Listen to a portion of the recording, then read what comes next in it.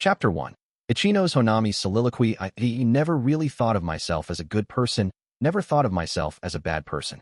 I suppose I've managed to become an honest person, just like my mother would have wanted. Things were fine in elementary school and in junior high. I had lots of friends, guys and girls, everybody. I had a little trouble handling sports, sure, but I pushed myself, just like I did with my studies. By my third year of junior high, I'd managed to become student council president, something I'd always aspired to. I'd even managed to get into a private high school as a scholarship student. A nice school life, a nice home life. But I made a mistake. Something that never should have happened. An unforgivable mistake that I never should have made. The angry look on my ailing mother's face as she lay sick in bed. Her tears. The look of heartbreak on my little sister's face, hurt and distant as she was, retreating into herself, shutting herself away. I can't ever forget it. It comes to me even now. My trembling fingers, my trembling body, the creeping blackness spreading across my heart. I tossed my third year of junior high in the trash. For about half a year, I shut myself away. But one day, that all came to an end. When I learned about this school, I knew I needed to put an end to it. I'd bring smiles back to the faces of my mother and little sister again. I wouldn't run away from my own sin. No, I'd face it head on. Or so I swore. But I enrolled in this school with a dream, but an ordeal awaited me. When I found the letter, I completely froze, and all around me, my classmates turned to watch curiously. I read the letter over and over. But no matter how many times I read it, the words refused to change. Ichinose Honami is a criminal. 1.1 long. Long before that incident, she'd been in the student council office on a day when school was off, feeling incredibly nervous. Ichinose Honami from first year, Class B, right? Yes, she managed to squeeze out. Ichinose Honami faced student council vice president Nagumo, her nerves clear on her face. This was a special one-on-one interview. What did the student council president say to you? He asked. He said that now still wasn't the time. Ichinose had wished to join the student council right from the start. She'd come knocking at their door right after enrolling, but student council president Horikita had rejected her request after interviewing her, leaving her dejected. However, Vice President Nagumo reached out to her as soon as he heard what happened. Why? 3 reasons. First, she belonged to Class B, just like him. Second, her grades were excellent. Finally, she was quite attractive, which Nagumo always appreciated. From the fairer sex. And Ichinose easily met that last and most important requirement. The first 2 reasons were, after all, just icing on the cake. She had aesthetic value to him, which made her a valuable piece of property to be kept by his side. I heard that you were on the student council when you were in junior high, said Nagumo. The president, in fact. Is that right? Yes. That's why I wanted to join the one here. Ichinose told the truth. But also, a lie. Yes, your homeroom teacher, Hashinomiya-sensei, told me. It sounds like you had excellent scores on your entrance exam, too, said Nagumo. Thank you very much, she said humbly, though she didn't meet Nagumo's eyes. You are, honestly, quite exceptional. Yes, but student council president Horikita didn't acknowledge any of it, said Ichinose. With a bitter smile. Shame nipped at her, shame that she hadn't managed to secure the position she knew she deserved. Even so, that faint hint of a smile remained. She wouldn't be able to make a good impression if she came in here looking all down in the dumps. Yes, President Horikita's quite strict. Frankly, he probably passed on you because you weren't placed in Class A. He's a real stickler for position, you see. I see, said Ichinose. Of course, Nagumo was lying. At first glance, Horikita Manabu looked like the sort who would fixate and fuss about position. In truth, he was the very opposite. He looked deep within a person and saw the core of who they were. He knew the exceptional when he witnessed it, whether they were in Class D or Class A. But, to Ichinose, still stung by his rejection, what Nagumo said felt like the truth. Ichinose sighed. I guess I have no choice but to get to Class A if I want to join the student council. I don't know about that. Even if you do make it to Class A, President Horikita may never acknowledge you. The fact is, Ichinose, that you were never considered a thoroughbred from the moment you entered this school. No matter how hard you work from here on, President Horikita will never accept a student who was placed in Class B, said Nagumo. With one cruel statement, the faint smile on Ichinose's face vanished. But you're in Class B, Nagumo-senpai. And you're vice president, so Nagumo immediately dashed whatever faint hopes she had left. In my case, there were 2 reasons. You see, I joined the student council before Horikita-senpai became president. Back then, it was a different third-year student who served as president. Horikita-senpai was the vice president and the sole person on the student council to object to my appointment. He fought until the bitter end. Ichinose's expression grew sadder. Seeing that filled Nagumo's heart with joy. He decided that he definitely needed her on the student council to toy with as his personal plaything. The other thing, he continued, is that I know myself. I know my high potential. Rightfully, I should have been placed in Class A. When I expressed my desire to join the student council, I confessed the full truth behind why they'd assigned me to Class B. I told them everything. Right away. Confessed. Indeed, I had proven that in terms of ability, I wasn't willing to play second fiddle to Class A. That's what led to my current position. Nagumo-senpai, said Ichinose. What were those things you confessed? Nagumo bit back a smile. Now, Ichinose, aren't you the one being questioned? And me? I'm not quite convinced of something. See, normally, it would have been perfectly reasonable for you to be placed in Class A. Your grades are excellent, and your communication skills are nothing to scoff at. And if you take into account your track record as student council president, well, why would you wind up in Class B? There must be some reason. Ichinose couldn't hide her embarrassment at his deduction, but this was an inevitable outcome. Nagumo had made his conclusions based on information he'd obtained from Ichinose's homeroom teacher, Hashinomiya-sensei, ahead of time. Tell me, he continued, here and now, what you think the reason is. If you can convince me that you are a student worthy of Class A, then I shall take responsibility for bringing you onto the student council. Is that possible? President Horikita's authority is absolute, certainly. But what will happen after Horikita-senpai graduates? If first years don't join the student council, it will be impossible for us to train future members.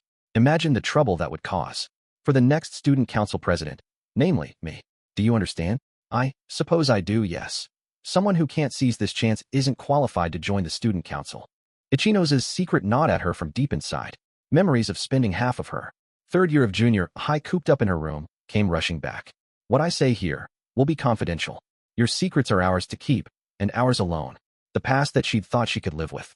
The past that she'd thought she could conceal forever. But how could she move forward without trusting others? She'd lost that trust. So maybe confiding in people would help her to trust again. Would help others to trust her. And so, Ichinose told him everything. She told him about her mistake. Chapter 2. The Student Council President's Inclination.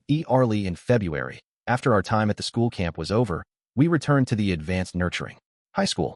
First-year class, a student Sakayanaji Arisu was in the student council office. She placed her favorite hat upon the desk and sat face-to-face with student council president Nagumo Miyabi from second-year class A. The student council office looks a little gaudy now, doesn't it? Nothing like how it used to be, said Sakayanaji. Putting it nicely, she was being sincere. The student council office could previously have been described, at best, as being stuffy and formal. Now even the wallpaper had been changed, and a large number of small items that looked like Nagumo's personal effects had been brought in. Rather than a student council office, it looked like Nagumo's own room, which was precisely what Nagumo wanted, to show his authority. Or so Sakayanaji mused. Don't tell me that Horikita-senpai encouraged you to join the student council, said Nagumo. Sakayanaji surely didn't have any other business with the council. Why was she here? Unfortunately, it seems that I didn't meet his standards, she said. I wasn't invited to join. His mistake. Does that mean you're different, Mr. New Student Council President? A faint smile crept onto Nagumo's lips. I am. I would gladly welcome you aboard. Of course, you'd be my personal property, at best. He lightly patted the head of a stuffed rabbit that sat nearby. Was Nagumo fond of stuffed animals? Maybe a girl who hung around him was personal property, he said. In other words, he didn't care about her talents, but was assessing her on looks alone. Sakayanaji could have pretended not to notice, but why not press him a little? What would I have to do for your seal of approval, President? Nagumo, demonstrate an appropriate level of skill for me. You know, it's not too late for you to join us. You could come over to my side, Sakayanaji. I could, replied Sakayanaji, smiling broadly. But I won't. I don't think one organization could support two leaders. More importantly, I couldn't bear the thought of crushing the dignity of the upperclassmen. Two leaders, huh? He repeated. So this first year thought herself to be Nagumo's equal, or perhaps even greater. But Nagumo didn't take the bait, didn't get angry. Far from it. He smiled. What interesting first-year students we have this year, he said. Ryuen and you are quite unique. Almost nobody at this school would consider making an enemy out of the student council. More than a few students tried to buddy up with them to climb the ranks to Class A. Others would just try to stay out of the council's way. But Sakayanaji and Ryuen didn't hesitate to bare their fangs at anyone. And they didn't show a shred of mercy. I can't really say that's a wise way of living, Nagumo added.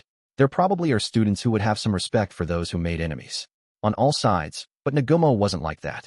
He esteemed those who were sometimes willing to discard their pride and use their power in order to get ahead in the world. Nagumo's words hung in the air for a moment before his phone, sitting on a nearby desk, vibrated once, twice, thrice. Is this a bad time? Asked Sakayanagi. No. I choose how I spend my time, and I'm devoting it to you right now. Don't worry about it. It must be difficult being so very popular.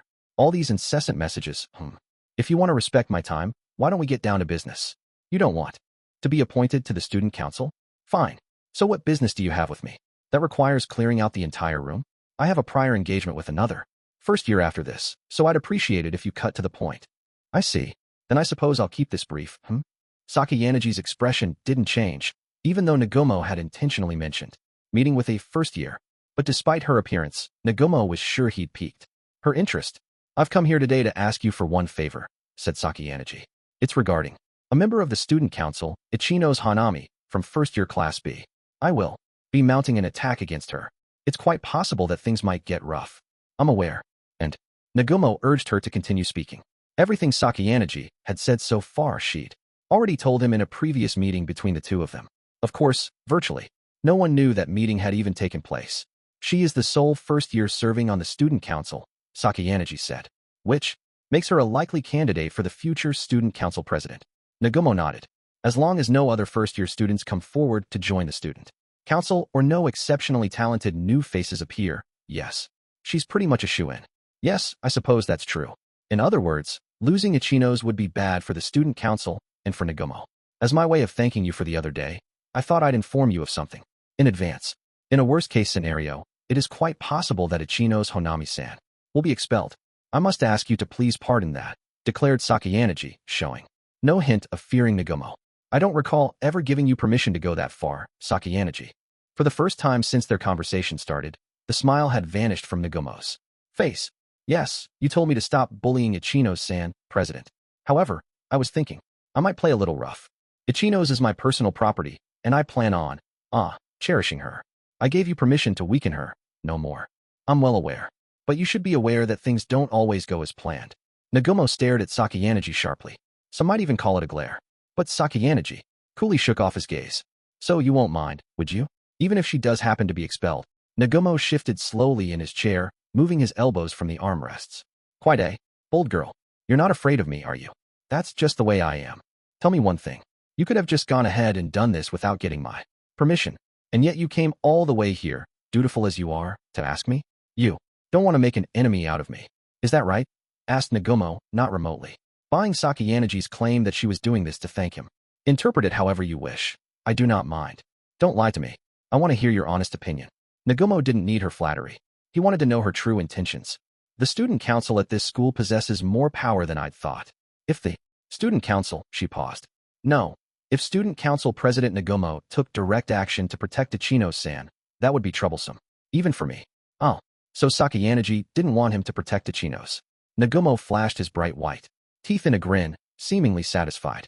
Even though she'd expressed it in an indirect way, she was saying that she didn't want to make Nagumo her enemy. Seems like the information I gave you has been useful, he said.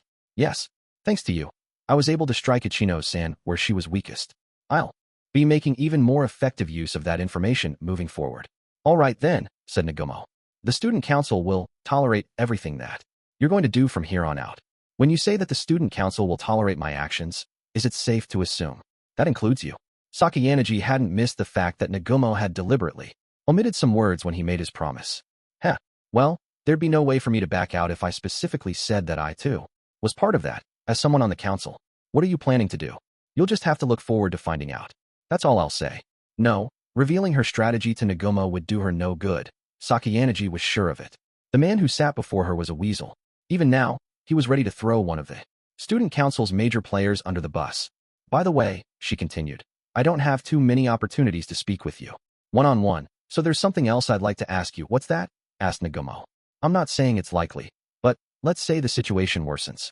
Let's say drastic measures become necessary. Why? A student might try to resolve things with brute force. President, what do you think of that? Sakayanagi knew how to deal with resourceful types like Katsuragi, Ichinose, or Horikita. An act of violence. On the other hand, that would be a problem.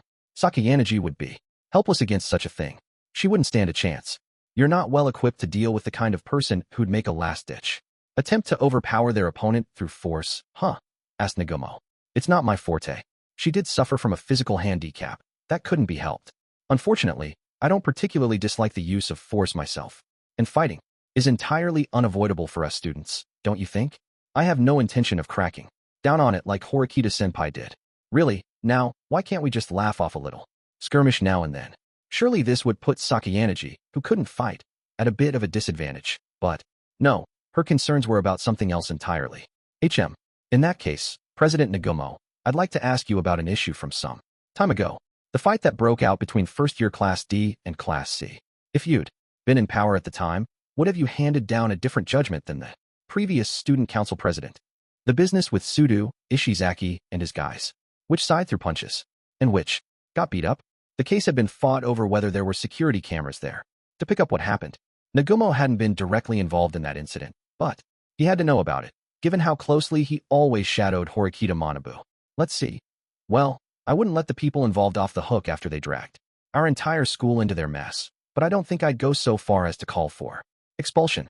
I wouldn't push for class points or private points to be docked either. My choice of punishment would be suspension, said Nagumo. That is, just my opinion as a representative of the student council.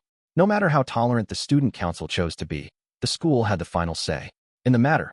Sakayanagi probably was fully aware of that fact, too. They might wield significantly more power than your average student council, but they were still students. At the end of the day, they couldn't forget that part. I see. How magnanimous of you, said Sakayanagi. And that magnanimity would just so happen to make intimidation and violence a school-wide reality in the future. Sakayanagi would have to take that into account. If you're feeling uneasy about that, I can always get some second years to accompany you. In other words, the second years in question would overwhelm the first years by force. The student council president's proposal essentially endorsed such a course of action. My thanks, but that won't be necessary. I prefer to fight my battles with only the pieces I hold in my hands. What Sakayanagi wanted to know was how far she could go before it wasn't safe anymore. Just knowing that she could counterattack after being targeted was enough for her to go on. Satisfied? Asked Nagumo. Quite. Sakayanagi slowly stood, grasping her cane. That reminds me. You still have something you want to talk about? Asked Nagumo, adding that he couldn't give her much more time. Ignoring him, Sakayanagi kept going. This is merely me rambling now, but I happened to hear something quite interesting. Something about a student who was thinking of purchasing private points from third years, who are about to graduate, I believe, purchasing the points that the school was going to collect and convert into currency after graduation. A powerful strategy, don't you think? A winning strategy. The idea had come up during a conversation between Koenji and Nagumo a few days ago at the school camp. Although only boys had been around to hear it, Sakayanagi certainly could have heard it from one of the guys. In fact, it was almost inevitable they would want to share that information with her.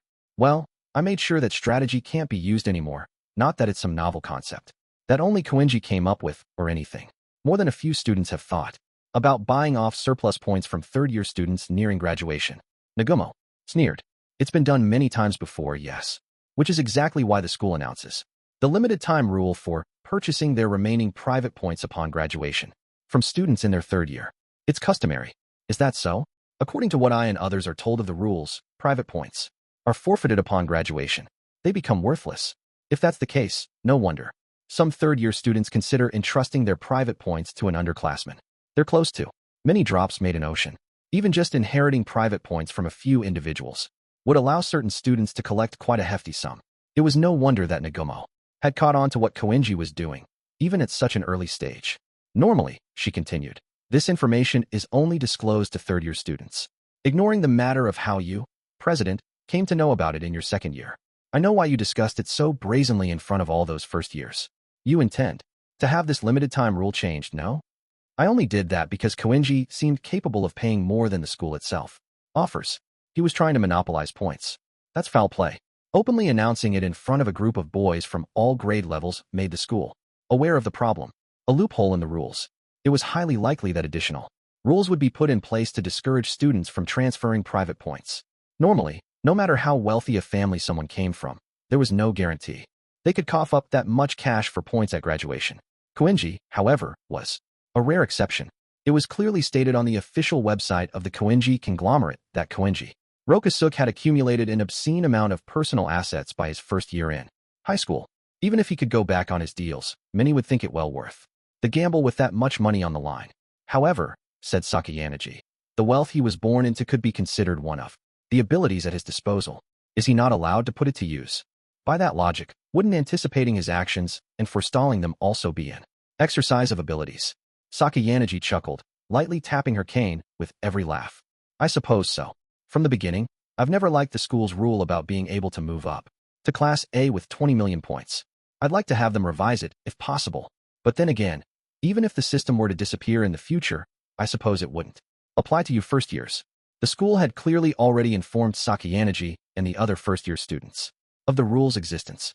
They couldn't just withdraw the rule now that students were putting so much strategic thought into accumulating 20 million points. But there's never been a student who managed to accumulate 20 million points all by themselves, has there? If the rule is nothing more than a formality, then there's no need to worry about it, is there? Asked Sakayanagi. It just means that you can't save up the points by yourself. Yes, but saving up as a class also seems rather meaningless. Some students feared another class might send their spies to infiltrate their own, but that's not realistic. Even if a student from a lower class were somehow sent up to infiltrate Class A, they would naturally just betray their original, lower class after joining the superior one. True, there's no real benefit in deliberately trying to drag down a strong class. But who knows? There could be students out there with a strong sense of justice who'd stay loyal to their allies. But even so, said Sakayanagi, it's not like the upper-ranked classes would simply hand information over to a new student who suddenly joined them. And the way this school is set up, any trouble you cause tends to come back to haunt you. If you intentionally sabotage your own class, you'll be expelled yourself. Am I right? Sakayanagi knew her stuff. Nagumo granted her a satisfied nod. I'll give you one friendly bit of advice. I don't exactly dislike your aggressive attitude, but if you start making enemies on all sides now, you're going to have a tough time later. Don't you think it'd be wiser for you to earn the trust of the people around you? It's not too late. And then use that trust as a weapon to achieve victory? It's a far more efficient strategy. After all, nothing cut so deep as a knife in the back from a trusted friend. That was a fatal blow right there. If you're telling me to build trust, then perhaps you've been too quick to toss aside the trust that you've so carefully built up yourself. As you just said, wouldn't it be far more effective to save that to use at the last minute? Asked Sakayanagi. That declaration of war against the former student council president, made at the school camp, that had been a betrayal of trust. I threw away that trust? Asked Nagumo, looking as though he was holding back laughter. I certainly lost the trust of Horikita senpai and the students of third-year class. Hey, but nothing has changed with the second or third years from the other classes. The first years will come to understand that soon too. All of this was bluffing and hubris from Nagumo, Sakayanagi thought for a moment. But perhaps not. Even breaking the rules that were established under Horikita Manabu had been part of his plan from the beginning. The second years might have come to a consensus on the matter beforehand. And I would like to set the record straight, Sakayanagi. I recognize your ability. If you wish to join the student council at any time, I will allow it. Thank you very much. I'm glad I came here today. I think I understand you now, President. Nagumo, at the very least, I'm relieved to see that we seem to be more compatible than I was with the former student council president. She bowed her head politely and stepped out of the student council office. Nagumo followed. You forgot your hat. Oh my, thank you very much. Sakayanagi bowed her head once again. Now if you'll please excuse me, Sakayanagi, what do you know about Ayanokouji? Asked Nagumo suddenly. Ayanokouji? I believe I've heard that name before. A first-year student, correct? Yeah, it's nothing. Never mind, said Nagumo. If Sakayanagi didn't know, there was no point in talking. Sakayanagi took a bold step forward.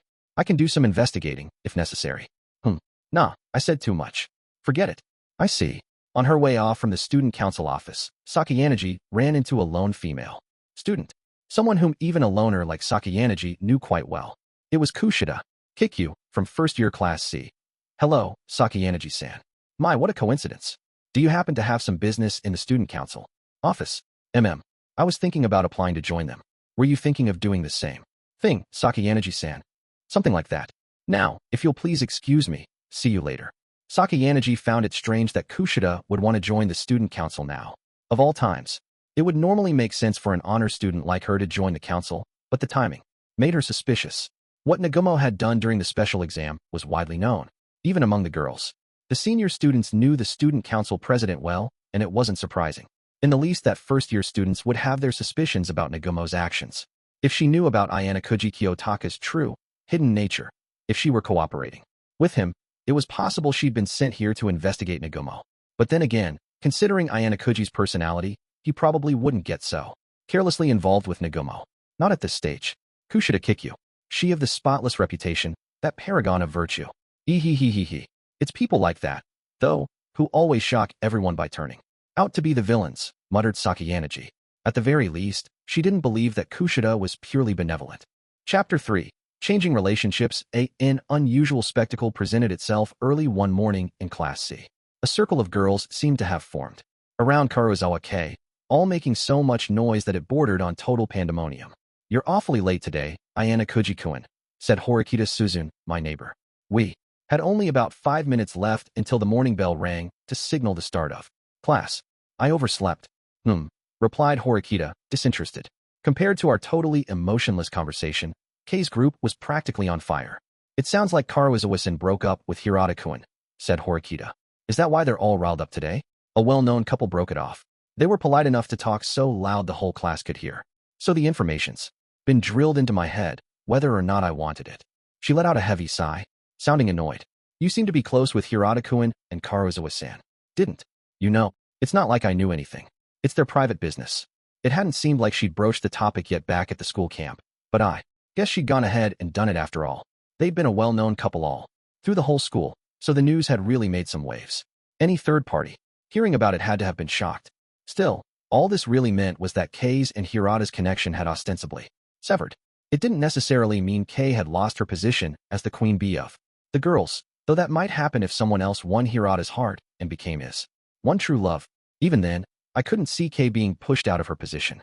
If the other girls tried to disrespect her, Hirata himself would be the first person to put a stop to it. If not, there would have been no point in him going so far to save K as entering into a fake relationship with her. So who dumped who? I asked Horikita. I didn't know the answer to that myself, so there was nothing for Horikita to be suspicious about.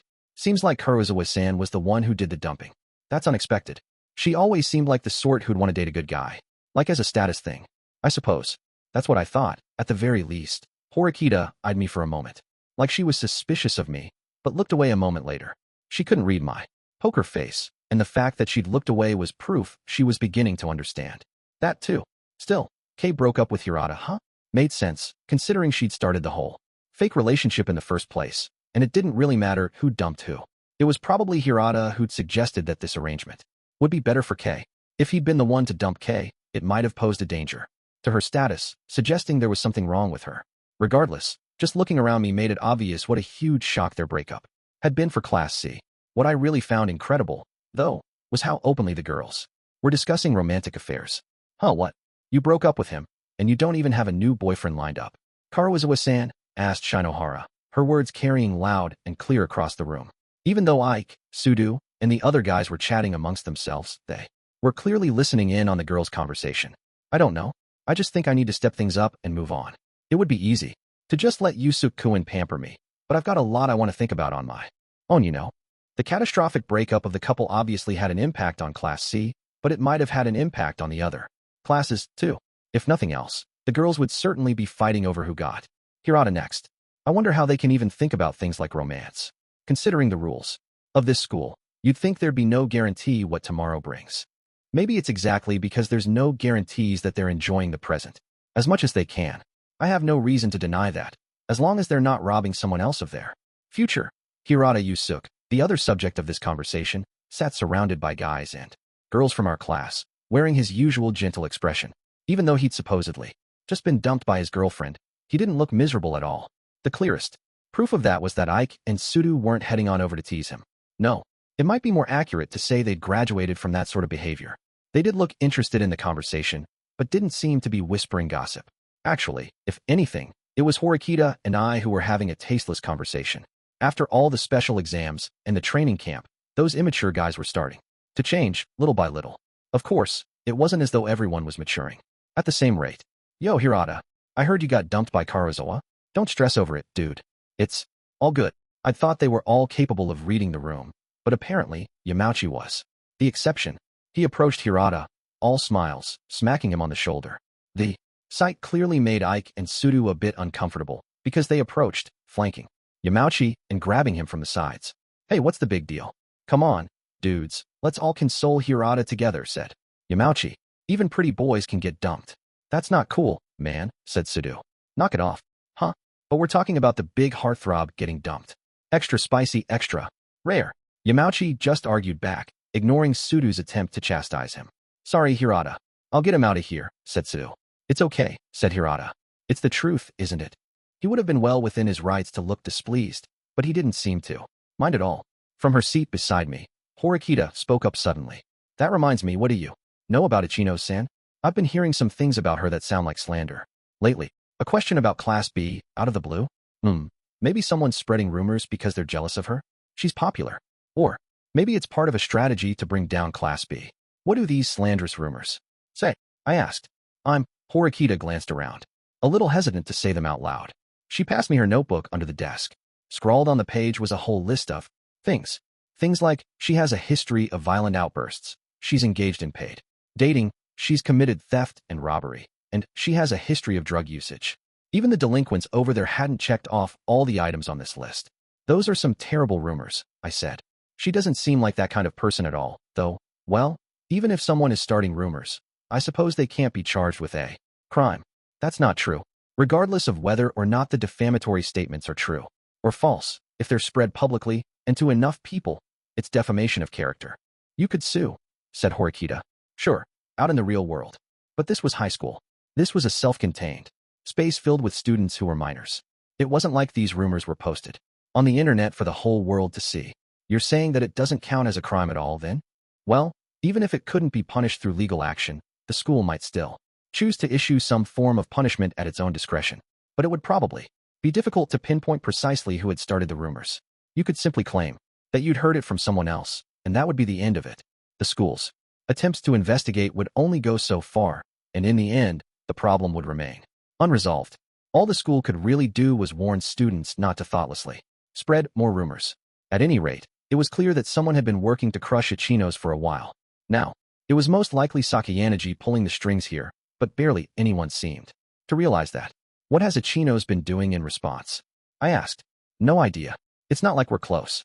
And if I carelessly step forward, suspicion might fall on us. Well, it's true that watching closely from the sidelines is the wisest option, I told her. Still, I have to wonder if a strategy this cliched will really work against Ichinose-san. Mused Horikita. What do you mean? No matter how bad the rumors are, the damage they can do is limited. Even I know what kind of reputation Ichinose-san has in this school. This kind of harassment is too vicious to be about something as everyday as envy, like you suggested. You're saying the culprit messed up? I suppose. But, as the saying goes, where there's smoke, there's fire, she replied. So, you're saying that Ichinose has a history of violence, or did drugs, or something? I asked. Even if the rumors are mostly baseless, maybe there's one in the mix that's true, said Horikita, before adding. Well, it's extremely unlikely, of course, but, I guess there was no way to know yet whether everything was lies, or nothing more than rumors, just as Horikita said. And Sakayanagi had hinted that there might be some truth to the rumors, even if just a shred of it. Well, it's not like we'll come up with answers just sitting here thinking about it. Enough about that. It seems the school has released updated class rankings based on the results of the school camp. Care to take a look? Asked Horikita. Meh, I don't really. Yes, I'm aware you don't really care. But you really should know, just in case. Fine. I flipped through the pages of the notebook she'd forced me to look at. 3.1t He uproar surrounding Hirata and Kei's breakup that morning was still fresh in everyone's minds when Class C was rocked by yet more romantic drama. Classes had come to an end for the day, and some students were heading off to their clubs, while others went back to their dorms. In the midst of all that came an extremely unexpected visitor. Please excuse me, said the visitor.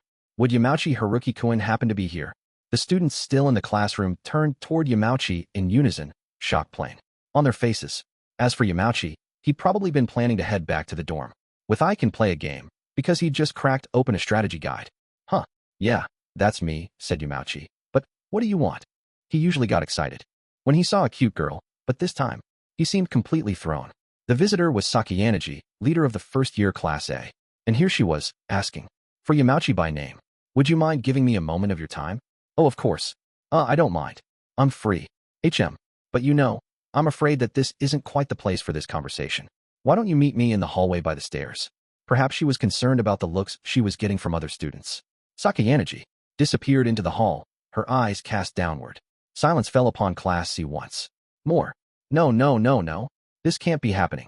It was Ike, standing next to Yamauchi, who broke the silence. If Sudo were here, there probably would have been an even greater uproar, but he'd already left for basketball practice.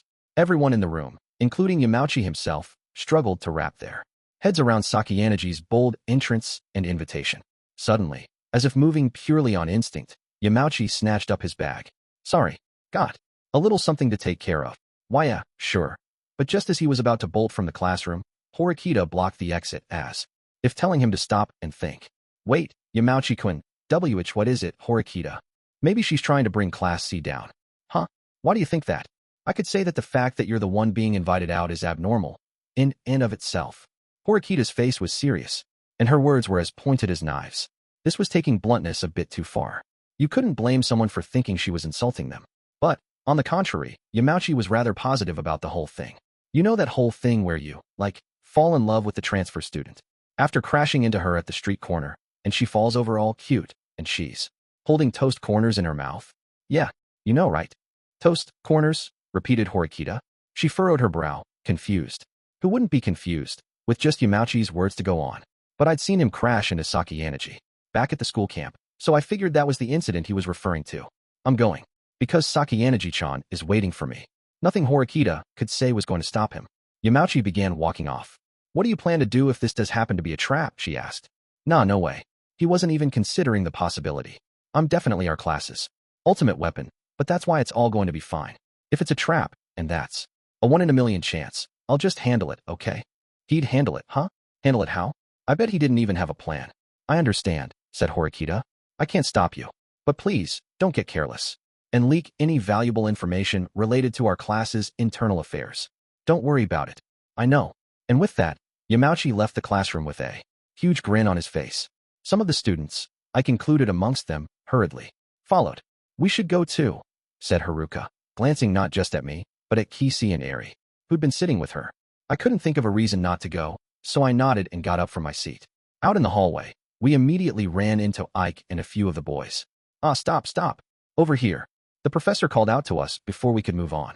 Those two are talking over there, right now. Huh? What's up with the way he's talking? Haruka muttered, noticing the professor no longer spoke in the bizarre, archaic way that he used to. Seems like he got straightened out at the school camp. I answered, offering an explanation for the professor's newly serious manner of speaking. It just feels like, I don't know, he's just less interesting. Who cares, said Haruka, almost immediately losing interest. We all focused our attention on Yamauchi and Sakieneji. What did you want to talk about? Asked Yamauchi nervously. As for Sakieneji, she was running her left hand through her hair, looking somewhat embarrassed. If I had to analyze this situation from a psychological perspective, I'd say the hair thing was probably unconscious, meant to make her more attractive to the member of the opposite sex whom she was interested in. Wait, muttered Ike, sounding frustrated. Maybe Sakieneji seriously does have a thing for Haruki. He'd probably instinctively sensed that from Sakieneji's expressions and gestures. In this particular instance, however, I should probably assume that Sakieneji was deliberately trying to give off that impression. In contrast to my calm, collected analysis. No, this is way too stupid, Haruka spat. She looked sick to her stomach. She's playing him. No way in hell that she could like Yamauchi-kun. A woman's intuition. Maybe? Why, yeah, I think you're right, said Eri. Perhaps because she could sense the same thing. Come on. Men are so simple. How could someone be fooled by that obvious act? Is she really acting? Asked Kisi uncertainly. I guess I wouldn't have noticed either if I hadn't. Look carefully. Definitely an act, said Haruka, with absolute certainty. Maybe she's trying to get information about Class C, just like Horikita-sen said Ike. I don't know, seems a bit obvious, said Kisi. You'd think there's a better way to do that. If she'd met up with Yamauchi in secret, it wouldn't put us on our guard, like we are now. It would have made things way easier for her. Yeah, I suppose that's true. Kisi was exactly right. Even if she were planning to lure Yamauchi into a trap, there were plenty of ways to make contact with him without raising our suspicions. Deliberately making the entirety of Class C aware of her actions would do her more harm than good, implicating her in any problems that arose as a result. So maybe she actually did have a thing for Yamauchi, just like Kisi and Ike had said. That would make more sense. But then again, Sakieneji was aggressive and bold in general, so it really could be either one. To tell you the truth, said Sakieneji, I've been wanting to talk to you for a while now. FFF for real? Sputtered Yamauchi. Like, for real for real? Well, I don't exactly have the kind of free time to lie about something like this. Do I? She replied. I watched them carefully as they talked, conducting my own analysis. I'm afraid I can't quite calm myself down here, Yamauchi. Maybe we should go somewhere else. I see. Yeah, okay. Sure, let's. Well, then, come along now, please. The two of them walked side by side, Yamauchi trying to match Sakayanagi's slow pace. It seemed like he was capable of showing the bare minimum of consideration. The other students watched. The pair walk away. They probably knew that trying to follow any longer would be difficult. 3.2 ALL of the members of the Ayanokouji group had assembled in the cafe, except for Akito, who'd headed to his club activities. Haruka kicked things off at once. Okay, so what do you think is really going on with that whole farce earlier? What are Yamauchi-kun and Sakayanaji-san doing? Can we really say that it was a farce for certain, though? Asked Kisi. That's of course it was. Anyone would know. Right, Eri? Well, Eri blushed. I suppose. I think maybe it could, huh? But come on. It was so obviously put on, right? As a show? Right? Said Haruka. Yeah. I suppose that the gestures she made did make it look one way, but like as Kisi-kun said, do you really think she'd come right out and do something bad by coming to visit Class C? Come on, said Haruka. Use your head. That's part of the play. She wants to get us all mixed up with reverse psychology. So Haruka thought that by being so overt, Sakayanaji would make us think that it was way too obvious to be a trap in the first place. It was possible. What do you think, Kayapon? Yukimu? Do you seriously think there could be romance? Asked Haruka. This is a topic that I'm not very well versed in, said Kisi. I'll pass on further questions, thank you. He clearly didn't want to talk about romance any further. Of course. Now Haruka and Eri turned their gazes toward me. To be honest, I said, Yamauchi and Sakayanaji haven't really interacted at all. Until now. This is way too sudden for something so basic to turn into romance, don't you think? Quite the level-headed opinion, Kayapon, said Haruka. But falling in love doesn't always follow the same pattern or pace. People like Hirata-kun are one thing, I guess.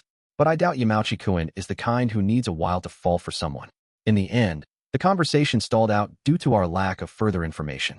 Eventually, the topic changed from Yamauchi and Sakayanagi's romance to what was going on within Class C.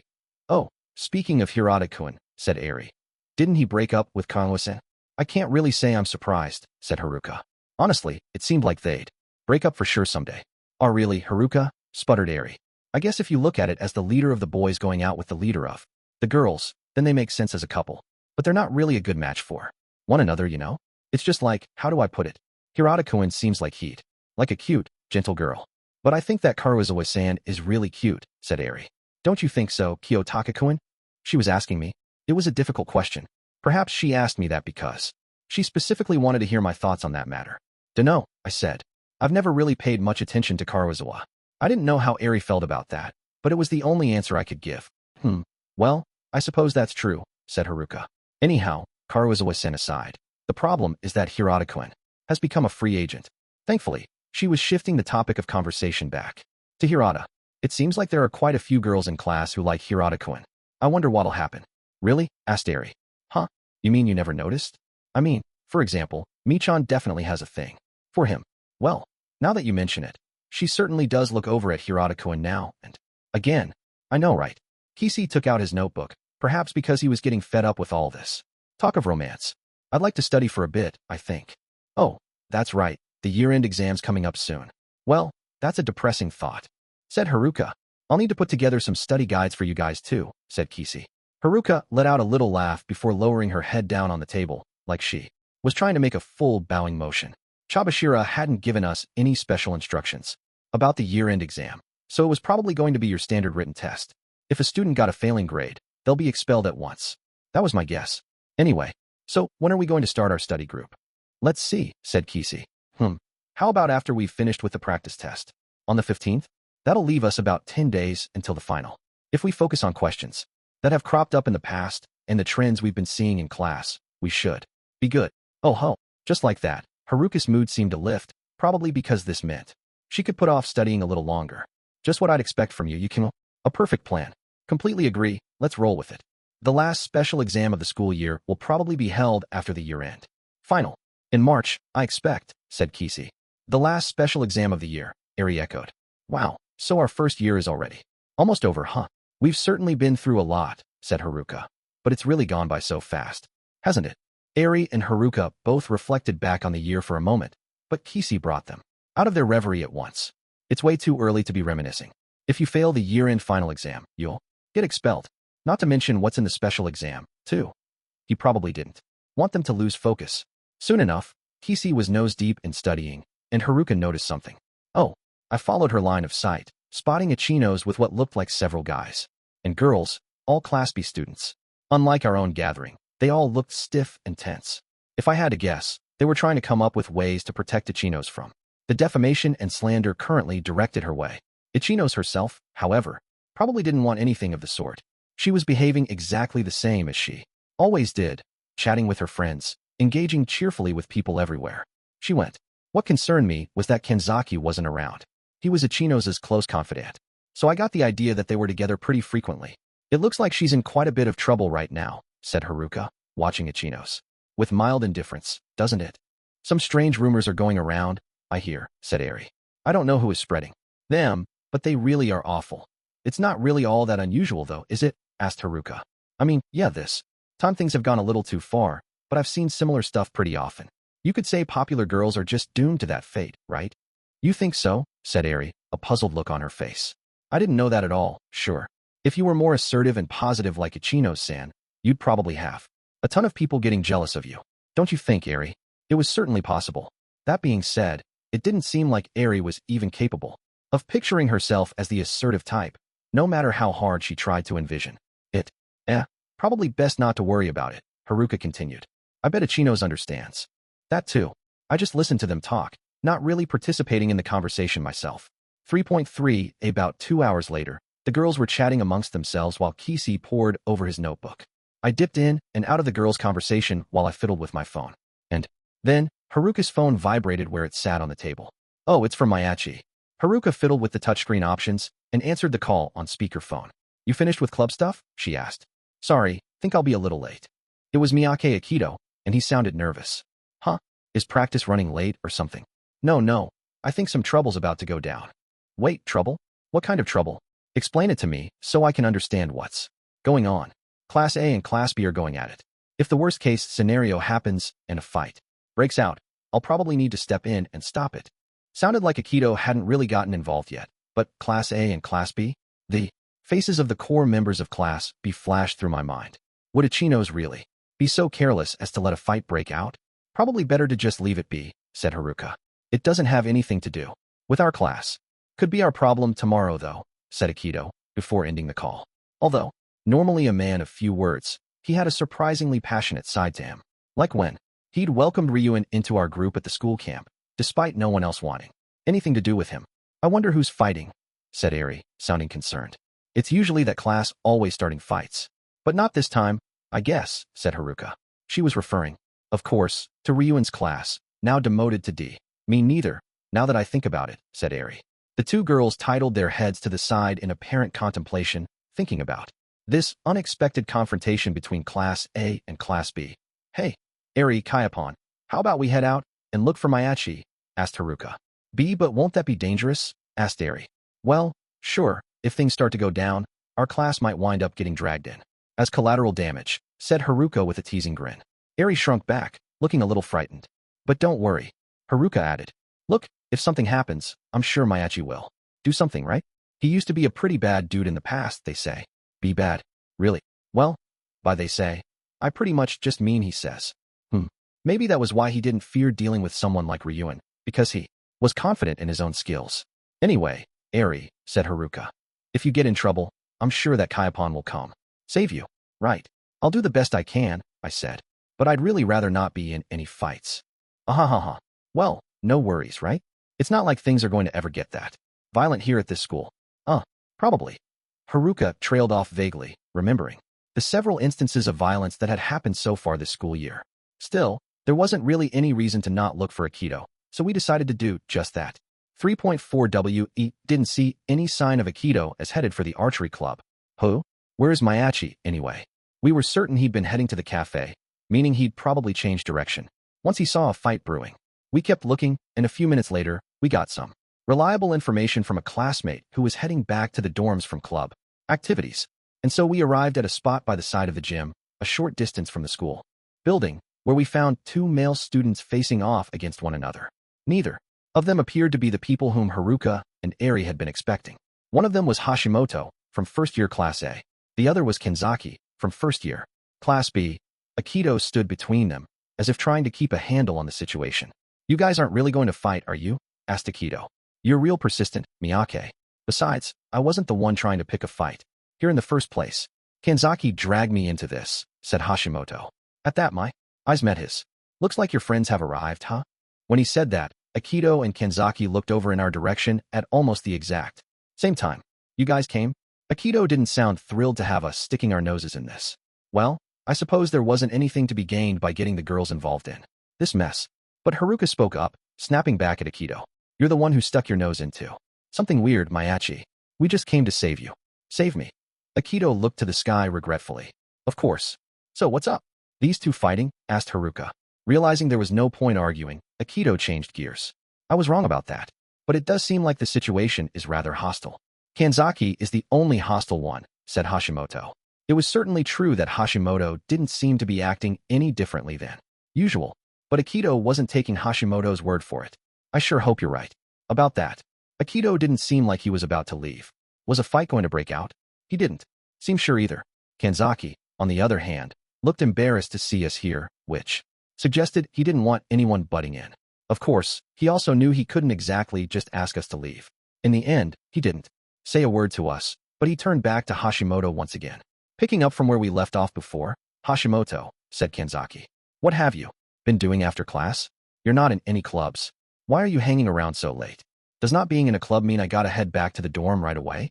I'm free to do whatever I like after class. Besides, I think the only person present here who actually belongs to a club is Miyake, right? Replied Hashimoto. He assertively roped us into the situation, using us to poke a hole in Kenzaki's argument. Unlike Kenzaki, it seemed Hashimoto found our presence quite convenient. We, the members of Ayanokouji group, briefly exchanged looks. We couldn't really say we were allies of Class A or Class B. Still, if we had to choose a side, it would inevitably be Class B because of the truce between Horikita and Ichinose. Hashimoto grinned. Huh, can't give me an answer, Kenzaki, can you? It's not as though you're here to meet with anyone, said Kenzaki. Though his expression remained as calm as ever, you could feel the force of personality behind his words. You're just trying to grab random people and spread those rumors around, aren't you? So he'd been pressing Hashimoto about the Ichinose rumors, and it had made Akito worry. They were going to come to blows. And now here we were. Hashimoto seemed to sense that Kenzaki knew what he was up to, because he nodded. Rumors? Oh, you mean the ones about Ichinose doing all kinds of bad stuff? What do those have to do with me? Playing dumb is just a waste of time, said Kenzaki. I'd like to make something clear to you, here and now. Your actions are so underhanded that I see little difference between them and Ryuen's.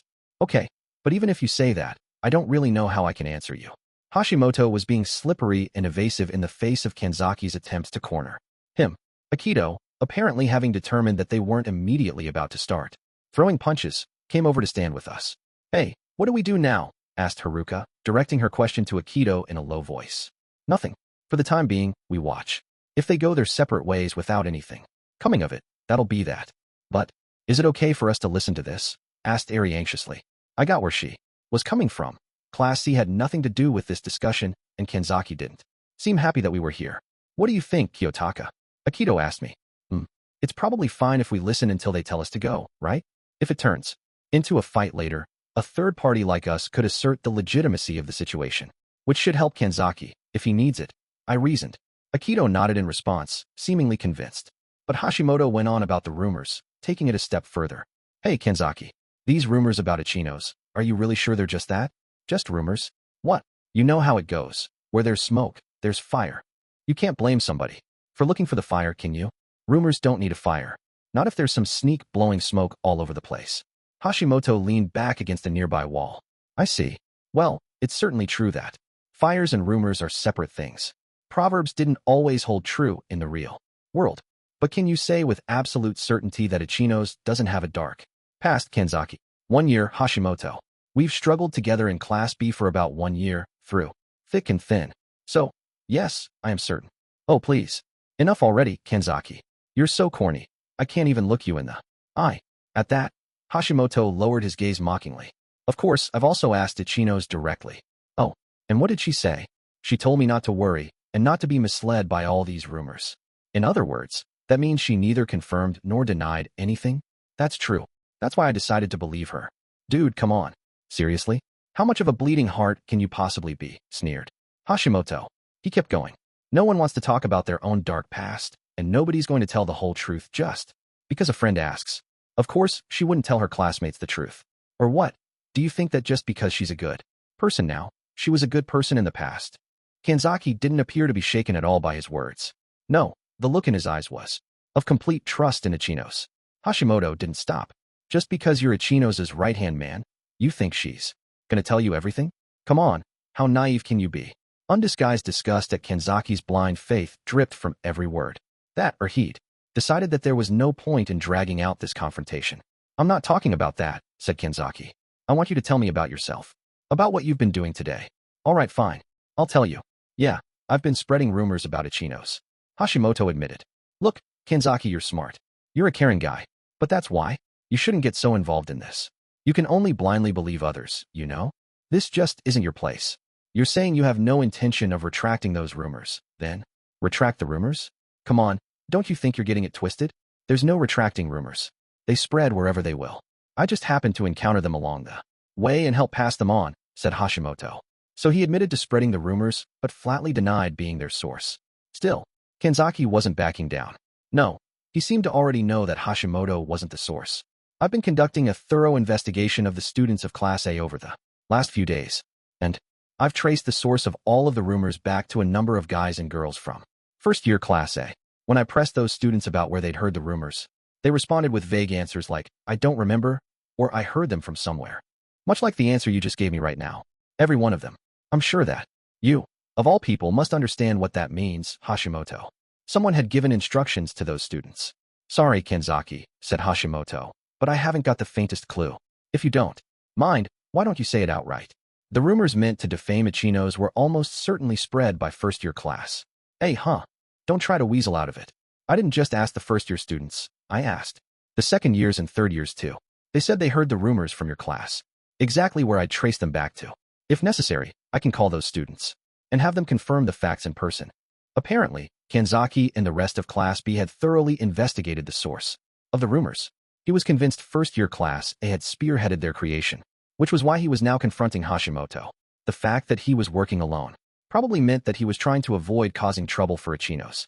If a large number of students caused a commotion, it would get the attention of students who hadn't initially been interested in the rumors. Then again, it was entirely possible that Kanzaki was just handling this case entirely on his own. I see. So that's why you've been stalking me again today. Hashimoto shrugged and let out a sigh. Again, huh? So he'd noticed Kanzaki tailing him some time ago, although it didn't seem like he really cared about being followed, probably because he didn't see it as a real threat. Was it Sakayanaji who told you to spread those rumors? Asked Kanzaki. No. Okay, then who? The only other person who could give out orders to Class A would be Katsuragi. Who knows?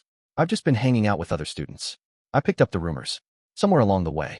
Even if you say that the rumors came from Class A, what am I supposed to do with that? Maybe it's Ryuen's handiwork. Maybe he's just been pretending to be in retirement. After hearing that, Kanzaki changed his approach.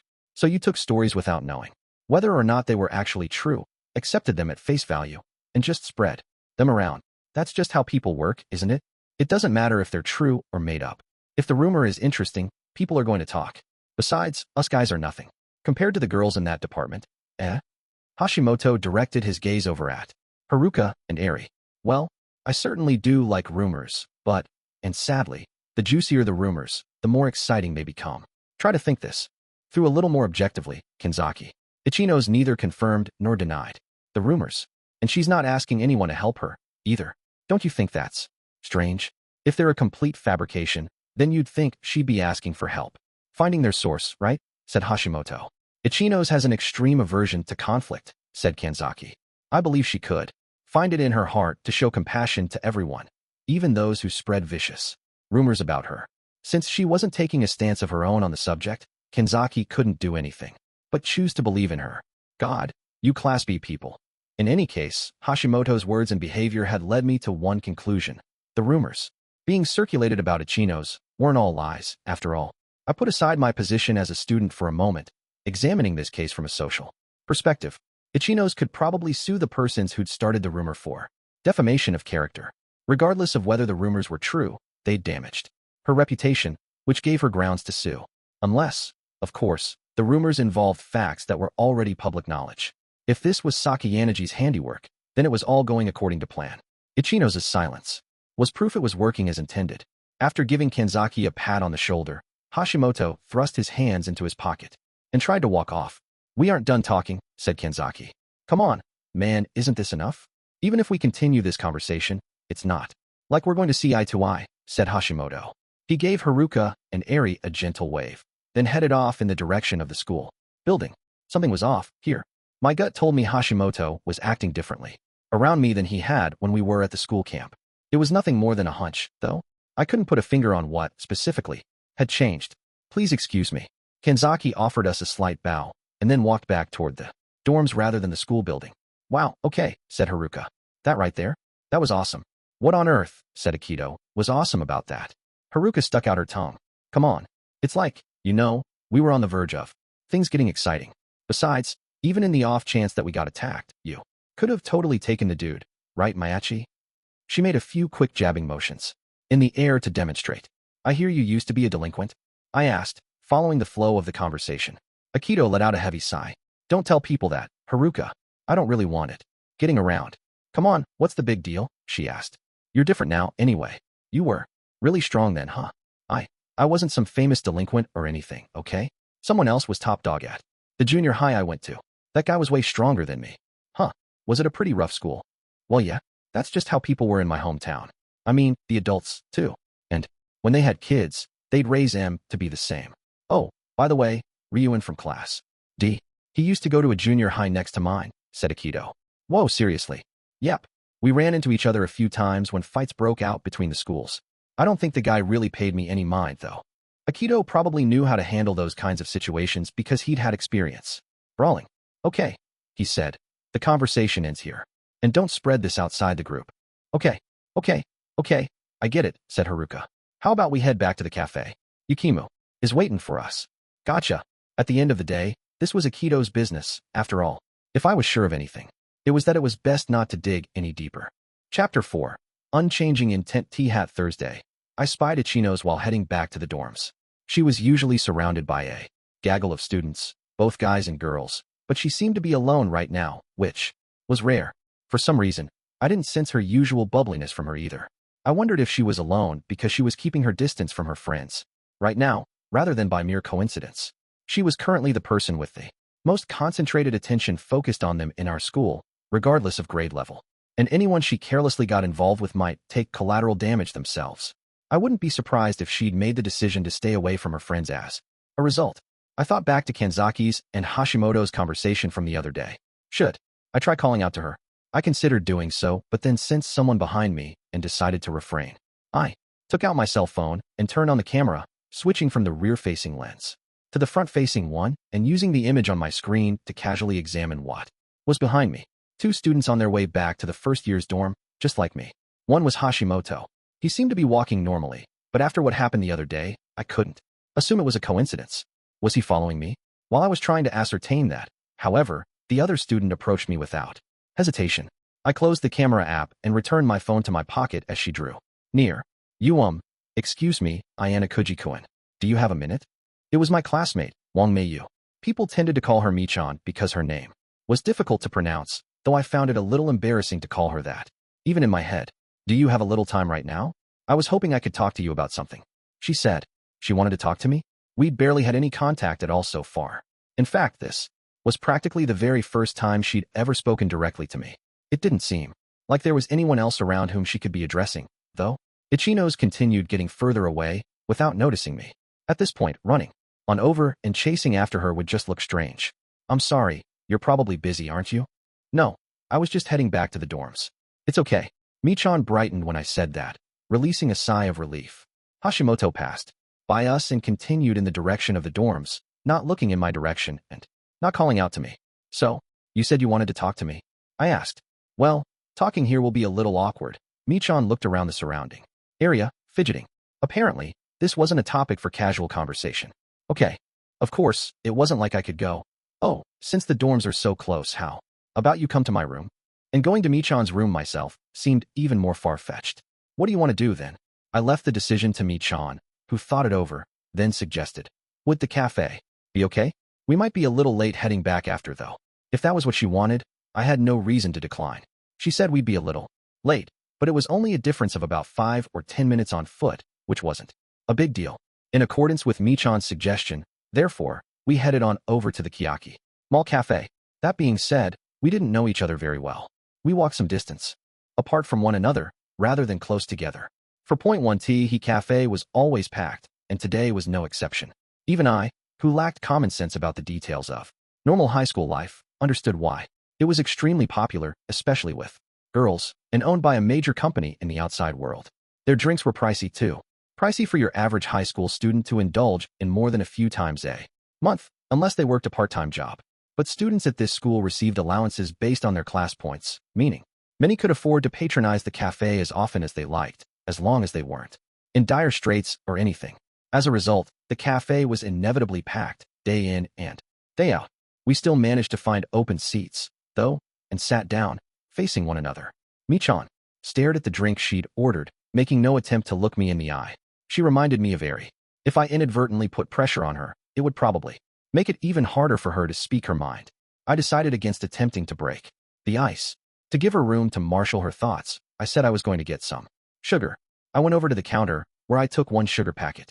Without letting my eyes wander around the room, I confirmed that Hashimoto had also found his way to the cafe. I doubted he'd had a sudden craving for a caffeine fix. He was following me, without a doubt.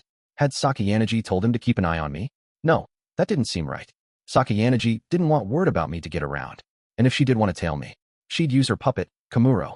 Assuming Sakayanagi understood what kind of person Hashimoto was, she'd know he wasn't the right choice for tasks like these. She'd want to avoid carelessly giving Hashimoto information about me, only for him to leak that information to a third party. Was he following me of his own accord then? I didn't recall doing anything during the school camp to warrant that. I should have come across as nothing more than just another member of the group. Ryuen, Ishizaki and Albert, and Ibuki. I wondered if they'd been talking to anyone, but then nixed that possibility. Well, I wasn't going to solve this mystery right now. It did seem like it was going to become a problem I'd have to deal with before long, though. I decided to ignore it for now in favor of continuing my conversation with Michan. It had been about a minute since I'd left my seat across from her, which I now retook. Almost immediately after, Michan broke the silence. Well, it's about Hirata-kun. About Hirata-kun, huh? I was hoping you could tell me some things, she continued. We're not really all that close. I replied almost immediately, as if taking precaution. But Michan looked at me with surprise. Then why did Hirata-kun tell me you're the most reliable person in class, Ayanokouji-kun? Is that so? Yeah. He said that you're the most dependable person in class. He really spoke highly of you. While I was honestly happy to be praised by Hirata, if that kind of talk got around, it would spell trouble. That said, I could understand why Hirata had given Michan my name. There were plenty of students you could count on, but if you restricted your search to Class C, well, things got a little complicated. If you further narrowed your criteria to only include guys, then it wasn't so odd that Hirata had named me. Still, she wanted to talk about Hirata, huh? In light of the earlier conversation with Haruka, I could guess what this was about. So, Hirata-kun and Karuzawa-sen, well, they broke up recently. Did you know? That? Yeah, of course. I pretended to have no idea why she was bringing that up. Michan faltered a few times, then finally got to the heart of the matter. Do you know if there's anyone that Hirata-kun likes right now? Yep, there it was. What was the correct course of action in a scenario like this? I mulled it over for a moment, then decided it would be best to just give her an honest answer. I don't think so. Oh, really? I can't say for absolutely certain, of course. But as far as I know, no, there isn't anyone. Besides, he only just got dumped by Karuizawa. It's probably too soon for him to have feelings for someone else, I replied. That's certainly true, replied Michan, seeming to grow calmer. Is it okay if I ask you one thing, just out of curiosity? Sure. When did you start liking Hirata? Oh, was that an odd question? Michan's face had gone bright red. She looked completely flustered. WHWHWH, why are you asking me that?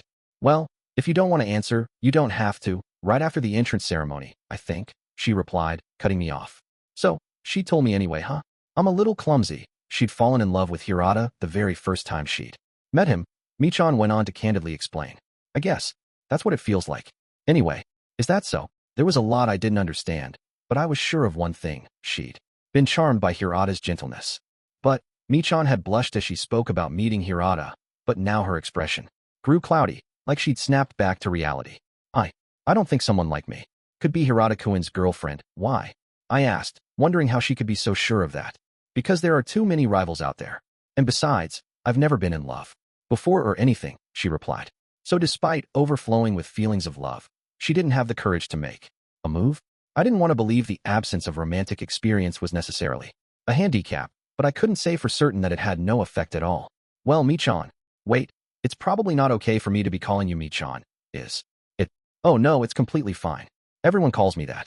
Even though both my parents are Chinese, they seem to like my Japanese nickname, so they call me Michan too. In other words, she wasn't half Japanese. Are you studying abroad? I asked. Well, when I was in my first year of junior high, my father came to Japan on business, she answered. So she'd moved here with her family? Did you encounter any obstacles? Like dealing with a language barrier, for example? It was really at first. I was more worried about whether I could make friends than learning the language. But lots of people spoke good English at the junior high I enrolled in, so we got along pretty well, she explained. That reminded me. I'd heard Michan was good at English. On top of that, she'd also perfectly mastered Japanese in her 3 years of junior high. I'd heard Chinese students had to keep their noses to the grindstone to make it in a society that was far more competitive than Japan's. It was probably precisely because she'd received such a rigorous education that Michan had been able to smoothly integrate into Japan. All that remained was for her to improve her communication skills, like Eri. I wonder if someone like me even has a chance. I don't want to make any irresponsible statements, but I think you should have a decent chance, don't you? Really, I'm not lying about that. But. Though this might make her more anxious, I should probably tell her about a rather difficult part of this equation. Hirata's a good guy, right? Yeah. Don't you think that's exactly why, the next time he goes out with someone he'll be really careful, right? He might even feel responsible for what happened, like he wasn't able to make Karuizawa happy or something. I see, she replied, nodding. You're right. And I don't think I could confess my feelings to him right away either. You might be concerned about the competition out there, but if you get impatient and confess your feelings too soon, there's a high chance you'll be rejected, I told her. I advised her to take things slow and steady. She was going to have to ask Hirata how he felt before she could be sure of anything, but I couldn't picture him pointlessly rushing into dating another girl right now. It was far more likely that he would reject the majority of the girls who happened to confess their romantic feelings to him right now. In that sense, Michan had a better chance of winning if she waited. I think I might have been mistaken about you, Ayanokouji-kun. Mistaken? Well, it's just, you don't normally talk all that much. Or at all, really. You kind of give off this scary vibe. But after meeting with you face to face and talking like this, I feel like you're super easy to talk to. It feels like you really care about my problems, I guess. Despite her compliments, the truth was that I wasn't really listening to her. It would be more accurate to say I was subconsciously analyzing our conversation, carefully scrutinizing it for information that might be helpful to me later, or something that I could use. If I came off like I really cared about her problems, then that was a convenient bonus, no more. Should I go a little bit further? It seemed this might be a good opportunity to ask her about a number of different things. Oh, Michan and Ayanokouji-kun, is that you? Just as I opened my mouth, Shina Hiyori, from first year class D, appeared at our table. I closed my mouth without a word. Hello, Hiyori-chan, said Michan. Judging by the way they referred to each other, they were close. Are the two of you here on a date, by any chance? Asked Hiyori. And no, that's not it at all, Hiyori-chan, said Michan, panicked, quickly rising to her feet. She waved her arms before her to signal her rejection of the idea, a gesture so expansive that her entire body shook with the motion. The fact that she would deny it so excessively kind of stung. In that case, would it be all right if I joined you? Of course, that's fine with me. Is it okay with you, Ayanokouji-kun? Sure. Thank you very much. Hiyori sat down next to Michan, wearing a wide and happy smile. It's rather unusual to see the two of you together. What were you talking about? You, well, Michan struggled to admit that we were talking about her crush. I'm interested in China, so I was asking her about it, I replied. In China? Yeah. It's a country I'd like to visit sometime, and so I thought I'd talk to Michan, a Chinese person. I shot a look over at Michan, basically saying right, with my eyes. She nodded quickly several times in response. China is really nice, isn't it? I'm also really interested in it, especially things like the Great Wall. Hiyori put her hands together in front of her, still smiling. Surprisingly enough, it seemed this was a topic she was really into. I suppose you can't really avoid mentioning the Great Wall when you talk of China. But personally, I'd like to visit the ancient city of Pingyao, I replied. Pingyao. It seemed Hiyori hadn't heard of that before. On the other hand, Michan's eyes widened, in surprise at hearing me mention it. Wow, it's a World Heritage Site, but still, I'm impressed that you know it, she said. I just happened to hear about it is all.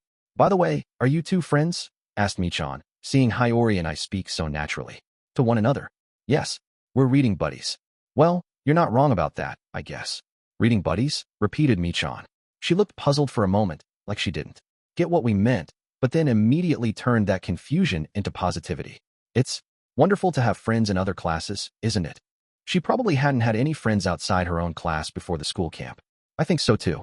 I think there's more to life here at school than just antagonizing each other, said Hiyori. Competing with other students was fundamental to how the advanced nurturing high school worked. Many students here had a strong tendency to see people other than their classmates as rivals. However, now that we'd gotten this far, more and more of them had started to open up to people outside their own class. That said, the school was still keeping parts of its agenda hidden from us. If not, it wouldn't have implemented rules like the ones at the training camp. I couldn't say with any certainty that the inter-class mingling wouldn't have a negative impact down the line. If the time came when you were forced into a competitive situation, a half-hearted acquaintanceship could do more harm than good. For point 2, thank you for everything today, Ayanokouji-kun, said Michan. No, I should be the one thanking you, since I just dominated the conversation asking you about China and all. I reflexively expressed my thanks to her in response, causing Michan to scratch her cheek with her finger, appearing embarrassed. Well, I suppose, she replied. I'll head on up after taking a look at my mail, I said aloud, turning my back toward Michan and Hiyori as they were about to get on the elevator. I checked the contents of my mailbox once or twice a week, as I was sure many other students did. A lot of what arrived in our mailboxes was from the school, but people sometimes received packages via personal correspondence. There were also times when things students had mail-ordered were routed to them through the school, but I wasn't checking my mailbox for anything so ordinary. Nothing today either, huh? I had started checking my mail regularly ever since my father came to visit the school, anticipating he might try to contact me. Since I saw nothing of note, I headed back to the elevator. When I got there, I saw Hiyori there waiting for me. Do you have a minute? She asked. Yeah. We headed over to stand by the sofa in the lobby, a short distance from the elevator. There was something I had wanted to ask you earlier, but since you were with Michan, said Hiyori, trailing off. She briefly scanned our surroundings to see if anyone was around, and then spoke again. Have you heard anything about Ichinose-san? Meaning what? If you're referring to those bizarre rumors, then yeah, I've heard about those. Exactly that. Do you happen to know who's spreading those rumors? Asked Hiyori. No, I'm afraid I don't. It would have been easy to name Sakayanagi or Hashimoto, but I thought I'd avoid doing that. To be honest, I really hate seeing Ichinose-san being tormented like this. She treats even students like me, who don't have many friends, the same as she would anyone else, said Hiyori. If I'd remembered correctly, Hiyori and Ichinose had been in the same group at the school camp. I suppose she might feel a stronger bond with Ichinose than with other students after eating the same meals and sleeping in the same room. Ayanokouji-kun. There was a kind of determination in Hiyori's eyes. I dislike hurting others. However, I believe that it's sometimes necessary to fight in order to protect your friends. I suppose that's right. You can't possibly save everyone. Even though Ichinose-san is a mutual enemy of ours, there must be a way to help her. I don't have a plan yet, but will you help me? Help, huh? In that case, you should talk to Horikita. Horikita-san. Hiyori didn't seem thrilled by the prospect. I suppose Class C might also be willing to help Ichinose, I added. If that happened, it would mean Classes D, C, and B were joining forces against Class A. But Hiyori wasn't jumping for joy at this prospect either. So you won't do anything yourself, Ayanokouji-kun? I have no influence whatsoever over Class C. Is that so? She replied, tilting her head to the side with a puzzled look on her face. For the girls, it's Horikita. For the guys, it's Hirata. You'll just have to talk to one of them about it, I answered. I see, said Hiyori. Her shoulders slumped, seemingly in disappointment. Dissatisfied? I asked. No. Well, it's just that I barely know Horikita-san or Hirata-kun, so I thought that if I went to you, Ayanokouji-kun, then she slumped her shoulders even further, looking despondent. I was surprised by the sight. Sorry. If there's nothing I can do, then there's nothing I can do. No, it's okay. It was a selfish idea on my part. I just came up to you and asked. Without considering how you might feel, she replied, bowing to me. Well, do you want me to put in a word in with them on your behalf, for the time being? I asked. Really? You would do that for me? Even though that was exactly what Hiyori had just said she wanted, she seemed to have changed her mind. I'm sorry, but on second thought, let's just meet another time. If we act carelessly, it might make the rumors spread even further and cause more trouble for Ichinose-san. I see. Yeah, you might be right about that. As of this moment, there was no telling what the people targeting Ichinose might do. Next, moving in cautiously might do more harm than good. Not to mention the possibility that the rumors about Ichinose were closer to the truth than many might think. For point 3, after returning to my room, I received a text from Horikita. Do you have a minute now? I didn't respond, but when she saw the read receipt on her text, she sent another. Right away. Since the message I just sent was marked as read, I'm just going to go ahead and keep talking. Ichinose-san is coming to my room tonight. Are you coming too? Now that was unexpected. I planned to just read her messages, but now decided to actually respond. What led to this? I texted back. We have an alliance with Class B. It's only natural that we'd want to lend a hand when the situation calls for it. But in this case, we're not getting the full story. So I was thinking we'd hear it from the person in question, replied Horikita. In other words, she'd contacted Ichinose and asked if they could meet in person. Huh? A bold move. It would be easy for me to refuse. Horikita would probably tell me what they talked about if I asked her later. That being said, Horikita might not get the whole story out of Ichinose. Even Kanzaki didn't know everything about her, despite how close they were. If that was the case, would I get closer to the truth if I met with Ichinose directly and asked her myself? Unfortunately, I couldn't do so without getting involved in whatever happened next. What should I do? After giving it some thought, I sent Horikita a short response. What time? 7. That was a little late. I'd have to be careful to not be seen by other students. Got it. I'll let you know before I head over. And so, I decided to meet Ichinose together with Horikita. 4.4 I spent the rest of the time leisurely hanging out in my room. At 5 minutes to 7, I left my room and walked over to Horikita's. At almost the exact moment I got off the elevator, I spied Ichinose. Ah, good evening, Ayanokouji-kun, said Ichinose. I responded to her with a light wave. Sorry for the bother, I told her. Haha. No, I'm the one being a bother. With those words, Ichinose took the lead and rang the bell to Horikita's room. We heard the lock click open at once. Please come in. We planned to meet at 7. There was nothing odd about us arriving at the same time. Horikita invited us in without comment, and I went ahead and sat down on the floor. I had visited her room before, and it didn't seem to have changed much since the last time. It was much like mine, simple and austere. I'm sorry to call you over like this on a weeknight, Ichinose-san. You're doing this out of consideration for me, though? There's no need to be sorry, Ichinose said. Seeing her face to face like this, she seemed like the same old Ichinose she'd always been. But, if this goes on too late, it'll affect us tomorrow, so I don't plan to draw out this conversation. So I'm sure you've heard some worrisome rumors going around about me. Yes. Do you know who is spreading those rumors? Asked Horikita, getting straight to the point. I listened, curious to see if Ichinose would answer the question honestly.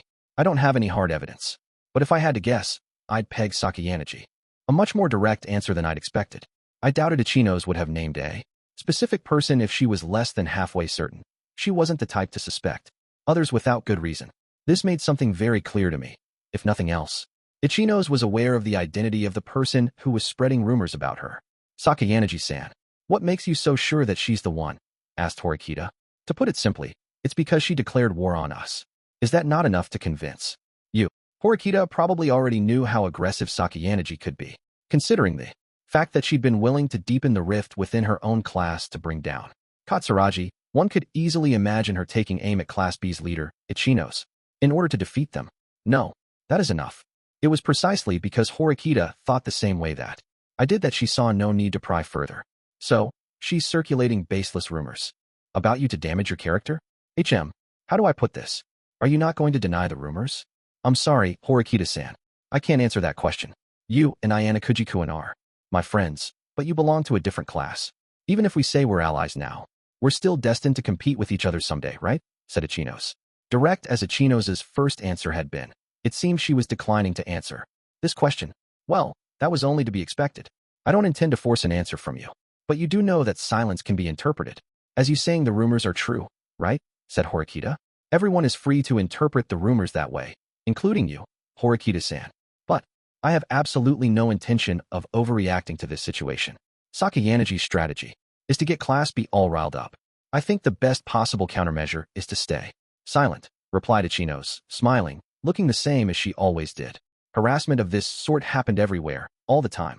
There was no foolproof way of dealing with it. You could react or stay silent, but at the end of the day, The peanut gallery would cause as much of a ruckus as they wanted. But perhaps it was precisely because of the rampant speculation she knew people would engage in that Ichinose had chosen not to react, but rather to simply wait for things to pass. The reason I wanted to meet with you today, Horikita-san, was to talk to you about this whole thing. I don't want you to get dragged into it. Even if I stay silent, it'll take longer for the situation to blow over if people around me make a fuss.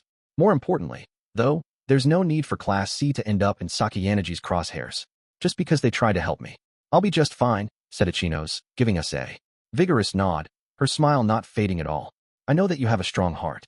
Regardless of their veracity, anyone would be affected by having such vile rumors about them do the rounds. But despite that, you aren't thinking about yourself. You're showing consideration for the people around you, said Horikita. I'm really not that great, said Ichinose, sounding a little bashful now. You and your class should carry on as you have been, Horikita-san. I'll clean up my own mess. Saying that, she quickly stood up. It seemed she'd only come here to caution Horikita, not to get involved. Do you know about Kenzaki and the others? I asked. My input was probably unnecessary, but I thought I'd try something. Kenzaki-kun, he confronted Hashimoto from Class A the other day, asking him point-blank to stop spreading the rumors. Well, I guess it might have gone a bit beyond simply asking. I see. Kenzaki-kun is really kind. I told him he didn't need to do anything. It's not just Kenzaki-kun, though. I'm sure more of your classmates are trying to take action for your sake, said Horikita. Though this was the first time she'd heard mention of what Kenzaki did, I was willing to bet she was right on the money. I'll have a talk with my classmates again. Is it okay if we call it a night and end our conversation here? Asked Ichinose. Are you really okay with this? Horikita stopped Ichinose, seeking confirmation yet. Again, just in case. Of course, answered Ichinose, without any hesitation. Thank you for worrying about me. And Ayanokouji-kun, thank you too, for coming out so late. It's nothing. I just tagged along. Ichinose bid us good night, and then left. Horikita didn't stop her this time. I wonder if we really shouldn't do anything, she said aloud. Who knows? I replied. Based on what we'd just seen, Ichinose seemed no different than usual. If I had to describe it, I wouldn't say she was acting tough, but more that she was trying not to think about the situation. That was my impression anyway. What do you think I should do? Asked Horikita. You want my opinion? Yes, I want your honest opinion, she replied without hesitation. In that case, I say do nothing. And your reasoning? If Sakayanagi is the source of the rumors, as Ichinose said, then getting involved might cause her to set her sights on Class C. I see. But what if Ichinose-san is defeated by Sakayanagi-san? Wouldn't Sakayanagi make Class C her next target anyway? A natural conclusion. It's certainly true we'll be targeted sooner or later. But when that time comes, the pesky leader of Class B will have already been dealt with. That'll work to our advantage. So, you're saying you don't care about whatever happens to Ichinose-san? You're quite cold-blooded. Cold-blooded? Isn't that also how you acted at first? Helping a classmate is one thing, but Ichinose is from another class. She's an opponent we'll have to face. Her defeat would be a welcome development for us. There's no reason for us to lament it. She's currently our ally, until Sakayanagi-san and the rest of Class A falls, and things come down to a one-on-one battle with Class B. That's being pretty idealistic though, isn't it? I said, interrupting her. Class A being conveniently demoted to C, while Ichinose and Class C rose to A and B respectively, ending in us duking it out? That was nothing more than a pipe dream. While I wasn't sure how much she could really rely on other people in this situation, Ichinose was turning down people's offers to help her. If Horikita and Ichinose had this conversation weeks ago, I was sure Horikita would have been satisfied and stopped offering help at a much earlier stage. How and why had she come to think the way she did now? Well, I supposed I could hazard a guess. She had been striving to improve her relationship with Kushida. After all, you should leave things alone, I told her. I suppose. Horikita didn't try to argue any further, which told me that she knew, deep down, that this was the right thing to do. We'd been able to express to Ichinose that we were concerned about her, as a partner, in our alliance, and that we were prepared to help. That was a good thing. Class C's best plan of action from here was to keep a low profile and ingratiate itself with the other classes, slowly closing in while they were busy battling each other. Here, and now, it was important that we not seek to help them. I'd given Horikita my opinion because she asked for it. It was ultimately up to her to decide what Class C did next, though I did think she probably wouldn't get further involved in what was going on with Class B. After all, she didn't have a way to really help improve the situation without getting in the way of Ichinose's plan. I'll head back too. A guy shouldn't be sticking around too long in a girl's room. I told her. If I stuck around past 8 o'clock, there might be trouble. I suppose, replied Horikita, lost in thought, without looking my way. Horikita had begun to change, little by little. However, the changes she was going through were a little extreme. She was showing an increasing tendency to lose sight of her goals and be influenced by her surroundings. I imagined she'd keep struggling, both for her own sake and for others, for the foreseeable future. But would she move past that and finally become her true self? That was the most important thing. After I left the room, I saw Ichinose standing in front of the elevator. While I wondered whether she had been waiting for me to come over, she waved at me with a broad smile on her face. "Hey, over here," she said in a quiet voice, calling me over. I got onto the elevator, feeling like she was urging me on. She pushed the button for the first floor, sending us down to the lobby. "Do you mind coming with me for a minute?" asked Ichinose. "I don't mind, no, but where are we going?" Would it be okay if we headed outside for a bit?" We got to the lobby. Even though there wasn't anyone else around, we headed outside. The sun had set, and it was now completely dark. In that darkness, Ichinose and I walked over to one of the rest areas on the path toward the school building. "I know that it's cold outside, but I don't want to attract any attention." "I understand. Are you okay, Ichinose?" "I'm fine." Well, how do I say this? I'm really sorry." I had wondered what she was going to say, but the first thing that came out of Ichinose's mouth was an apology. "Why are you apologizing?" I asked. "I guess since I've been causing problems for you and Horikita-san, Ayanokouji, and the rest of Class C, I've caused you a lot of unnecessary worry because of these rumors." "Please don't pay them any mind," said Ichinose. "That's what you said to Kanzaki and the others, isn't it?" "It's the best answer I have, I think. This is the stance I'm going to take until the rumors have gone away." Ichinose looked at me with determination in her eyes. If she'd addressed them this way, it was no wonder Kanzaki and the rest of her supporters in Class B had no choice but to listen. Well, that's all I had wanted to say. "It really is cold, isn't it? Let's head on back." "Okay." We talked for just a moment. Ichinose had urged me to head inside first, so I made it back to the dorm before her. For 0.5 daily lives of the people around me had gotten quite hectic. I hadn't even done anything particularly proactively myself, and I kept getting swept up in the things going on around me. Despite the ups and downs, maybe this was the kind of normal, everyday life that I'd wanted to have. I had a hunch I was going to arrive at an answer soon. But then something strange happened. The phone I'd placed near my bedside vibrated quietly. The clock showed that it was just past 1 in the morning. I checked to see who would be calling me at such an unusual time, but it was an unregistered number. It shouldn't be possible for an outside number to contact me. The phones the school had provided us were only able to make and receive calls from school numbers, and there seemed to be no way to change those settings, a countermeasure put in place to prevent students from inadvertently making contact with the outside world. It wasn't a particularly unusual feature for a phone to have. There were similar parental controls you could activate when giving a phone to a small child, for instance. In other words, the call was coming from someone on the school campus whose number hadn't been registered in my phone. I couldn't determine if it was from a student or from a teacher. "Hello." Still slightly sleepy, I cautiously answered the phone, pressing it to my left ear. No one spoke on the other end. The only sound that reached my ears was the faint sound of someone breathing. We both waited in silence for about 30 seconds, as I waited for the other person to speak up. "If you're not going to say anything, I'm hanging up," I said, warning the person on the other side that I had enough of waiting in silence. "Ayanokouji Kiyotaka." The person on the other side said my name. It was a male voice that I didn't remember ever hearing before, but it didn't sound like an adult. In which case, it was highly likely they were a student. "And you are?" I asked in return. The person went quiet again, and then they hung up, calling me just to say my name. I couldn't dismiss this as a simple wrong number. "So you've made your move, huh?" The identity of the caller was a trivial concern. I began to see that man's strategy. He'd begun moving against me. But why do this, and let me know he was coming? If his goal was to get me kicked out of school, then a surprise attack made more sense. Deliberately doing something like this was a threat that he meant to crush me. Was there anything at all that lay beyond that man's power? Regardless, there was no changing what had just begun. Chapter 5. Ichinose's secret. Kamuro's secret day was Friday. For days since Kanzaki had made contact with Hashimoto, the rumors about Ichinose had spread further with each passing day, to the point where it was no exaggeration to say the whole school knew of them. However, Ichinose had yet to report anything to the school. She seemed to pay the rumors no mind, going about her business as if nothing had changed. She stood firm in the face of the harassment. People were beginning to speak up in support of her, saying things like, "Rumors are just rumors, after all. These were all red herrings. They were nothing but lies." Rumors didn't last forever, though. The plan to defame Ichinose had ended in failure. She'd made it through the ordeal by maintaining her silence. As more and more people began to see it that way, there Attention shifted to studying in earnest for the year-end final exams. But something else happened during that time. Something that stoked the rumor mill again and caused fresh gossip to spread. When I made it back to the dorm after class on Friday, I witnessed a large group of people gathered in the lobby. This was a familiar spectacle. Deja vu, huh? Coincidentally, Katsuragi was standing in the same spot as last time. The difference this time was that Yahiko was standing next to him.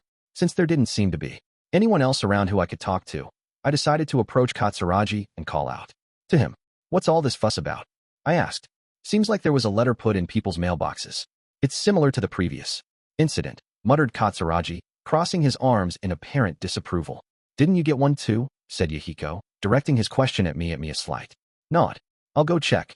I went over to my mailbox, turned the dial of the combination lock, and checked the contents. I saw a piece of paper that had been carefully folded into fourths and placed inside, just like before. If this really was the same as last time, then it should be a printout. Of course, when a piece of paper was folded this many times, it made it harder to tell whether it was handwritten or printed. I slowly unfolded the paper. "Ichinose Honami is a criminal." That was all it said. But this time around, the name of the sender wasn't included. It was also typed in a standard font, making it look exceedingly simple. Since I couldn't imagine this being printed at the convenience store, the sender had probably used a printer that they'd purchased themselves. The sentence brought to mind those rumors that had just begun to die down. But the message was different this time. It simply said that she was a criminal. No mention of what crime she'd committed. I'm sure Ichinose must be exasperated by this prank. But won't saying it so blatantly cause a lot of problems? I mean, doing something this malicious more than once. That's going to cause trouble, isn't it? Asked Yahiko. The situation is certainly completely different from last time. The last letter merely hinted at the possibility that Ichinose had amassed points illegally. Although she was determined to have done nothing fraudulent, the school did recognize that she had a large number of points, so they made an unprecedented announcement recognizing their legitimacy. This time around, however, the contents of the letter are clearly designed to defame Ichinose. If we report this to the school and ask them to take action, there's a possibility they can identify the sender. Wow, whoever sent it sure is an idiot, then. Well, I'm not so sure I would say that. Why is that? I think the culprit would be well aware of something as simple as that. Huh. Wait, you wouldn't happen to know who's been spreading those rumors, would you, Katsuragi-san? Nothing more than a hunch is all. Even though Sakayanagi had told me of her plans in advance, she publicly denied the truth of her involvement. It was possible Hashimoto had been working alone on this, or that he was acting on the orders of the second or third years. It was also possible that an entirely different person was the source of the rumors. However, Katsuragi said he had a hunch about who the source might be. That meant Sakayanagi was obviously the clear candidate, right? Whether or not the school takes action will likely depend on the affected person. Ichinose. The person who'd sent these letters was convinced Ichinose wouldn't report anything to the school, just like with the rumors of last time. They were confident that, no matter what they did, Ichinose would remain silent. If she took no action in response to the rumors or this letter, then the school couldn't act in response to her. While all this went on, Ichinose had arrived at the dorm. No, it looked like she'd been contacted by her friends in Class B and then hurried back to the dorm. A friend handed her one of the letters right away, and she began to read it. Katsuragi and the other 10 or so students present watched her. Ichinose didn't say anything. She just stood there, staring at the paper. It took no more than a second to read the statement on the paper, but she stared at the words, seeming to read them over and over for dozens of seconds. This was put in the mailboxes? Yeah, it's awful, isn't it? It's probably in every first-year student's. One of the girls from Class B, Asakura Mako, approached Ichinose and hugged her. Hey, look, there's really no need to stand for this anymore. Why don't we talk to the teachers? This is unforgivable. Yeah, that's right. If we talk to the teachers, I'm sure they can find out who's behind this. Until now, there had just been unseen rumors. But this was different. This was a physical piece of evidence, clear proof that someone was attacking Ichinose with malicious intent. Don't worry. Something like this doesn't bother me, said Ichinose. But we have to do something. If we don't, these horrible rumors about you will just keep spreading, Honami-chan. It was no surprise that Ichinose's classmates were desperately trying to persuade her to act. Even if 9 out of 10 people dismissed the rumors, that one person who believed them would be all it took to make Ichinose Honami's reputation slowly deteriorate. Ichinose was unhesitatingly committed to keeping her silence, but those around her felt differently. They were all looking for a way to help her, to prove that she was innocent, and to punish the culprit. Their attempts, however, would only back Ichinose further up against the wall. I'm sorry, everyone, for making you all worry about me. But really, please don't worry about this, said Ichinose, smiling at the girls of Class B. There was almost no doubt that these letters had been distributed in the middle of the night, while everyone slept, since no one really checked their mail first thing. In the morning, the letters weren't discovered until after students returned to the dorms after class. All that remained, after that, was to wait for someone to find the letter and tell Ichinose about it. There was one girl who carefully observed the upset girls from Class B. Katsuragi was glaring at her with a sharp gleam in his eyes. It was Kamuro Masumi, from first year. Class A.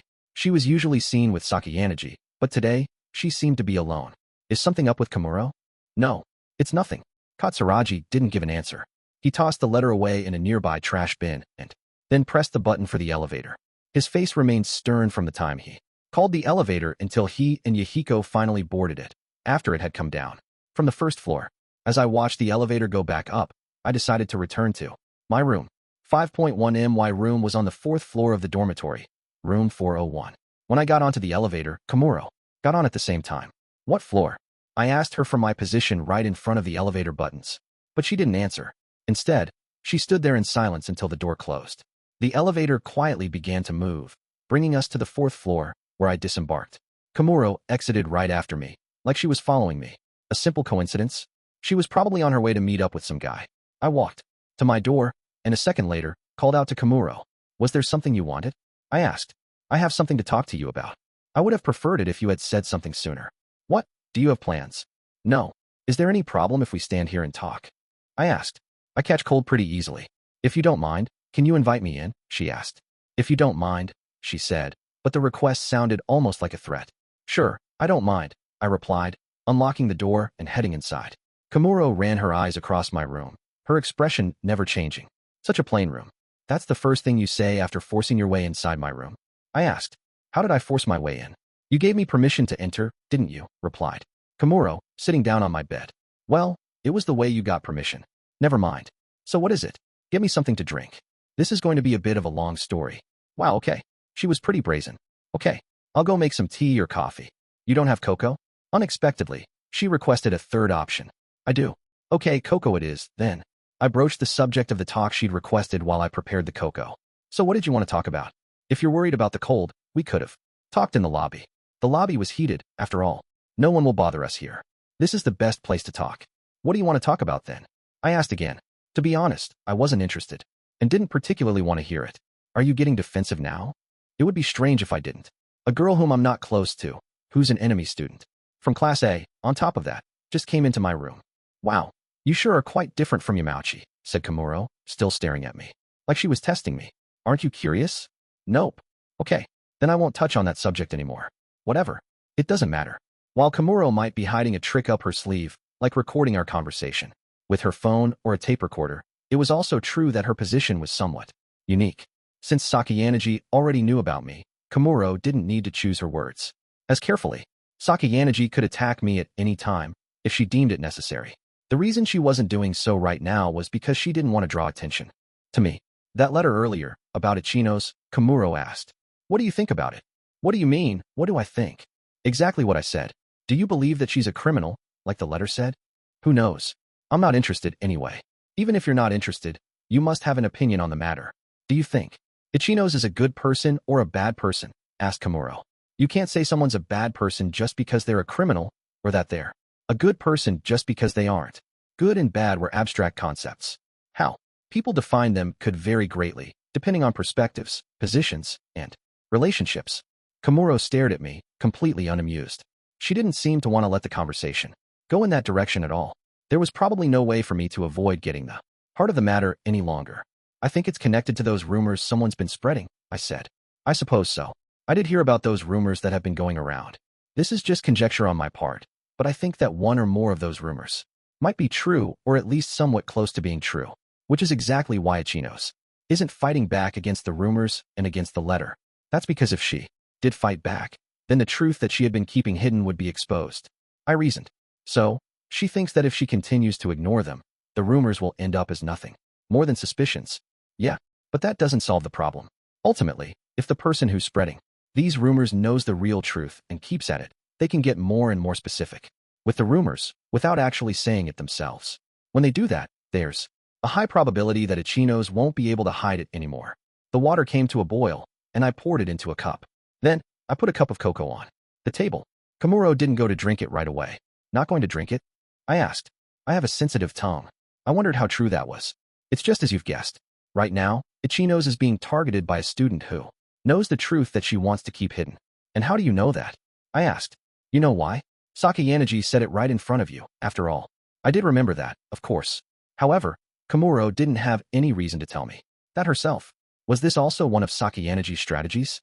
Just for your information, Sakayanagi doesn't know that I'm here talking to you right now. She'd probably be angry if she knew. So, this means that you're betraying Sakayanagi? Yeah, it does. Sorry, but I can't really believe that. I figured. So I'll tell you the truth that Ichinose has been hiding. Besides, I'm sure that tomorrow or the day after, everyone will know it anyway. So then, that means you can prove to me what you're saying is true then, huh? But before I tell you, there's something else. About why I'm being pushed around by Sakayanagi. That's something I need to tell you about. Your own personal story? I know you're not interested, but just listen. If it didn't matter whether or not I was interested, if all I had to do was listen, then I'll just listen. If I didn't do that, then she probably wasn't going to leave. 5.2 Sakayanagi had made contact with me a week after the entrance ceremony. I'd stopped at a convenience store on my way back to my dorm, and finishing up my business there, had just left the store. When one of my female classmates called out to me, "Please wait a moment." I stopped in my tracks. "What do you want?" "Well, it hasn't been long since we started school here. I was just thinking I'd like to speak with you a bit, Kamuro-san." "You remember my name, huh?" "I made sure to memorize the names and faces of my classmates," the girl replied as she walked towards me. She moved at a slow pace. The cane that she gripped with one hand made it clear her legs weren't in the best shape. If I'd remembered correctly, her name was Sakayanagi Arisu, I think. Her physical handicap made her stand out. I made no real effort to memorize my classmates' names, but for some reason, hers stuck in my memory. "Would you mind if we walked back to the dormitory together?" she asked. I should have declined, but I didn't. It wasn't because her legs were bad. There was just something about the mood, in the moment, that made it difficult for me to turn her down. "Sure, if you want. Thank you very much." Sakayanagi smiled happily. She sped up a bit to match my pace, walking beside me. "I'm not going to help you if you push yourself too hard and fall over," I told her. "Don't worry. My cane and I are quite well acquainted. We've been together a long time," so she said, but she was still moving pretty slowly. I intentionally released a heavy sigh, which didn't seem to bother Sakayanagi at all. She might look frail at first glance, but apparently, she was quite bold on the inside. "By the way, what were you doing at the convenience store earlier?" she asked. "What do you mean? It doesn't look like you purchased anything." "What does it matter? There wasn't anything I wanted." I tried to bring the conversation to a close, but Sakayanagi grabbed hold of my arm. "You shoplifted, didn't you?" she said, meeting my gaze squarely. Her eyes were sparkling, almost as if she'd found herself a fun new toy. "I'm assuming you already checked out the place several times, so you knew the positioning of the cameras. Was this your first time shoplifting at this school? How many times have you done it before? You're really that certain I stole something?" "Yes. It seems you aren't taking me very seriously, but yes, I am quite confident that you did. If I weren't, I wouldn't have asked you if you had shoplifted." "I suppose you have a point." She'd called out to me precisely because she'd seen me there. "So even if I did steal something, then what? You gonna rat me out to the school or something?" Let's see. While it would be a simple enough matter for me to report this incident, please listen to what I have to say first." "Huh?" Sakayanagi kept going, ignoring my scowl. "Your execution was superb. What surprised me most of all, though, was how cool and composed you were. Most people would also buy something cheap, like gum or candy, to assuage their guilt. You did nothing of the sort, and I get the feeling you never have. More proof that the act of shoplifting has become something of a routine for you." She was right on the money. Just from watching me do it once, she'd inferred that I'd done it many times before. But so what? What did that matter? I had no intention of drawing out this conversation.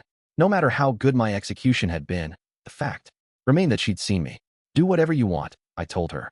I reached into my bag and pulled out the can of beer I'd stolen from the convenience store. People under 20 weren't allowed to buy alcohol. The shops only stocked it for the teachers and other staff living on campus. "Just hurry up and contact them already," I added. What Sakayanagi said next, however, was a complete non sequitur. "Do you often drink alcohol?" "Huh, no. I'm not really interested in booze." "So shoplifting isn't something you do to make your daily life easier. Rather you do it just for the thrill, right?" said Sakayanagi, analyzing the situation. 4. The feelings of guilt. "Okay, I get it. You can see right through me. So why don't you just hurry up and hand me over to the school already? Are you sure that's what you want?" If the school finds out you shoplifted, then suspension is quite likely, don't you think? And it's only been 1 week since we started school. There are still so many things, both fun and not so fun, to look forward to, aren't there? If you're not going to contact the school, I'll do it myself. I moved to take out my phone, but she stopped my hand. I quite like you, Kamuro Masumi-san. You're going to be my very first friend, said Sakayanagi, urging me to put my phone away. What are you saying? In exchange for keeping your secret, I'd like you to help me with a few things, please. That isn't what I'd call friendship. Oh, really? Besides, do you think I'll just obediently do as you say? It's certainly true that even if I report you, the penalties the school inflicts on you would likely be minimal. But the fact that you, Kamuro Masumi, are a shoplifter would become known to all, and that would make it hard for you to ever shoplift again.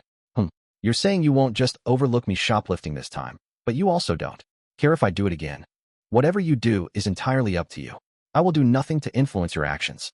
Besides, even if I tried to appeal to you from a moral standpoint, telling you such criminal acts are wrong, my words would have no lasting impact. Am I wrong? Well, regardless, I think that if you follow me, your life will be anything but boring. Perhaps I can help you scratch this itch that currently only shoplifting assuages. That was my first encounter with Sakayanagi Arisu. 5.3. AH. Man, I'm exhausted. It's been a long time since I talked that much. Having finished her story, Kamuro gazes at me with the same look in her eyes that she had since we started the conversation. So basically, I'm a habitual shoplifter. Even recently, Sakayanagi has been working me to the bone. I haven't had the time to shoplift. Despite saying that, Kamuro didn't sound entirely dissatisfied. She'd probably never been needed by anyone before, which had led to the darkness she kept within in her heart. The fact that Sakayanagi now needed her kept her from continuing to commit crimes. If that was the case, Sakayanagi was making good use of her. If Kamuro kept shoplifting, sooner or later, she'd be caught. She might have flown under the radar if she were doing it off campus, but the school provided her a very limited territory to work in. If on-campus store owners noticed continuing inconsistencies in their inventory, then they'd quickly figure out the truth. And if that happened, Class A would take some significant damage. Sakayanagi said something at the school camp about you and Ichinose sharing the same secret, I told her. In other words, if I assumed Kamuro was telling me the truth, it meant Ichinose has a history of shoplifting too. Exactly. So what exactly do you hope to achieve by telling me the truth about your past? Depending on the circumstances, I might be able to use this to investigate her past. If that happened, Kamuro would be the only one losing out. I don't particularly like Sakayanagi or Ichinose or anything, but it's just that, well, the truth about Ichinose shoplifting really was a shock to me, honestly. She's so popular. You'd think she would be satisfied with everything she has, but she's actually the same as me. Kamuro chuckled self-deprecatingly. Stop, Sakayanagi. You can do it, can't you? In other words, you're asking me to save Ichinose? I asked. Yes. If things keep going this way, Ichinose is going to be crushed, and I don't mean physically. I mean her heart. I see. It was difficult to verify the truth of Kamuro's story. A store owner could detect monetary discrepancies or missing items by thoroughly analyzing their inventory, but that wouldn't tell them the cause of the missing items. The loss could be the result of an employee's processing error. Kamuro had said that she'd shoplifted when she started school here, but she obviously didn't just steal the same items over and over again. I could hardly ask the store to show me their surveillance camera footage. The only thing I could do was leak the fact of Kamuro's shoplifting to the school and to the convenience store employees, but irrespective of the truth of her story, that posed far too much of a personal risk to me. Even if everything she said was true, I wasn't inclined to take her words at face value. While it was probably true that she was dissatisfied with Sakayanagi, that was hardly enough incentive to make her come looking to me, a complete unknown, for help. What was the point of this sequence of events then? Realistically speaking, should I assume this was all happening at Sakayanagi's command? She might be using Ichinose to set up a direct confrontation with me. You think that I'm lying? Asked Kamuro, breaking the silence after a long period of consideration. To be honest, there's no guarantee what you said is true, I told her. Of course, based on what she'd told me, I'd come to the conclusion that it almost certainly was true. Even so, her close connection with Sakayanagi made me wary of admitting that. I see. In that case, how about I prove it to you? Can you prove it? Probably. Kamuro took out her student ID and handed it to me. Okay then. Wait. For me, and don't lock your door. With that, she left the room. Wait a minute. Was she really planning on stealing something right now to prove she was a shoplifter? I idly examined Kamuro's student ID while I waited. About 10 minutes later, she returned. She took something out from under her clothes and showed it to me. Hey, It seemed I guessed correctly. I thought about taking some gum or something, but figured a beer would give my story more credibility, said Kamuro. True enough. Anyone could buy gum. She could have just purchased it in advance and pretended to have stolen it. Alcohol was a different story. Even if she borrowed another student's ID, she couldn't have purchased an alcoholic beverage. It was impossible for students to purchase age-restricted goods. Additionally, it was extremely unlikely that a teacher or one of the employees working on campus could have gotten it for her. There was no mistaking the fact that this was stolen merchandise. Had she done this in order to gain my trust? Get it now? Kamuro moved to put the can of beer away, but I reached out my hand. Just in case, I want to verify that it's the real deal. It could be fake. Moron. You really think I could fake something like this? Kamuro seemed reluctant for a moment, but then quickly handed over the can. It was ice cold, which made me think that it had just come from the convenience store. I gently looked over the can, rotating it slowly. It was most certainly a real alcoholic beverage. If you really want, you can just have it, you know? No thanks. In the unlikely event something like this was discovered in my room, it would spell trouble for me. Yeah, I suppose. Kamuro took the can back. She tapped lightly on it with her hands and repeatedly tossed it in the air and caught it over and over. So, anyway, do you believe me? You show me the real thing. I can't not believe you now. I'm glad to hear that. So why me? I asked. You're the only person in this school who I can come to. You should know that much, said Kamuro. I picked up the cup of cocoa I had prepared for Kamuro, since I was sure she wasn't going to drink it. 10 minutes had passed without her taking a sip, and it had gotten cold. I stand to gain nothing from this, I told her. Probably not. No, said Kamuro. She stood up, seemingly satisfied. I'm looking forward to seeing how this ends. As if trying to bring the conversation to a close, she moved to leave the room. Wait a second. What? You forgot your student ID. Kamuro grabbed it with her free hand, her other still holding the can of beer, and left. All things considered, this really raised some troublesome questions for me. Was ignoring everything going on with Ichinose the best plan of action, after all? Well, I suppose I can't know that for sure, can I? I said aloud. In fact, it might be best to take advantage of this opportunity. I grabbed my student ID and my phone, left my room, and made my way to the convenience store. While I was on the way there, I got a call from Horikita's brother. I'd thought I finally had a chance to relax now that my guest had left, but, well, this was a call from a rather unexpected person. I doubted he was calling just to chat. There are a few things I'd like to talk to you about, said Horikita when I answered the call. Is this urgent? I asked. Depending on how things play out, it might be too late. It's about my sister. About your sister? This was unexpected too. Horikita's brother wouldn't be talking about his sister unless there was something serious going on. Kushida Kikyu contacted Nagumo Miyabi. Huh. I was surprised, but also impressed by the speed at which the news had reached Horikita's brother. And here I thought you were surrounded by enemies on all sides. You've acquired some good information. Who did you get it from? From Kiriyama. It's clear from what happened at the school camp that my relationship with Nagumo has fractured significantly. I'm almost certain he'll be launching an attack before long. I have no choice but to make a move myself, said Horikita. Vice President Kiriyama. Huh. While I thought things over in silence, Horikita continued. Speaking. You don't trust him at all, do you? He asked. That's because I don't know Kiriyama as well as you do, I told him. That's all right. You always err on the side of caution. As the man serving as student council president, Horikita always approached others with a certain degree of trust, whether it be Kiriyama or Nagumo. Even if he had his suspicions, he gave them the benefit of the doubt until he was actually betrayed. That was something I could never do. So what's up? She asked Nagumo for help in getting Suzune expelled. Quite a bold move. I see she's acting out with no regard for appearances or consequences. Then, Kushida, after losing her wager with Horikita, had said she wouldn't do anything to interfere in the future. This proved she had no intention of honoring her promise. She tried to use Ryuen to her advantage in the past, and now she'd approach Nagumo. Assuming she'd seen what Nagumo did at the school camp, it wasn't a surprising thing for her to do, really. Of course, Kushida had to realize what this meant. That every time she pushed against Horikita like this, she was also driving herself further into the corner. But as they said, no pain, no gain. You could really sense her determination. To be honest, while it might have been premature for her to reach out to Ryuen when she did, it wasn't a bad idea for her to rub elbows with Nagumo. Working with a senior 1 year above her meant that once he graduated and was out of the picture, there would be no one around who knew what had happened. But that only held true if Nagumo was someone she could trust. I anticipate Nagumo, or someone close to him, will strike Suzune in the near future, said Horikita.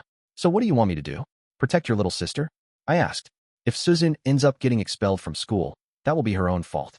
However, Kushida also named you as someone who has caused her trouble. I see.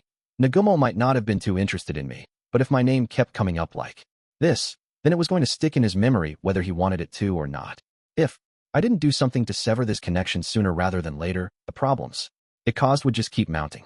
Is it possible that Nagumo and Hashimoto have been in contact? I asked. Why are you asking that? I thought I noticed a slight change in Hashimoto's behavior between the start of the school camp and the end. I wasn't sure of what I was seeing, but when I saw him the other day, I became certain it wasn't just my imagination. I suspect someone told Hashimoto something about me during our time at the school camp. I answered. The number of students who'd taken notice of me and could pass that information on to Hashimoto were extremely limited, to say the least. It's just as you suspected. Nagumo warned Hashimoto about you during the school camp. That being said, Hashimoto still probably hasn't arrived at the conclusion that you are the student manipulating Suzune. I see. Which meant he was sniffing around to try to ascertain the truth of the matter himself. I didn't think I'd really need to come right out and ask you this, but are you displeased? No. Even if you'd told me beforehand, it wouldn't change the current situation. I replied. Horikita muttered an "I suppose so" in response. I didn't care if a student from Sakayanagi's faction distrusted me. No matter how hard they tried to investigate me, as long as I did nothing, they'd come up empty. Even if they did come up with a strategy of their own, the moment they shared it with Sakayanagi, that would be the end of it. In that sense, she was easier to deal with. Ryuen or Nagumo. Of course, Nagumo was at the center of all of this, which meant just standing by and observing might cause me problems down the line too. I've given you information. What you do with it is your decision, said Horikita. I suppose so. The call was disconnected. In a school like this, information of the sort that the elder Horikita had just given me was useful in more than a few ways. Not a day passed in this school without someone enacting schemes to entrap someone else, which made Horikita's brother a useful source of information. While he wasn't as dexterous as Nagumo, and his information network wasn't as extensive, he was far more credible and accurate. Regardless, it seemed the first sparks were already starting to fly. I probably needed to move fast if I was going to stop this from becoming a full-blown fire. Chapter 6. Rumors running rampant. The weekend was over, and Monday was here. I took my morning shower and then brushed my teeth while drying my hair off with a towel. My plan was to take things slower than usual, lingering in my room as long as possible without actually being late to class. I'd slept with my phone turned off last night. I turned it back on now and saw some messages immediately light up my screen. Kiyotaka-kun, do you have a little time this morning?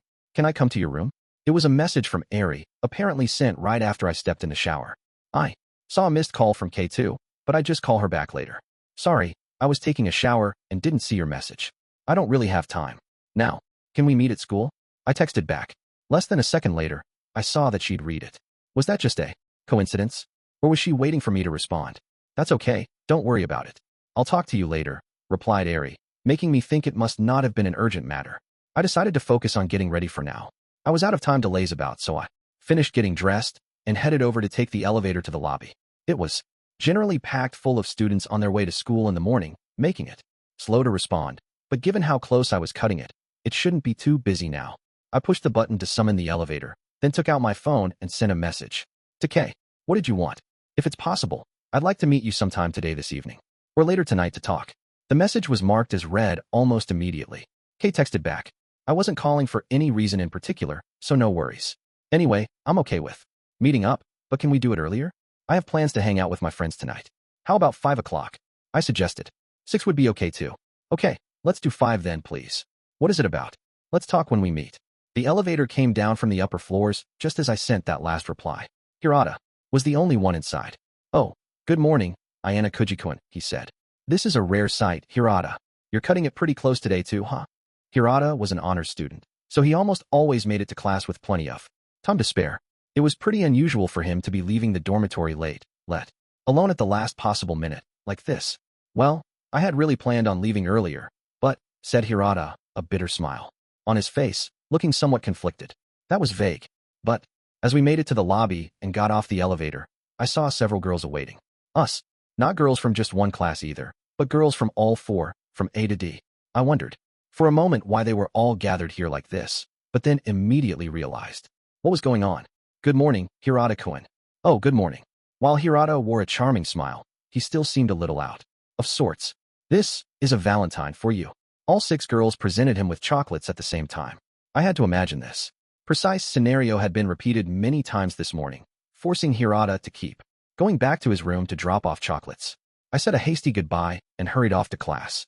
I could have waited for him, but I was overwhelmed by the pressure I was feeling from the girls, who were emanating a clear vibe of "you're in the way." That was right. It was Valentine's Day, wasn't it? I've never gotten chocolates before. I muttered to myself without meaning to. I kind of wanted to be given chocolates before I did something like get a girlfriend, which surprised me, to tell the truth. I hadn't thought I was capable of wanting such things, even faintly. 6.1 I wasn't the only guy who was excited about Valentine's Day. As soon as I arrived at Class C, I felt the classroom enveloped in a strange atmosphere. Many of the guys were clustered together in one place. Today was the culmination of an entire year of hard work. Just like Christmas, this was an event that put a spotlight on lovers. "Oh, you showed up. Huh, Ayanokouji? Come over here for a sec," said Sue. I went over to him. "Did you get any chocolate?" he asked, his face tense, like he was really pressing me for an answer. He was almost glaring at me. "Huh, let me translate that for you. It seems like he's actually asking, did you get any chocolate from Horikita?" said Ike, with a grin. "Don't go running your mouth, idiot. Ain't got nothing to do with this," said Sue, not smiling at all. If anything, his eyes were filled with this almost demonic energy, like he was saying, "Well, I didn't get any. There's no way I would," I answered. "Really?" asked Sudu. "Yeah." Sudu nodded a couple times in response, then released me from his piercing glare. "Well, I get why Ken's all panicky.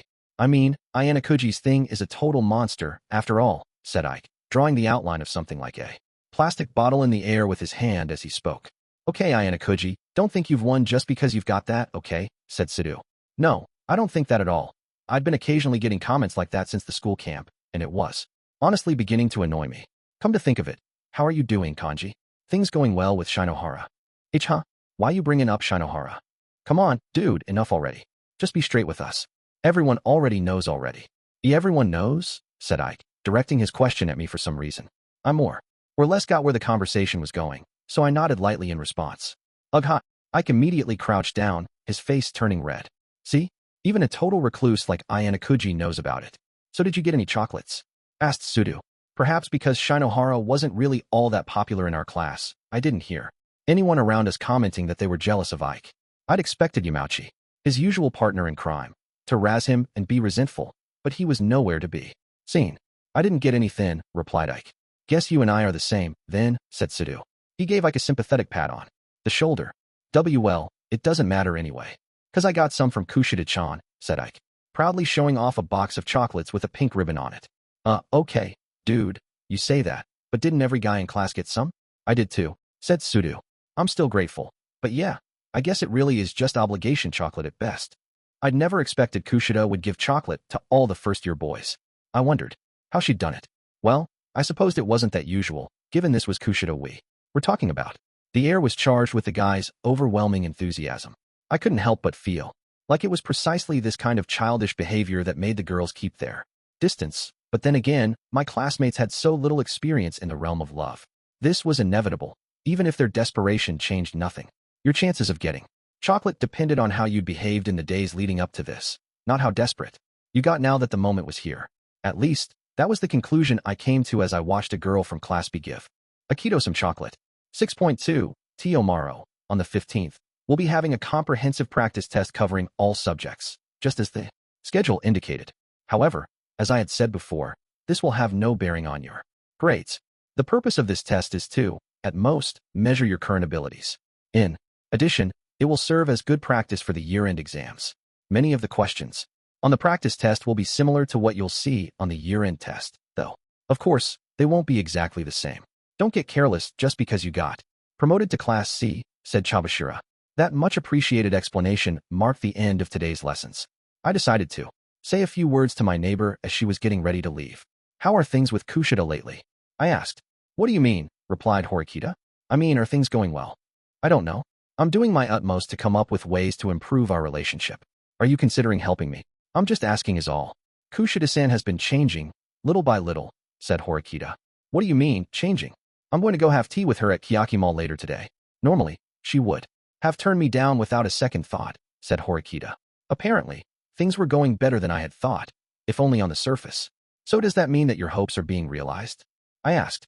"If we talk to one another, we may be able to come to some mutual understanding." "That would be good. Well, see ya." With that brief response, I got up from my seat. "Okay, what was that about?" said Horikita, shooting me a slightly contemptuous look. She rose from her seat too. Ah, Suzune. When would be a good time to get some help with my studies? Asked Sudu. You're being quite proactive, Sudu-kun, said Horikita. Well, I guess. I don't want to get expelled, after all, said Sudu nervously. I was willing to bet his real goal was to get some Valentine's Day chocolate from Horikita. Any time works for me today. So, however, your club still hasn't gone on break yet, has it? I can help you study after the practice test. It won't be too late, replied Horikita, dashing Sudu's hopes to the ground as I left the classroom. Someone shouted my name, the sound echoing throughout the hall. Well, I say shouted, but the actual volume of the words was quite low. Kiyotaka-kun.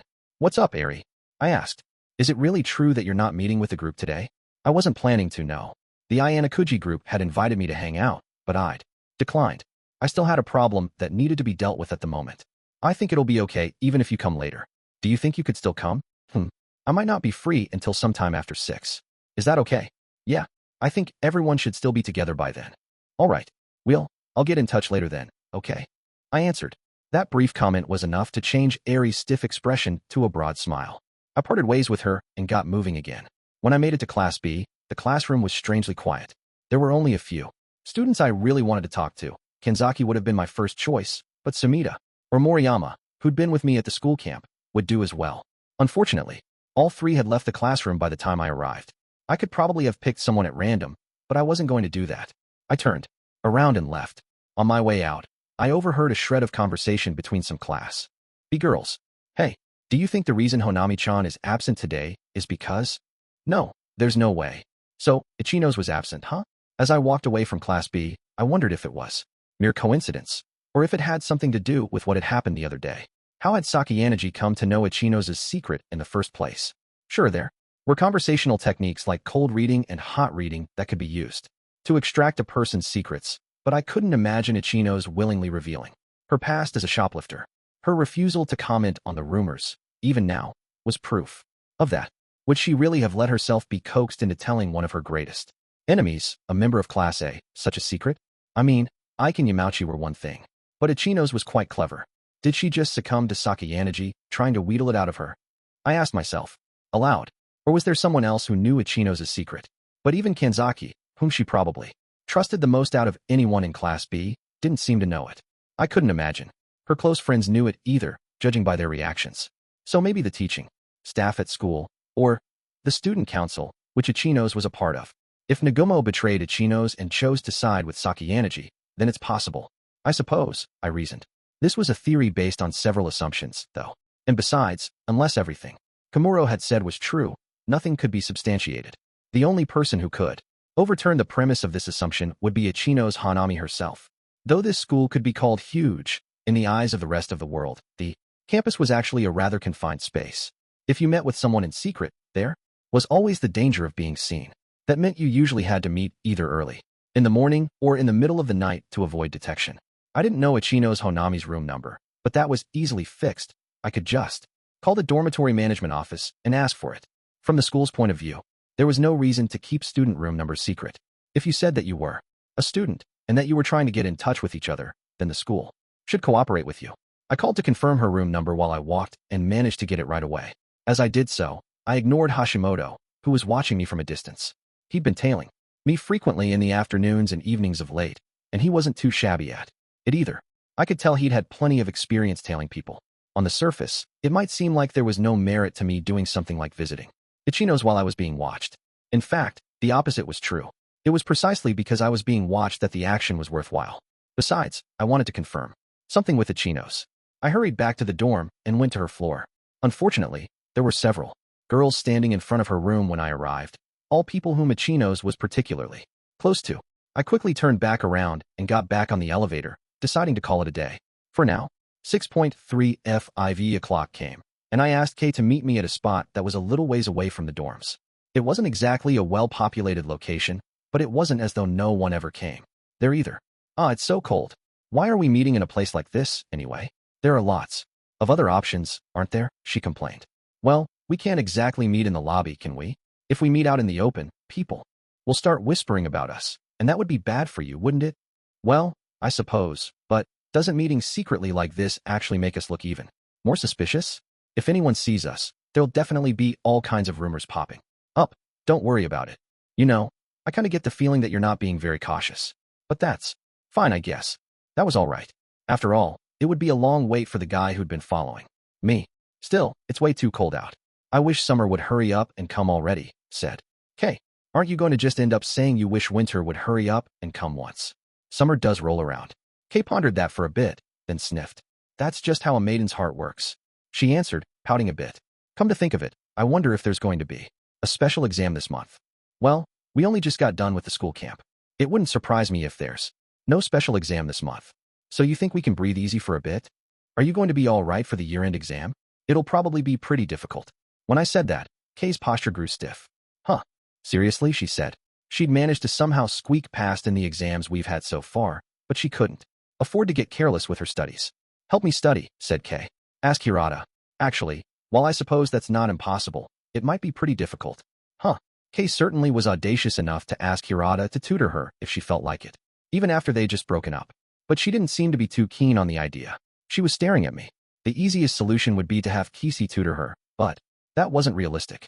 If I tossed her into the midst of our group without warning, it would have repercussions. It would have to be in the middle of the night. Is that okay? I asked. It's way better than getting expelled. Well put. All right then. I'll go ahead and put together a schedule. Thanks. Even if we got through the year-end exam, though, there'd be new problems on the horizon. Soon after, we could probably expect to see a massive special exam around the start of March. If we made it safely through that, we'd have completed our first year of school. The school would keep us fighting to the bitter end, so we couldn't afford to let our guards down. So, anyway, what did you need from me? Asked Kay, seeming a little fidgety and nervous. For some reason. Something up? I asked. No, not really. It's just, I was thinking it seemed like you really wanted to meet with me today, for some reason. I just had something I wanted to confirm. It would have been fine if we didn't get to it today. Humph, she scoffed, shooting me a look of suspicion. Deciding to pay it no mind, I focused on the topic at hand. Any idea whose number this might be? I asked, showing her the unregistered phone number that I had gotten a call from the other day. Huh? Who is that from? What? Are you getting calls from strangers or something? Seems that way. Kay brought up her contacts and manually entered the number via the keypad. If the number was registered in her contacts, then the person's name and other information should show up. Doesn't seem like anything's coming up. I do have more contacts in my phone than the average girl, but I don't know most of the seniors, said Kay. I'd hoped she'd get a hit after checking her contacts, giving me a new lead to investigate. But I suppose the odds of that happening were slim, after all. Why not just try calling the number back directly? She asked. I've tried doing that several times, but whoever it is has their phone off. If it's important, do you want me to look into it for you? Sure. That was why I called you out here today anyway. But don't do anything careless. I told her. Got it, answered Kay, nodding, taking note of the number. Is that all? Yep. See ya. I tried to bring our conversation to a close, but Kay hurriedly moved to stop me, looking flustered. Oh, by the way, there's something I kind of wanted to talk to you about. Can I ask you a question? A strange question, as it turned out. What day is today? Okay, 5, 4, 3. That's a much easier question than I expected. Actually, it's so easy that I'm worried. I'm going to give you the wrong answer after all, I replied. Don't overthink it. Just give me a straight answer. Valen. Yes, that is correct, she replied, cutting me off. I felt my head being lightly bonked by a box. You're giving me this? I asked. I got it for Yusuke-kun, but there's no need to give it to him anymore. For Hirata, huh? What? You don't like it? No, it's not that. I was just thinking that you must have prepared this quite a long while in advance, I replied. Kay had decided to break it off with Hirata already. Well over a month ago now. I prepare for things very thoroughly. Even though I decided I was going to break up with him, I thought it might still be useful to have, okay? Well, I guess it's not like I should expect someone like you, a complete beginner to the world of romance, to understand. I suppose she had a point. I was just thinking that maybe you chose today to meet because you were hoping to get some chocolate from me, she added. Sorry, didn't think about that at all, I replied. Kay wore a look of irritation for a moment, but then quickly recovered and changed the topic of conversation, like she was trying to avoid something. By the way, did you get anything from other girls? Nope, didn't get anything. I'd decided beforehand to tell her that regardless of whether I actually received anything or not. Ha, too bad, so sad. Guess you're a guy with zero prospects, then, she replied, switching to making fun of me at the drop of a hat. Are you sure you want to give this to me, then? If you give it to me, that means I no longer have zero prospects, right? I replied. That just makes it even more pathetic. That means you've got to come to me for salvation. She was really condescending to me now. Oh, By the way, feel free to return the favor by paying me back 1,000 times over if you like. Well, that was just extremely absurd. By the way, Kay tried to change the subject yet again, but the words seemed to get stuck in her throat when she met my gaze. We stood close together, gazing into each other's eyes, until I slowly shifted my line of sight in the direction of the dormitory. Well, I'll head back to my room then, said Kay. Okay, see you. Kay left for the dorms, and I put her present into my bag right away. Chapter 7. Ambiguous Things F or Hashimoto Masayoshi. The question of who to follow was trivial. Actually, it wasn't an exaggeration to say that he didn't care at all. It didn't matter to him whether Sakayanagi or Katsuragi led Class A. He would simply use whoever served him best. That was all there was to it. While he'd been fortunate enough to start out in Class A, he had considered the possibility of dropping down to Class B or Class C along the way. The important thing for him was to get into a position where he could turn the tables on his foes, whoever they were, and pull off a late-stage victory in the end. That was precisely why he'd made contact with Ryuen Kakeru at an early stage in his rise to power, sensing his potential. Ryuen was a person of exceptional talent, capable of defeating both Sakayanagi and Ichinose. Hashimoto recognized his unsettling power. If necessary, Hashimoto wouldn't hesitate to leak information about Class A to Ryuen. Of course, he was currently conducting reconnaissance on Sakayanagi's behalf, at most. However, if Ryuen ever did surpass the others, Hashimoto was prepared to betray Sakayanagi. He'd also set his sights on Ichinose from Class B, in the same fashion. But Ichinose wasn't like Ryuen and Sakayanagi. You couldn't engage her with shady, underhanded tactics. And so, rather than trying to force the issue, Hashimoto chose instead to remove the obstacles in the way of his objective. He'd made contact with a girl in Class B who was close to Ichinose. He wasn't able to get her to go so far as to betray Ichinose, but the connection had been established, at least, and he went on to establish similar relationships with people from each of the 4 classes. There was simply no such thing as having too much insurance against unexpected events, and today, he was trying to make preliminary arrangements in preparation for one such unexpected event. Hashimoto-kun, do you have a minute? One of Hashimoto's classmates, a girl named Motodoi Chikako, called out to him in the hallway after class. Like Hashimoto, she was in the tennis club. Apparently, she'd run after him after he left the classroom. She looked nervous and fidgety. Hashimoto immediately understood what was happening without her saying a word. Today was February 14th. He'd already experienced this sort of thing many times. Of course, even though he understood what was going on, he didn't let it show on his face. Nor did he say a word. What's up, Motodoi? Something you want to talk to me about? He asked gently. At that, Motodoi seemed to gather the courage to come out with it. Here for you. Chocolate. Because it's Valentine's Day today, she replied, handing some chocolate to Hashimoto, which he immediately accepted. Thanks, Motodoi. This makes me really happy. I am glad. Hashimoto had noticed some time ago that Motodoi had been looking at him fondly for a while now. The chocolate she'd just given him was undoubtedly an expression of romantic feelings. While he felt confident that she'd say yes if he asked her to go out with him, he felt nothing whatsoever from Motodoi in return. For better or worse, he thought of her only as someone who wasn't worth using. He had already determined that there was absolutely zero benefit to going out with her. You should drop by the club every now and again, she added.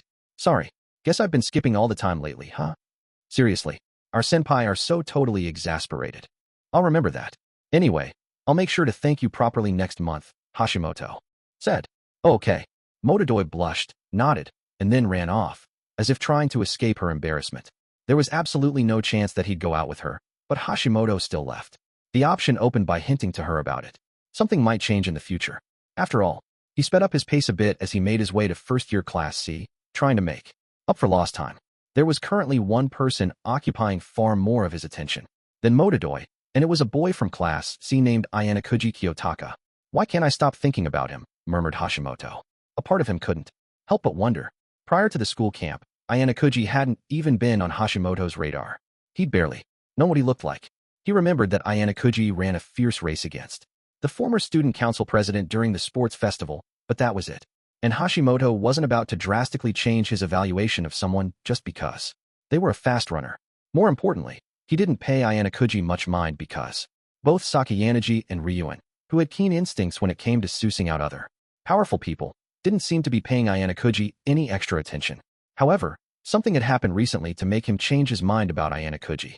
A puzzling remark made by the student council president, Nagomo Miyabi. Miyabi had made a mysterious claim that Horikita Manabu held Ayanokouji in higher regard than he did anyone else. Hashimoto tried to dismiss the idea as nothing more than a joke, but he couldn't do it. In retrospect, the signs were all there. Why did Ayanokouji and the former student council president directly confront one another during the sports festival relay? What if that wasn't mere coincidence, but intentional? What if there was a reason? They'd wanted to make a big show of competing against one another? Those questions began to swirl around in Hashimoto's head. Additionally, he remained unsure about the matter of Ishizaki and the others supposedly overthrowing Ryuen. Class C had been Class D, the lowest-ranked class by far, back in the spring, but they began steadily closing the gap between them and the upper level classes. What if Ayanokouji had something to do with it? What if he surpasses both Sakayanagi and Ryuen? Wondered Hashimoto. As of this moment, he couldn't really imagine that happening. All he had to go on was mere suspicions, a series of paranoid delusions that might have gone too far. He was missing a crucial part of the puzzle. Nagumo's words might have been nothing more than an unfounded joke. What happened at the sports festival relay might just have been a product of Hashimoto's imagination, which was why he was taking action to discover the truth. While acting under Sakayanagi's orders to spread rumors about Ichinose, Hashimoto had recently found himself with some free time to spare. He'd spent it following Ayanokouji around to try to find out what he was up to. Now, he arrived at Class C, only to find Ayanokouji was already gone. You never waste any time, huh, Ayanokouji? Perhaps because his circle of friends was rather limited, Ayanokouji hardly ever stayed back in the classroom after classes ended for the day. Was he with that close group of friends of his again today? Hashimoto wondered. The one including Miyake and Yukimura. And the others? But Yukimura and Sakura were still in the classroom, so he eliminated that possibility. Yo, Hirata. Just standing there idly and observing another class would draw attention to himself. So Hashimoto quickly called out to Hirata, who hadn't yet left to go to his club. Oh, hey there, Hashimoto-kun. What's up? Replied Hirata. Just came by to check and see whether you got yourself a new girlfriend. Well, I'm not really thinking about jumping into another relationship right now. So you're still in the process of mending your broken heart? Eh? Haha. Something like that, I suppose, said Hirata. You'll have to tell me more about it sometime, then. Oh, by the way, I've been trying to get contact info for the guys I was with back at the school camp. I was thinking I'd ask Ayanokouji next, but it looks like he's already left, said Hashimoto. You didn't bump into him? I think he only just left a minute or two ago, just a hair too late then. Hashimoto, quickly determining that he might still be able to catch up to Ayanokouji, thanked Hirata and immediately stepped back out into the hallway. It was almost time for the year-end exams. Even he couldn't afford to spend every day doing nothing but chasing after Ayanokouji. He wanted to come to a definite conclusion, and he wanted to do so quickly, so he could shift his attention to prepping for the exams and be ready to take them in top form. Man, hope I get something soon, he muttered to himself. If there was a chance, he would take it. And so he continued chasing after Ayanokouji. As luck would have it, Ayanokouji was by the entrance, fiddling with his phone. Was he waiting to meet with someone? Or was he just killing time? Either way, it seemed like Hashimoto's luck was holding. Ayanokouji was almost incessantly fiddling with his phone to communicate with people. It was unclear whether he was talking to Miyake and the other people in that group, or if he was communicating with someone who Hashimoto didn't know. The only thing he did know for sure was that Ayanokouji was an extremely easy person for him to track. He'd been tailing several students so far: Katsuragi, Ryuen, Kanzaki, and sometimes even Ichinose. None of them were all that easy to follow. If he got a beat on them once in 2 days, he considered himself lucky. And sometimes, when they gave him the slip, he'd go almost a whole week without knowing what they were up to. However, Ayanokouji's daily routine was ironclad, and his circle of friends was extremely small. This made it incredibly easy to anticipate where he was going to be. On top of that, Ayanokouji seemed to have no awareness whatsoever of what was going on around him. He never paid attention to anything behind him, and he never gave any indication of having a keen sense of intuition, not even that he had accidentally detected Hashimoto following him. Even so, Hashimoto wasn't so careless as to let his guard down. He followed Ayanokouji, while keeping sufficient distance between them, just to be completely safe. Then his phone rang. It was one of his classmates, Shimizu Naoki. Hey, what's up, Naoki? Well, to tell you the truth, it's about what happened this morning. Seriously, dude. I give up. This sucks. I know, dude. Hey, it's probably best just to forget about it, alright? We just have a lot of people who like to talk in our class is all. A minor problem had cropped up that morning in Class A, which Hashimoto belonged to. Apparently, the girls of Class A had found out that Shimizu had confessed his feelings to one of their classmates, a girl named Nishikawa, and that she'd turned him down. Nishikawa had probably inadvertently let the fact of Shimizu's confession slip out to her friends, and it had spread. It happened all the time. Dude, You're never going to get anyone to go out with you if you worry about each and every little thing, said Hashimoto. Why, yeah, I guess so, but seriously, dude, I just can't forgive Nishikawa for this. Well, as much as I'd love to stick around and listen to you complain, I'm kind of in the middle of something right now. Oh, really? Sorry, man. Hashimoto promised that he'd call him back that night, and then ended the call. That's just what happens when you ask someone out without first making sure you've met all the conditions for success, he muttered after he hung up. Resolving to console Shimizu later, Hashimoto followed Ayanokouji back to the dormitory. If he's heading straight back, then I guess I'm not getting anything today either. Huh. The worst part of tailing Ayanokouji was probably the almost complete lack of variety. However, the elevator had passed the 4th floor, the location of Ayanokouji's room. It continued to ascend for a while. Hashimoto watched the monitor, observing Ayanokouji getting off alone on a floor where the girls were residing. If I remember correctly, that's Ichinose's floor, isn't it? He said aloud. It might be a coincidence. Ayanokouji might be meeting some other girl. But given what had been happening lately, Hashimoto couldn't help but connect the dots to Ichinose, even if he didn't want to. Since it's Ichinose, though, I guess it's possible he's just paying a simple visit. While Ayanokouji had a small circle of friends, Ichinose was highly popular, liked by students across all grade levels. It wouldn't be surprising for her to be friends with Ayanokouji. Also, she was pretty cute. Plenty of students might be making a point of visiting her, maybe hoping to spark something by doing so. Regardless, Ayanokouji got back on the elevator soon after. This time he got off at the 4th floor, which was where his room was. What? Hashimoto struggled to understand what in the world Ayanokouji was doing. On the monitor, he saw several girls from class be entering the elevator from the floor Ichinose resided on. Hashimoto deduced that they'd come to visit her before Ayanokouji, causing him to decide to turn back when he bumped into them. Just in case, Hashimoto quickly took the elevator up to the 4th floor. But Ayanokouji was gone, almost certainly back in his room. In the end, I got nothing today either, huh, he muttered. After pondering whether or not to call it quits for now, he decided to mull over the situation for a while in the lobby. It was still early.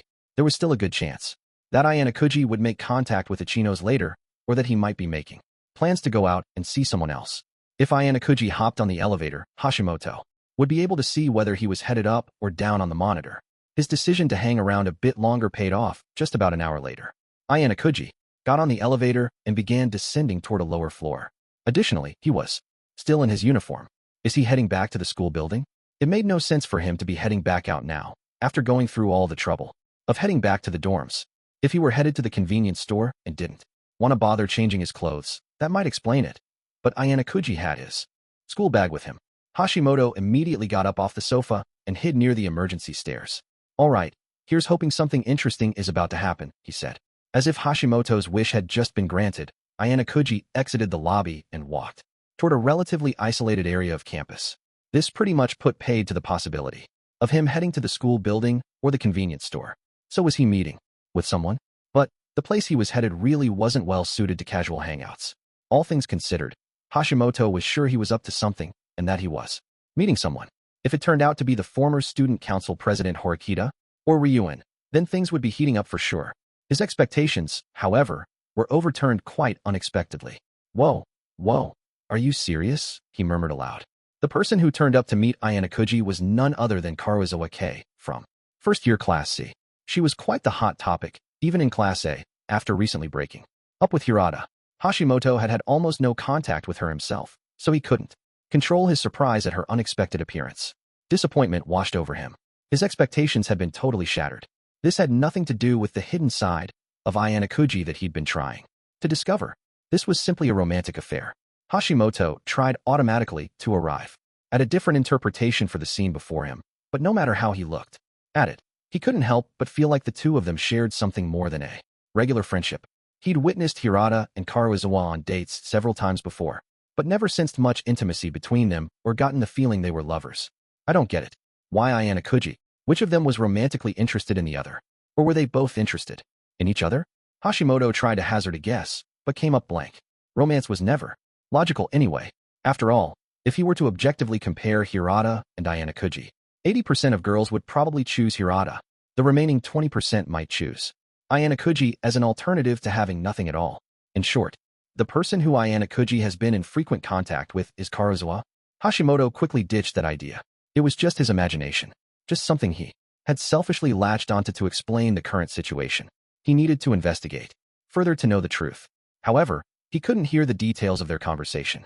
It wasn't like he could just casually stroll up close to them either, since this was a place students didn't often frequent. What should I do? He mused aloud. No matter how hard he tried, he was at a loss. Then the scene took an unexpected turn. Chocolates, huh? Said Hashimoto. Karuizawa handed Ayanokouji something she had been holding. Today was February 14th. If she was handing him something in secret, where no one was around to see, then he could easily guess what it was even without seeing what it was inside. If nothing else, this proved that Karuizawa had developed a romantic interest in Ayanokouji. Well, guess that's it for today then. It was completely unrelated to the information that Hashimoto had sought to discover. But just as he came to that conclusion and thought to head on back to the dorm, he stopped in his tracks. Since I've got this chance, maybe I should try to pick a fight with him? Considering how close they were to the year-end exams, it could be said that this was a valuable opportunity. He could shake things up, throw Ayanokouji off balance, by forcibly dragging Karuizawa into the equation. This was a chance to expose Ayanokouji's secrets, and if nothing came of it, then he might be able to conclude once and for all that Ayanokouji was no threat to him. His mind made up, Hashimoto quickly headed over toward Ayanokouji and Karuizawa. 7.1 I sensed someone approaching us from behind, moving quickly. It was obvious from their movement that they didn't want to miss the chance to see me and Kei in close proximity to each other like this. Yo, Karuizawa. Oh, and Ayanokouji too. It was Hashimoto, who had been hiding his presence and tailing after me since I left the lobby. Who is he? Kei, not seeming to know who Hashimoto was, looked to me for an answer. Hashimoto, from Class A. I was with him during the school camp. After greeting us, Hashimoto approached Kei. Whoa, for a guy and a girl to have a secret rendezvous like this, you're quite the smooth operator, aren't ya, Ayanokouji? I'd known Hashimoto would try to make contact eventually, so this was the moment he'd chosen, huh? In that case, I'd just have to turn his plans to my own benefit. It's not like we're really doing any. Don't try to hide it. It's Valentine's Day. Even if you're not dating, I'm not surprised. You two set up a whole secret rendezvous. In fact, it looks like you got something from her, said Hashimoto. He'd witnessed me receiving chocolate from Kei and immediately putting it in my bag. She just happened to give me chocolates by coincidence. It wasn't like we were meeting intentionally. I tried to deny it, but Hashimoto snickered, seeing through my excuse. No, come on. Man, you knew she was going to be giving you chocolates from the very beginning, didn't you?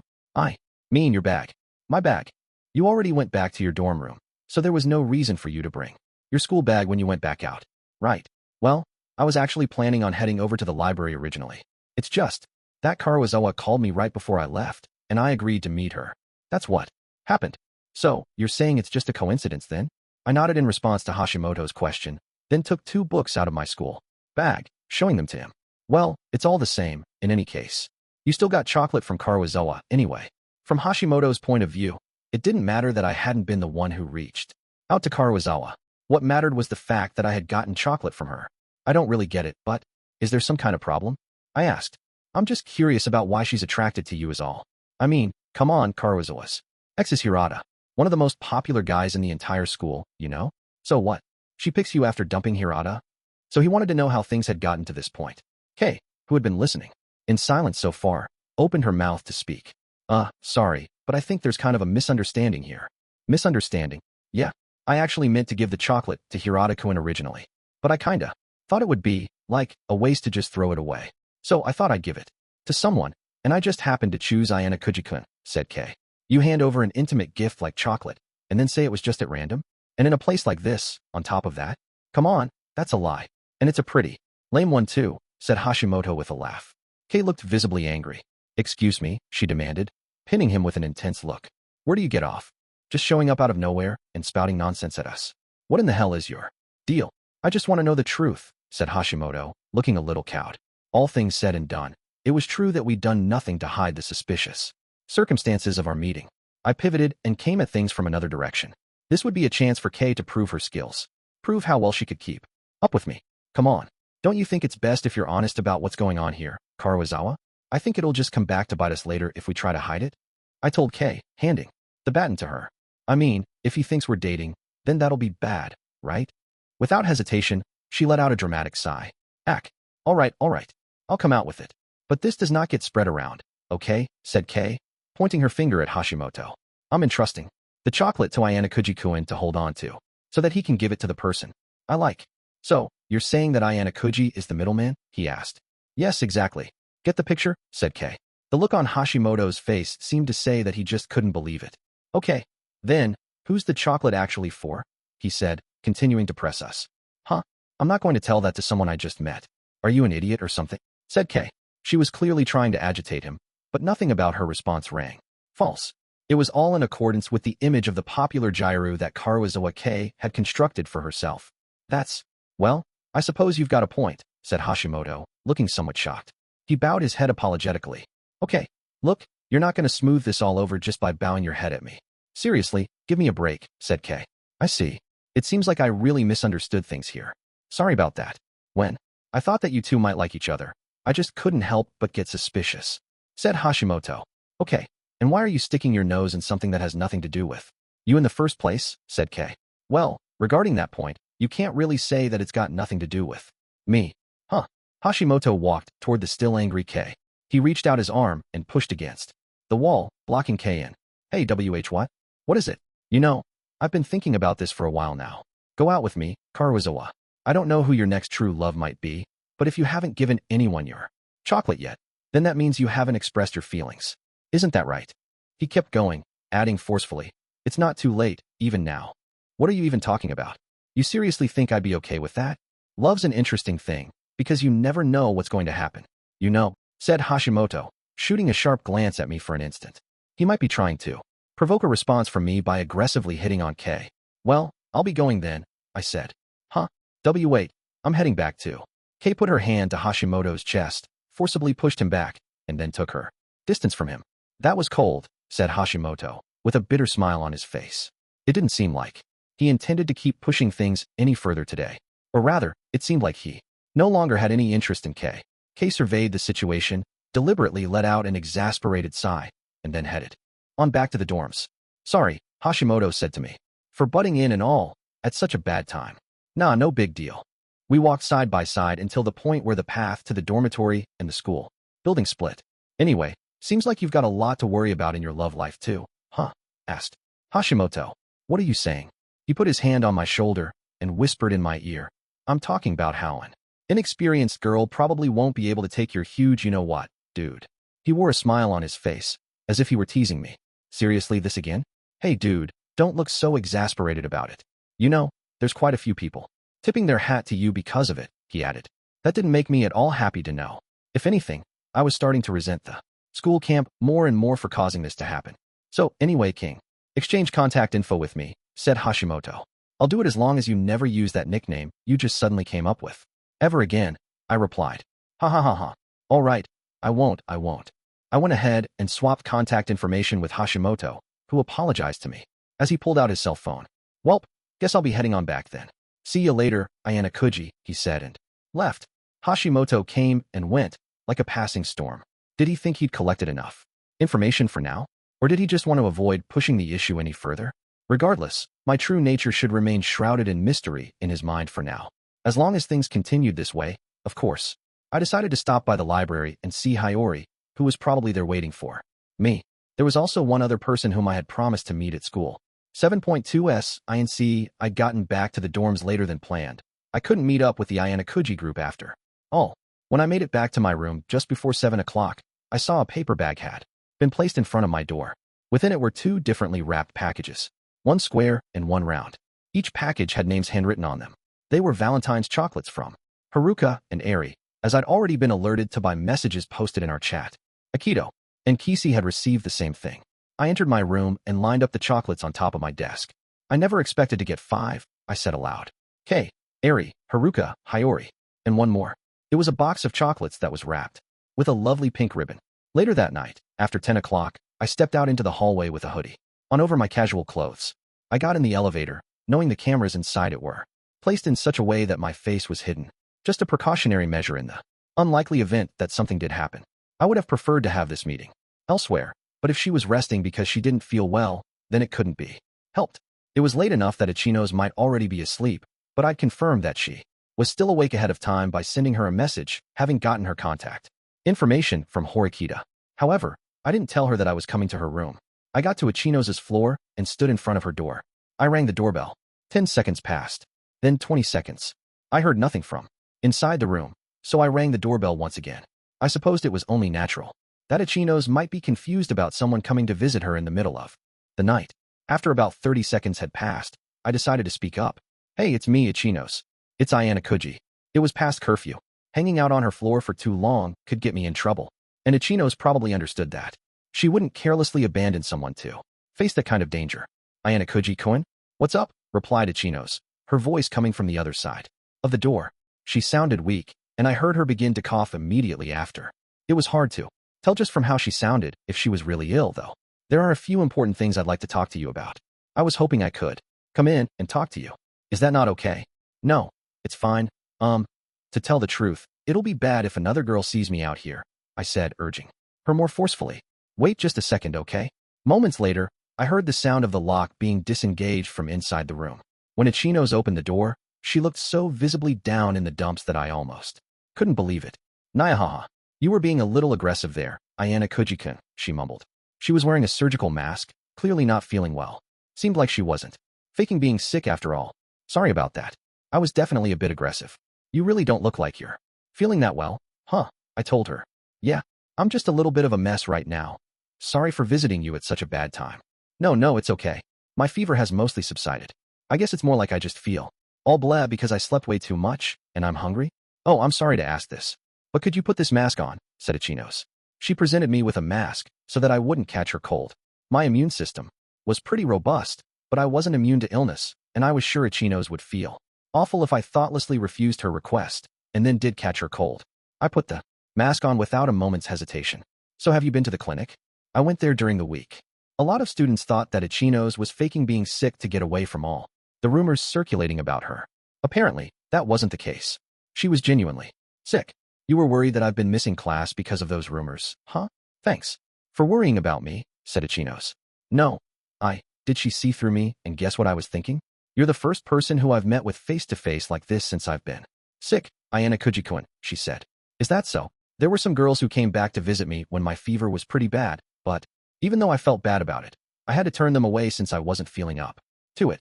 Since then, I guess my other friends must think I'm feeling depressed because it seems like they've been holding back from coming by, said Ichinose. I'd come to visit her much later than everyone else, and yet, I was her first visitor. Since she'd gotten sick, huh? Ironic. The situation seemed simple enough. Ichinose was resting because she was sick. But when I considered her past behavior, I didn't have to think too hard to come to the realization that she was the kind of person who paid careful consideration to monitoring her health. Not to mention that the year-end exams were right around the corner. She would have wanted to avoid getting sick at all costs during a time like this, leaving me certain that she'd caught a cold because her immune system had been weakened by the psychological ordeal she was suffering.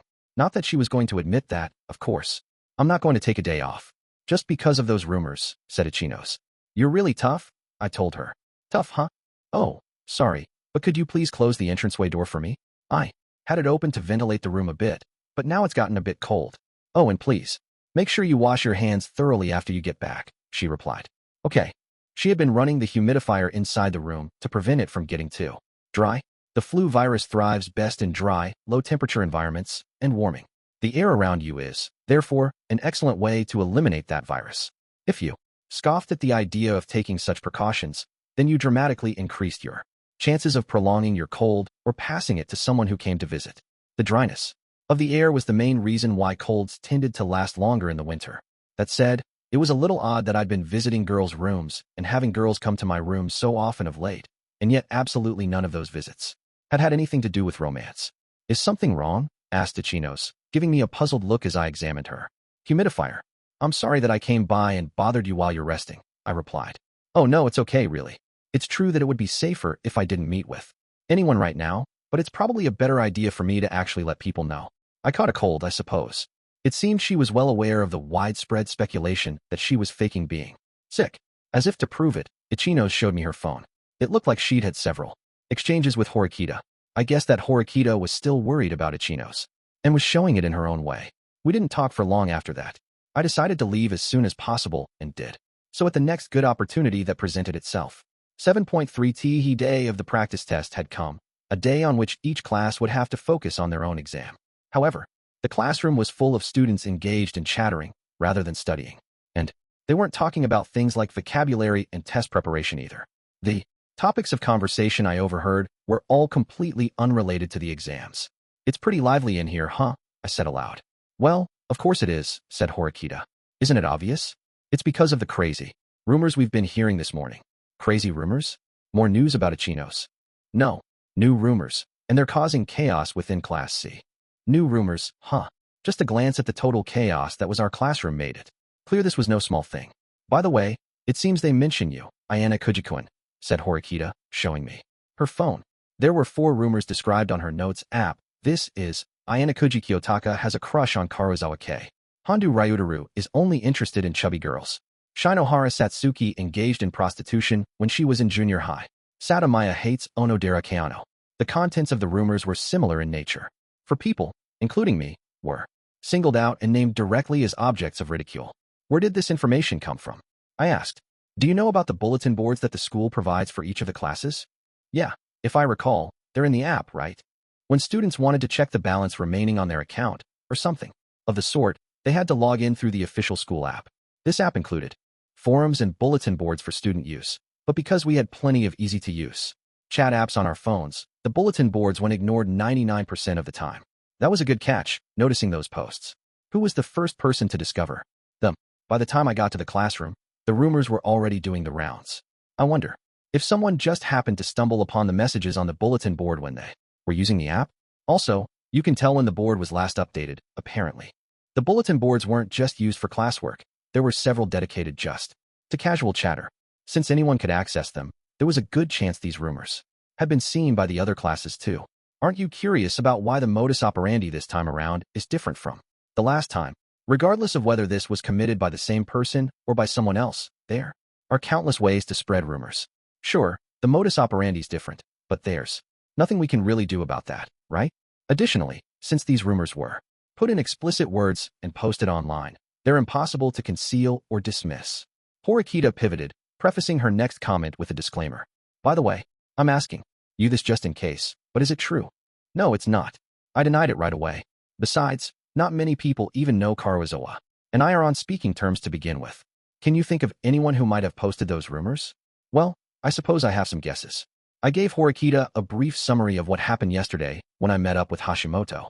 If Hashimoto-kun started the rumors about Ichinose-san, then it wouldn't be surprising at all for him to do the same with rumors about you and Karuzawa-san. But what about the other victims? We don't have a lot of avenues to ascertain the truth. That's true. I mean, it wasn't like there were any students who could just directly confirm the truth of these rum. Hey, Shinohara, you used to be a prostitute or something? Shouted Yamauchi with a laugh, completely oblivious to other people's feelings, as usual. I was not, replied Shinohara, fervently denying it. She stood from her seat in a panic, embarrassment, and anger writ large on her face. Well, show me some proof then, said Yamauchi. Proof? How am I supposed to prove it to you? Shouted Shinohara. Captivated by the drama, the students already in the classroom started sharing the rumors with the ones who were just showing up. Well, they'd hear them sooner or later. Anyway, so you're saying it's all a lie? Yamauchi demanded. Then what, everything else posted online was a lie too, huh? And that we're just running our mouths without even thinking. As I watched Yamauchi and Shinohara get into it, I confirmed what I was thinking with Horikita.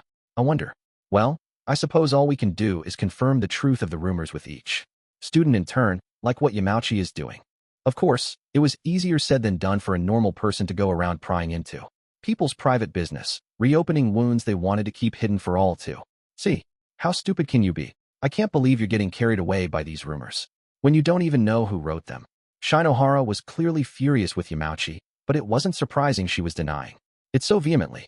If anything, it was surprising that she could be this calm after someone had posted such things about her. But don't you think all the stuff said online is pretty believable? Knock it off already, Haruki. In response to Yamauchi's merciless teasing, Ike, who had been standing next to him, aggressively grabbed him by the shoulders and tried to get him to stop. What, dude? This is just my chance to pay Shinohara back for always acting so high and mighty all the time.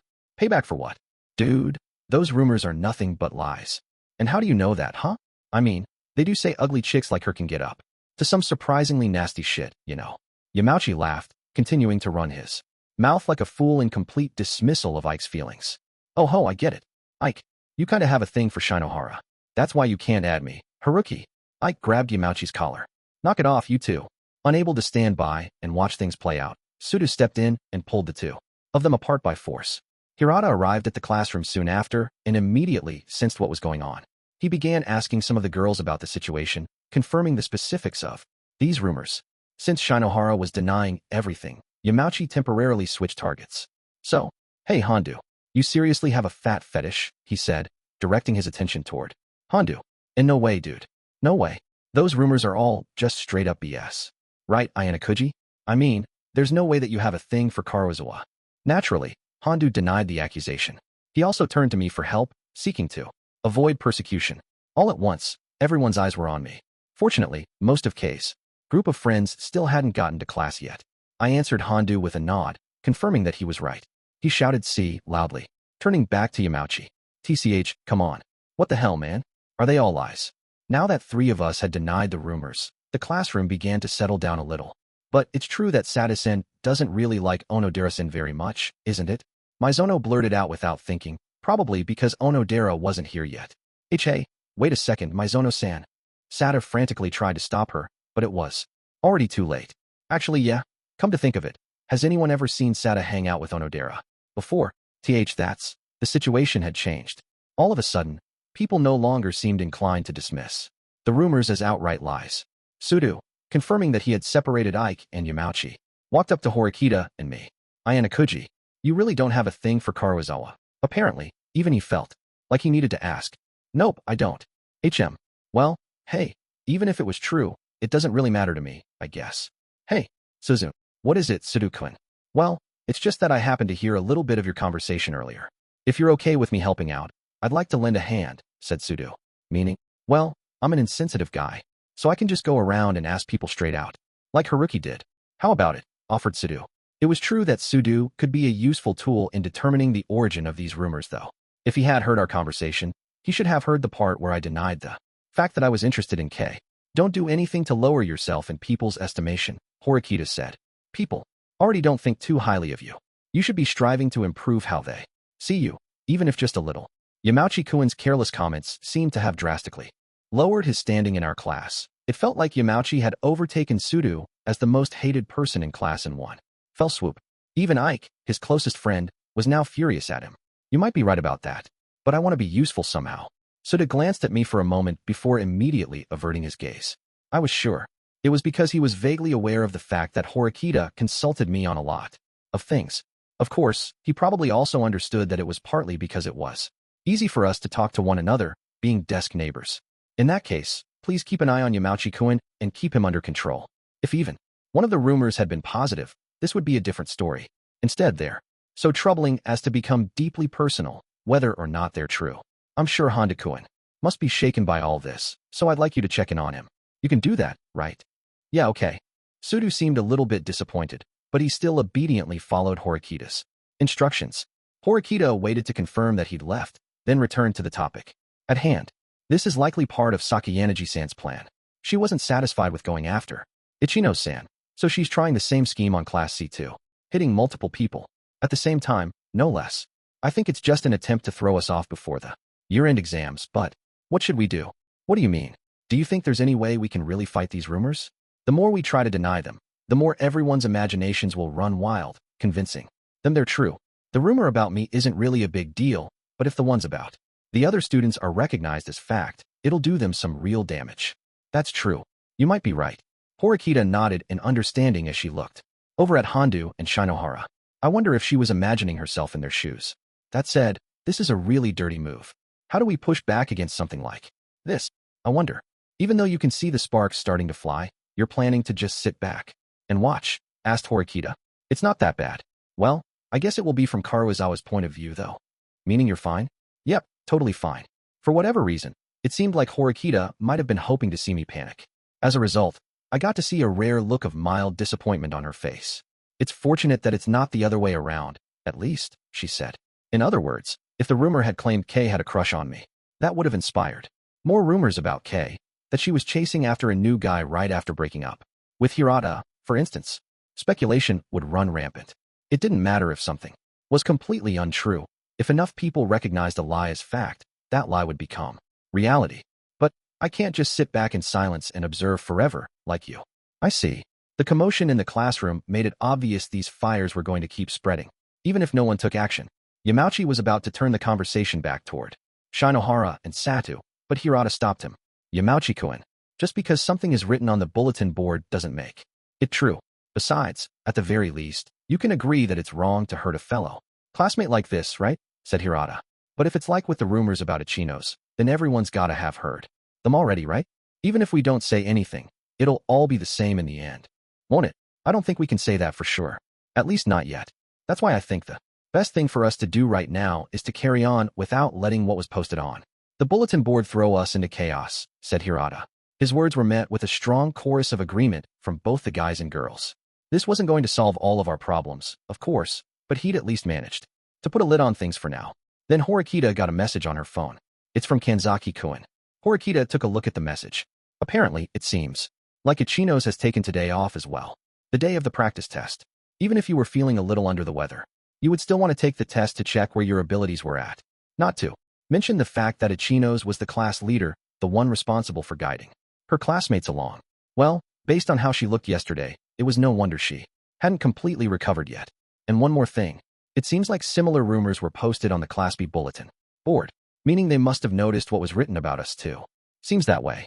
Horikita hurriedly logged into the app and checked the Class B bulletin board.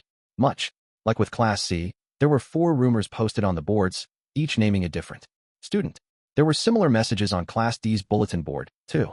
Conveniently enough, it looks like the students of Class A were the only ones who had no rumors posted about them. Can I have a moment of your time after class today? I'd like to check in with Ichinose, get some more information, and discuss how to respond to these posts. Sure, I agreed. For the time being, let's focus on the practice test. It's a valuable opportunity to gauge the difficulty level of the year-end exam and to get an idea of where our class is at. But Horikita wasn't one of the people targeted by the rumors. Unlike her, the victims weren't going to be able to concentrate on the test quite so easily. When Kay and her friends arrived at the classroom, they huddled together and started whispering among themselves. Then, they looked over at me. They looked at me as if I were human trash. I could tell what was going on even if I couldn't hear what they were saying. Does it really look like Ayanokouji-kun has a crush on Karuizawa-san? Hey, what do you think about him anyway? Huh, Karuizawa-san. I was sure the conversation they were having right now went something like that. And, without a doubt, I bet that Kay was responding to them with things like, he's disgusting. Or he's the worst. Didn't you say that you were fine? It kinda bothers me a little. I would have kept watching them talking, but I didn't want to actually overhear what they were saying, so I decided to stop. The real issue was the students other than me who'd been singled out by name and were currently being discussed. 7.4T he practice test had begun, despite the chilly traces of awkwardness and ill will still lingering in the air. This was an important phase of the end of the school year. The content of the practice test was, even comparatively speaking, much more difficult than what we'd seen on tests so far. Extremely so. However, it was also true that students who'd gotten through the exams we've had so far should be able to handle what was on this one without needing to panic. On the other hand, the students who'd barely managed to squeak by probably needed to really put their noses to the grindstone after this practice test. I'd been invited to join the Ayanokouji group for a study session, but I decided to let them know they could start without me, since I was going to be accompanying Horikita. Today, Kanzaki didn't want to draw any attention to himself, so we decided to meet up at the Kiyaki Mall after school, after the practice tests were over. Following Horikita's lead, we went over to where Kanzaki was waiting for us. He was by the southern entrance to the mall. This was the farthest point from the school building, so students didn't usually come by here. I wasn't particularly invested in the whole class conflict thing, but that didn't mean that I wasn't worried about Ichinose as a friend. Besides, more information wasn't a bad thing. Not to mention the fact that Hashimoto had been tailing me lately, and for some time now. If I made contact with Class B, the shadow of Class A would inevitably loom closer, but that was exactly what I was hoping for.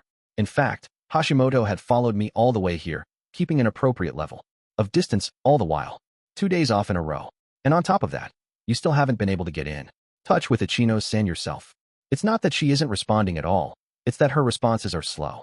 All I've gotten from her was a notification that she's sick with a cold. Kanzaki seemed on edge. I imagined he'd been under a lot of stress lately. Ichinose must have told him not to worry, but I supposed he could hardly sit there and take it. Ichinose's health issues were probably one reason why she was reluctant to meet with any of her classmates right now. I was willing to bet another was that she really didn't want to hear about or discuss the rumors any further. What did your homeroom teacher say about it? The same as always. She only said that Ichinose was taking the day off because she was out sick with a cold. Their homeroom teacher had probably gotten the same message from Ichinose that everyone else had. Kanzaki looked depressed because he doubted whether Ichinose was really absent from class because she had a cold. After all, she'd been the subject of an ongoing scandal lately. Of course, he suspected that was the real reason for her absence. How about we go to visit her? I think we could clear this all up if we just went to see her in person, said Horikita. Apparently, some girls from our class went to visit her. It doesn't sound like they were able to see her face to face, replied Kanzaki. Horikita, realizing that the situation wasn't looking good, pondered the matter deeply. Well, on the bright side, Ichinose is academically gifted. Even if she doesn't take the practice test, she'll probably do just fine, she reasoned. It was possible for students who were sick, like Ichinose, to get the test questions at a later date, or they could ask other students about what problems were on the test. We're not worried about that either. We're only concerned about Ichinose's mental well-being, said Kanzaki. As Horikita and Kanzaki continued to try to come up with a plan, several shadows approached us. It seemed like Hashimoto had already reported on this secret meeting. Oh, it sounds like Ichinose-san is absent from class again today, huh? Next week is the year-end exam. If she were absent for an extended period of time, why, perhaps, all the way to the day of the exam, well, she might be in a lot of trouble. Sakayanagi and her underlings had appeared before us. Well, before Kanzaki, rather. We saw Kamuro and Hashimoto with her, and also a boy named Kitu. So these were the key members of Sakayanagi's faction, huh? Now then, what in the world could you be discussing with these Class C fellows? Asked Sakayanagi. It has nothing to do with you. Oh, my, it doesn't seem like we're very welcome here. If you want to be welcomed, then you should stop spreading weird rumors. Before you do something that you can't take back. Sakayanagi and her classmates looked at one another and chuckled. What in the world are you talking about, she asked. Class B's unity won't be shaken, no matter how many rumors you spread. I'm afraid I don't know what kind of situation your class is in, but I look forward to finding out what comes next. I was guessing she'd only come here to see for herself how things were proceeding. She seemed to conclude that her plans were showing immediate results, for she departed. Right after that exchange with Kanzaki. Don't worry about her, Kanzaki-kun, said Horikita. This is all part of Sakayanagi-san's strategy. I know. Unfortunately, Kanzaki's concern for his companions and his humble, reserved nature meant his suffering wouldn't be ending anytime soon. 7.5C last was over, but it wasn't like the rumors were going to stop spreading. I made it back to the dorm and was relaxing when I got a call from K. Hey, wait a minute. What's going on, Kiyotaka? What do you mean, what's going on?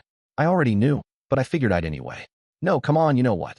Kiyotaka, there's a rumor going around that you have a C-crush on me. Did you not know? Don't worry about the rumors. And no way. It's not like I can just not worry about it just because it's a rumor. How did this even happen? She was shouting so loudly that there was a shrill ringing in my ears. I moved my phone away for a moment and hit the button to lower the volume. I suppose it might be Hashimoto who started the rumor, I said. Or maybe some other students saw us together. Ah. Kay let out a quiet scream. Well, I mean, this is fine though, isn't it? It would have been really bad for you if things were reversed. Are reversed. If the rumor went Kay has a crush on Kiyotaka, then that'd be bad news for you, wouldn't it? I think if that were the case, then people would be even more suspicious of you than they are of me. Since you just broke up with Hirata, I told her. I suppose so, but don't worry. Things like rumors always fade quickly. Really? Still, I suppose it might be easier for us to make contact moving forward, thanks to this rumor. If I try to talk to you, people will just assume it's because of what the rumor says, and that'll be that. It all came down to perspective.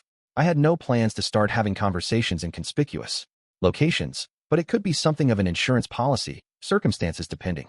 No. Kay repeated the word many more times than before. If the two of us are together, people will look at us weird. They absolutely, definitely will look at us weird. Was repeating yourself like that becoming some kind of trend? What a bizarre speech. Affectation. Anyway, this meant that Hashimoto, who'd been following me, would also have this information planted in his head. Don't worry about it. Even if you tell me not to worry about it. A long period of silence followed, after which she apparently decided it was just too difficult after all. It's just impossible. I can't do it. Kay continued to grumble at me about a variety of topics for a while, but then eventually seemed to give up, and she ended the call. 7.6T hangs were beginning to move at a dizzying pace. Even though there was no special exam, and we should be concentrating only on the written exam that was going to be held in late February. These were tumultuous days. On Friday, February 18th, 3 days after the practice test, students from each class, except for B, had gathered at a spot some distance from the school building. Hirata had done his best to keep the new rumors from spreading at this critical juncture, but his efforts had been in vain. Class A, the only class with no rumors about them, posted on the bulletin boards, had already gotten wind of the information. "Yo, Ishizaki. So what the heck did you want to talk about with me anyway?" asked Hashimoto, seeming the same as always. "What do I want to talk about? You already know what this is about, Hashimoto. And what are you thinking, bringing Kido along with you? I told you to come alone, didn't I?" said Ishizaki. "Well, you brought Albert with you, didn't you?" "Just taking precautions." The air was tense, like everyone was on tenterhooks. Looking at the current situation, it was hard to imagine the two of them had been rooming together just a little while ago at the school camp. But the reasons why things had gotten to be like this were plain to see. "We just came to talk today. Isn't that right, Ishizaki-kun?" Ishizaki and Albert weren't the only Class D students present. Hiyori and Ibuki were there too. "Well, as long as they don't make a scene, then I suppose everything will be fine." But Hiyori's worries were understandable. Given the people who were present, it was hard to imagine nothing happening. "But what about those other people? I didn't know you invited other people out here." "Aside from us," said Ishizaki. Hashimoto looked over at us and let out an exasperated sigh. "To know about them. Aren't you the ones who called them?" Apparently, both Class D and Class A were uncomfortable about having us Class C students present. "It's just like you said, Ayanokouji," said Akido, who stood beside me, along with the rest of the Ayanokouji group. "We'd all met up at the cafe for a study session a little while ago. I just remembered that time when Kenzaki and Hashimoto were going at it. And then I just happened to see you guys heading away from campus, so I thought that maybe." Well, as soon as I'd told Akido that I had sensed something was wrong, he immediately followed me here. The only thing I hadn't planned on was Haruka, Eri, and Kisi coming along, too. There's way more people here than there was last time. Things might get pretty rough. Come on, why do we keep getting into these kinds of dangerous situations all the time? Said Haruka, apparently exasperated. "Well, whatever. It doesn't matter who called them here. So let's hear what you have to say, Shina-chan. It's about the rumors. You Class A people are the ones who've been starting them, aren't you?" said Hiyori, perhaps deciding this would result in a fistfight if she left it to Ishizaki to handle the conversation. Hey, why are you asking us something like that? That's friggin', please leave this to me, Ishizaki-kun, said Hiyori, gently stopping Ishizaki from angrily shouting back. "I happened to overhear Kenzaki-kun saying that he saw you spreading rumors about Ichinose-san. Wow, he's a blabbermouth, huh? Or maybe you happened to hear that from those two over there," replied Hashimoto. He was referring to me and Akido, since we'd heard Hashimoto's conversation with Kenzaki the other day. "Please answer the question, Hashimoto-kun." Hiyori continued to press Hashimoto without even looking in our direction. "Well, Ayanokouji and Miyake know, so I'll just come out and say it, I suppose. I heard these rumors about Ichinose somewhere, and I just decided to repeat them a bunch, just cause I thought it'd be amusing." Hashimoto didn't admit the truth, of course. That's a rather convenient excuse. Do you really think something like that is still going to fly? Excuse? It's the truth. I guess if it's wrong to repeat rumors cause it amuses you, then I'm the bad guy. Still, it's strange, isn't it? That Class D, who should have nothing to do with this, would just swoop into this whole situation, said Hashimoto. He continued talking, jovial as ever, but with a sharp glint in his eye. "Is it possible that it's actually you Class D folks who are the ones spreading those rumors? You've got to be friggin' kidding me. We already know that Sakayaneji is the one spreading these rumors. Don't be so quick to assume that. Sure, it's true that our leader is the aggressive type. There are times when she, against her better judgment, says things that'll provoke people. Says things against Ichinose too. I mean, I guess I understand how you feel. I understand why you want to read way too much into things and selfishly decide that she was the source of the rumors. But we've got nothing to do with it. Besides, you don't actually have any proof, do you?" Ishizaki was clearly frustrated by Hashimoto's words, but Hashimoto wasn't wrong.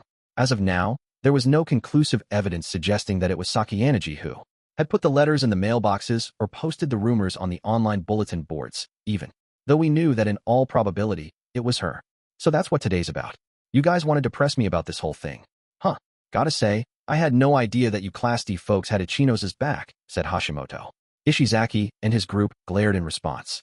Hashimoto let out a sigh, as if to show he understood the situation he was in. "There's no point in trying to fool us. You haven't just been spreading crap about Ichinose. You've been making up stuff about us too." "I see. So that's the reason, huh? You don't really care about Ichinose, you just don't. Like that Class D got caught up in these rumors." "Oh, yeah, they said something about You getting put in juvenile detention for a prank you played on an elementary school student. Isn't that right, Ishizaki? The moment those words passed Hashimoto's lips, Ishizaki snapped. Hiyori hurriedly grabbed Ishizaki's arm, holding him back before he could pounce on Hashimoto. The rumor Hashimoto just mentioned was one of the supposed lies posted on the bulletin board. Ishizaki's fury was inevitable, the result of being in a situation like this. Hashimoto, showing no signs of backing down, continued speaking. But seriously, I'm amazed that you came up with all of these rumors. Come on, tell me how you managed to sniff out all this stuff about other people, not just Ichinose. Stop screwing with us, Hashimoto. Wait, Ishizaki.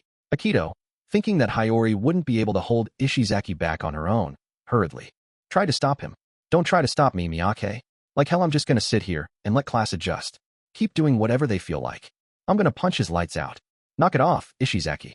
You're the one who'll get hurt, understand? You're probably confident in your fighting skills, but I can throw down pretty well myself, you know? Said Kitu, quietly taking one step forward and putting his fists up in a fighting stance, readying himself against Ishizaki and Albert. It looked like he was ready to accept their challenge, should the situation call for it. Cut it out, you guys. You all know how mad the school gets when it comes to fights, said Akito, trying to calm things down while standing at a distance.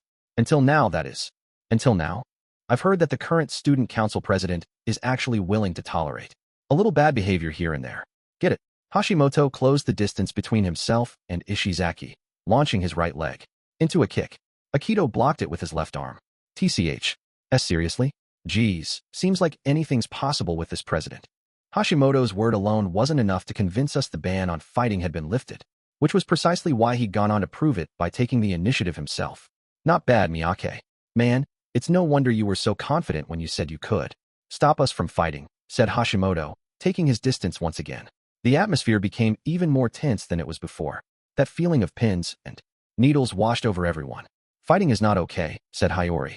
I know. I didn't come here to fight with you guys. That there was just my way of proving to you that we have the power to defend ourselves, replied Hashimoto. Can we trust you? Hashimoto nodded, looking Hiyori in the eyes. And yet, no one believed him. Come on, enough already, Hiyori. This guy lies without even batting an eyelash. No, matter how you think about it, it was Class A who spread these rumors. The proof is that Class A was the only one not targeted by the rumors. But isn't that also precisely why it's possible that they're not the ones responsible? Said Hiyori. It's just like Shina-chan says, said Hashimoto. If we were the ones who spread the rumors, wouldn't we have made sure to post something on the Class A bulletin board? To deflect suspicion? I'm not so sure about that. I can't imagine every student in Class A knows Sakayaneji was the person behind those rumors about Ichinose. If rumors targeting Class A surfaced, it would naturally cause confusion within the class. After Akito pointed that out, Hashimoto let out a sigh. Well, I can't really say that your reasoning is off there, to be sure. But it's probatio diabolica, isn't it? Despite the fact that their actions were extremely suspicious, we had no evidence to prove their guilt. Meanwhile, it was equally difficult for them to prove their innocence. The only way we're going to get the truth out of them is if we let our fists do the talking. Whoa, hey now. Knock it off, Ibuki-chan.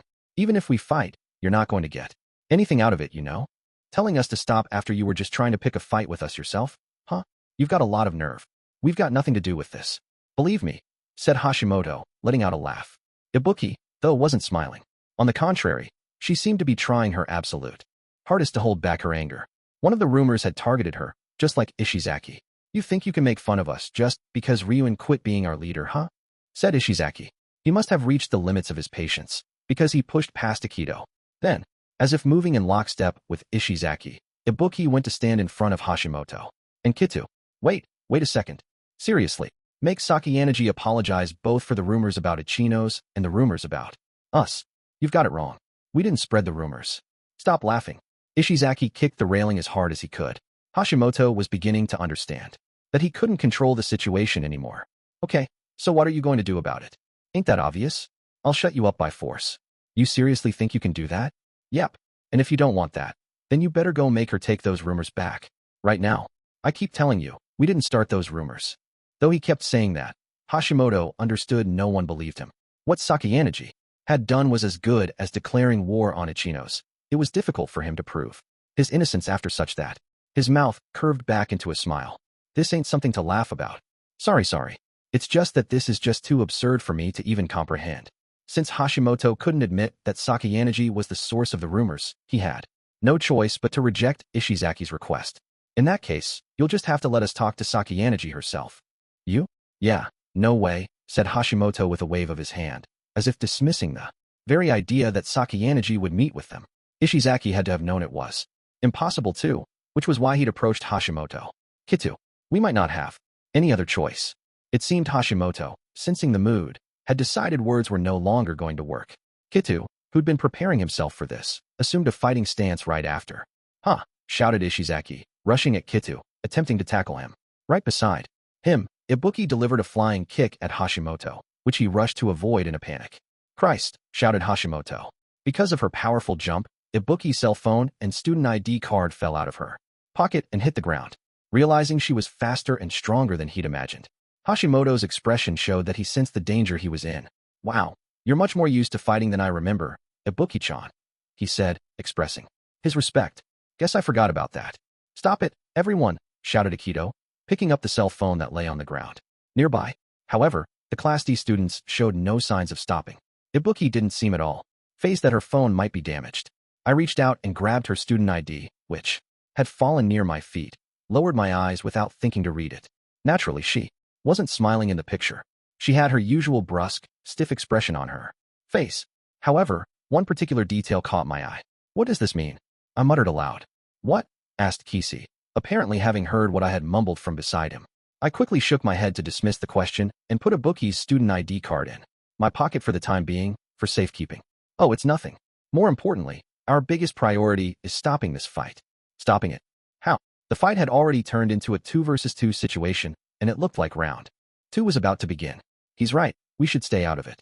It looks dangerous, Kiyotaka-kun. Haruka and Eri spoke up, saying that we should stay out of it. I suppose you're right. Leaving it to Akito is probably the wise choice, I replied. Akito intervened to try to stop the next assault. Don't get in the way, Miyake. Ishizaki attempted to shove him out of the way with brute force, but Akito grabbed his hand and forcefully pushed Ishizaki down. Hey, you jerk, let go. Sorry, Ishizaki. I don't hate guys like you or anything, but I gotta stop you. Back off, shouted Ibuki, aiming a kick at Akito's head. Akito hurriedly moved away from Ishizaki, just barely dodging Ibuki's foot by the skin of his teeth, but he lost his balance in the process. Albert then grabbed Akito with his large arms. Hold him, Albert. Gr. There was no way for Akito to break free of Albert's monstrously strong grip. Class D had determined that they wouldn't lose as long as they managed to keep this fight 2-on-2. Ibuki, shouted Ishizaki. At the same time, Kita thrust his hand forward, aiming at Ibuki's neck. Don't underestimate me, shouted Ibuki, reacting to Kita's attack by kicking his hand away. They're going at it for real. What do we do? The 4 of us watched, unable to stop them. Well, nothing we can really do about it now, since the fight started, but you Class C guys are really in the way here. Hashimoto looked over at us, still keeping an eye on Ishizaki, who had just gotten back up. We happened to come here by coincidence, but there is something that we'd like to say. One of our friends, Ayanokouji, has been targeted and affected by these rumors. Just like Ishizaki and the others, said Kisi. When he appealed to Hashimoto, Eri, who was standing next to him, nodded enthusiastically. Oh, yeah, there was something about him, wasn't there? A lovely little rumor. About him having a crush on Karuizawa or something, right? It's absolutely not lovely at all, said the usually soft-spoken Eri, raising her voice to object, which was a rare sight. Going along with them, I addressed Hashimoto as well. I hate to say this, but I suspect you too, Hashimoto. Guess that makes sense. I mean, I was the only one who saw you and Karuizawa meeting in secret the other day, after all. And meeting in secret? Not just Eri, but Haruka quickly turned around to look at me too. There's nothing strange going on between us at all, I said. Really? But, Kiyotaka-kun, I have gotten the impression that you and Karuizawa-san have been getting along pretty well lately, said Eri. Well, Eri did watch me very carefully, so it wasn't surprising she'd seen that much. But the important thing was that Hashimoto heard her say that. I needed him to know that there were other people who were aware of the kind of relationship I had with Kei. There needed to be the appearance of a certain degree of intimacy between me and Kei, if the excuse we'd used the other day, that I was the middleman, delivering chocolates on Kei's behalf to her real crush, was to appear legitimate. Hashimoto was doing this to ascertain how my classmates saw my relationship with Kei, but it was precisely his own cleverness that would cause him to end up closing himself off to several possibilities. Even though he'd been keeping his eyes on me, he was going to draw out testimony that suggested I posed no threat to him. As a result, his suspicions of me would fade. I'm your opponent right now, Hashimoto. Come on, dude. This is getting to be really annoying. Please, Ishizaki-kun, stop. Don't do this anymore. At the very least, I cannot allow this, said Hiyori, speaking in a firm tone. Ishizaki, unable to ignore her, looked back at her with a troubled expression. But, even if you do manage to beat Hashimoto-kun and Kita-kun in a fight and force them to confess, that won't amount to real evidence. The person at the heart of the matter, Sakayanagi-san, still won't admit to anything. Isn't it enough that we couldn't get them to confess? Said Hiyori. So you're telling a bookie and me to just shut up and take it? I know that is going to sound harsh, but yes. Please bear with it for now. You're the one who asked us to come with you, aren't you? And yet you're telling us to bear with it. That doesn't make any sense. I promise that I'll make it up to you, said Hiyori. Hashimoto let out a whistle, seemingly deeply interested in what he just heard. Oh, so it wasn't Ishizaki who set up this meeting, but you, Shina-chan? Albert-kun, please let him go. Albert slowly released Akito, as instructed. We've really caused you guys from Class C a lot of trouble, said Hiyori, bowing deeply. Wow, okay, you think this is all over just like that? Talk about one-sided. So what? You accuse us, try to beat us up, and we're just supposed to accept it. Could you please forgive us? Hashimoto accepted what Hiyori had to say.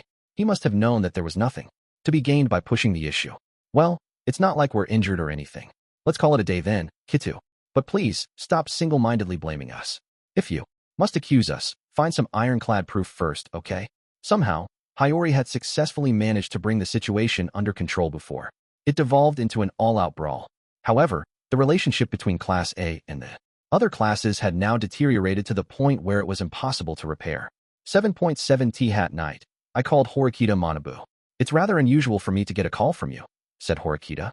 There's one thing I want to ask you. What is it? I reported what I'd noticed after looking at 2 students' ID cards. I hope that this isn't just a misunderstanding on your part, answered Horikita, sounding surprised, as if this was the first he'd heard of this.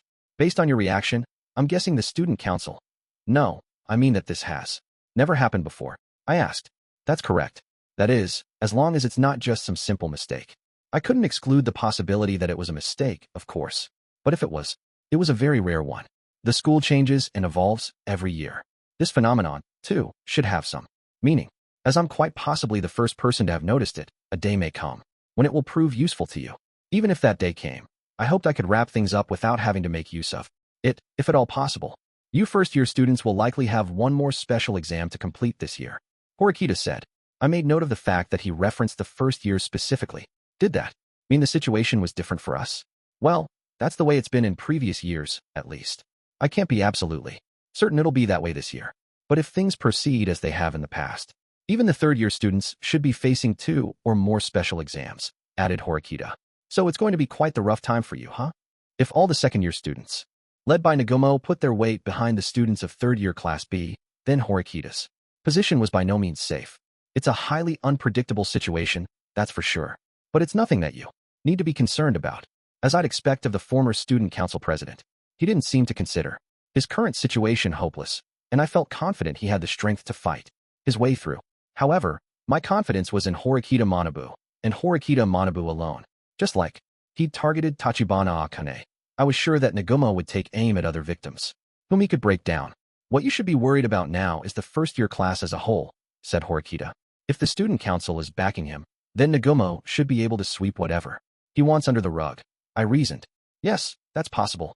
Of course, the student council might lose the school's trust and be forcibly disbanded if they go too far, but we're dealing with Nagumo here. He'll probably handle things quite cleverly.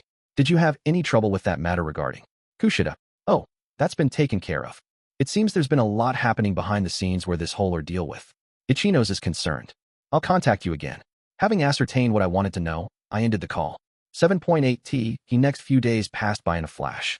Ichinose, the center of this whirlwind of controversy, continued to be absent until February 24th, one day before the year-end final exam, when she finally returned to class. I didn't see her myself, but there were a lot of people tracking her every move with watchful eyes because she hadn't been to class in over a week's time. News about her return reached me almost immediately. That being said, this was only really important to Class B. Class C was far more occupied, with the year-end final exam awaiting us tomorrow. All right, Ayanokouji, Akito, Haruka, and Eri, you all did great. During our lunch break, we gathered around Kishi's desk. We'd taken a mock test that Kisi had prepared for us to take independently at night in order to test our abilities. And he just got done grading our answers. Whoa, Kayapon, you got 90 points. That's awesome, said Haruka, sounding surprised, as she ate her sandwich. Well, that's because the tests that Kisi made for us are perfect. You got a good score too, didn't you? Though their scores varied a little, the three of them had all scored in the neighborhood of 80 points. Well, if you managed to get through both the practice test and the mock test that I made, then I'm sure you should do fine in the test tomorrow, said Kisi. If you're giving us the seal of approval, Kisi, then I'm sure it'll be a piece of cake, said Akito, rolling his stiff shoulders, as if squaring up to fight. Really, thank you so much, Kisi-kun. I always get so anxious every time I take a test, said Eri. Oh, no need to thank me. This is the least I can do, said Kisi. He lightly scratched the bridge of his nose, looking a little embarrassed. Is it really okay if we take the rest of the day off? You've spent a lot of time studying this week. Honestly, I think it's a good idea to take it easy on this last day. It's not like everything you've studied so carefully will just slip away so soon. Besides, you don't want to overdo it now and get sick, or end up falling asleep on the day of the exam. It would be a real shame if you lose points over such a trivial mistake. Roger, I'll follow your orders, Yukimu, replied Haruka, offering Kisi a bizarre salute. The others nodded along, sharing her same sentiment. Bam! Suddenly, a loud sound echoed throughout the classroom. It was the sound of the door being violently flung open. Whoa, you guys, this is huge.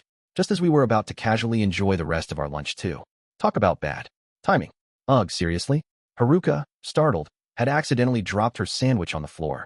She glared at Ike, clearly mad and not trying to hide it. Hey, what's your deal? Dude, it's like a mob. Like pitchforks and everything. A bunch of Class A people are marching into Class B right now, shouted Ike excitedly. So Sakayanagi-san is making her move now that Ichinose-san has returned, huh, said Horikita, who'd also been eating lunch in the classroom. She stood up quickly, looking disturbed, and left the classroom without saying anything to me. Seeing her leave, Sudu, Hirata, and a few others followed. Tomorrow was the year-end exam. If Sakayanagi was going to end this, today was the last chance she'd have. She intended to launch a direct assault on Ichinose right after she'd returned and finish her off. What should we do, Akito? We have no choice but to head over there. If it turns out like what happened the other day, then someone has to be there to stop it. Yeah, that makes sense. But Haruka, Eri, you two stay here. There's no point in getting more people involved. Yeah, we get it. We'll take our time eating. What are you going to do, Kiyotaka-kun? Kisi had risen to his feet, along with Akito.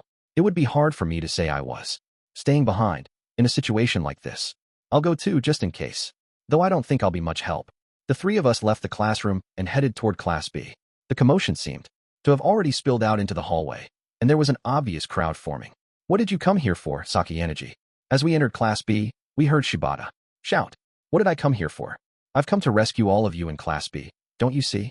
Sakayanagi was accompanied by Kamuro and Hashimoto, though I saw no sign of Kitu or anyone else. They'd probably have gotten more pushback if they showed up in greater numbers, which was why they'd chosen to take action with a small group. What do you mean by that, Sakayanagi? Asked Ichinose, speaking up from the back of the classroom where she stood surrounded by several students. Wait, Ichinose, there's no need for you to get involved. Yeah, that's right, Honami-chan.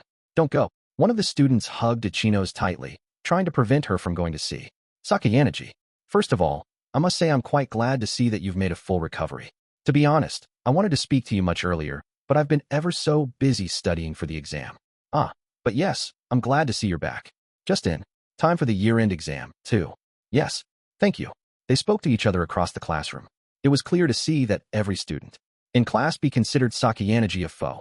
Even though it was lunch break, there wasn't a single student missing from the class. They'd all decided to stick together to protect Ichinose. However, Sakayanagi didn't appear shaken at all. If anything, she seemed to be enjoying the feeling of being deep in enemy territory. She must have anticipated that Ichinose, who was still caught at the center of a whirlwind of controversy, wouldn't have gone somewhere like the school cafeteria during her lunch break. You say you came here to save us, Sakayanagi? Asked Kenzaki. Yes, replied Sakayanagi with a smile and a nod. Does that mean you're admitting that you started those rumors? I suppose I can understand how you'd be saving us if you came here to apologize. I am not the one who started the rumors, she replied. Then what are you saving us from exactly? Do you recall a rumor that went around earlier? The one about how Ichinose-sen had accumulated a massive number of points?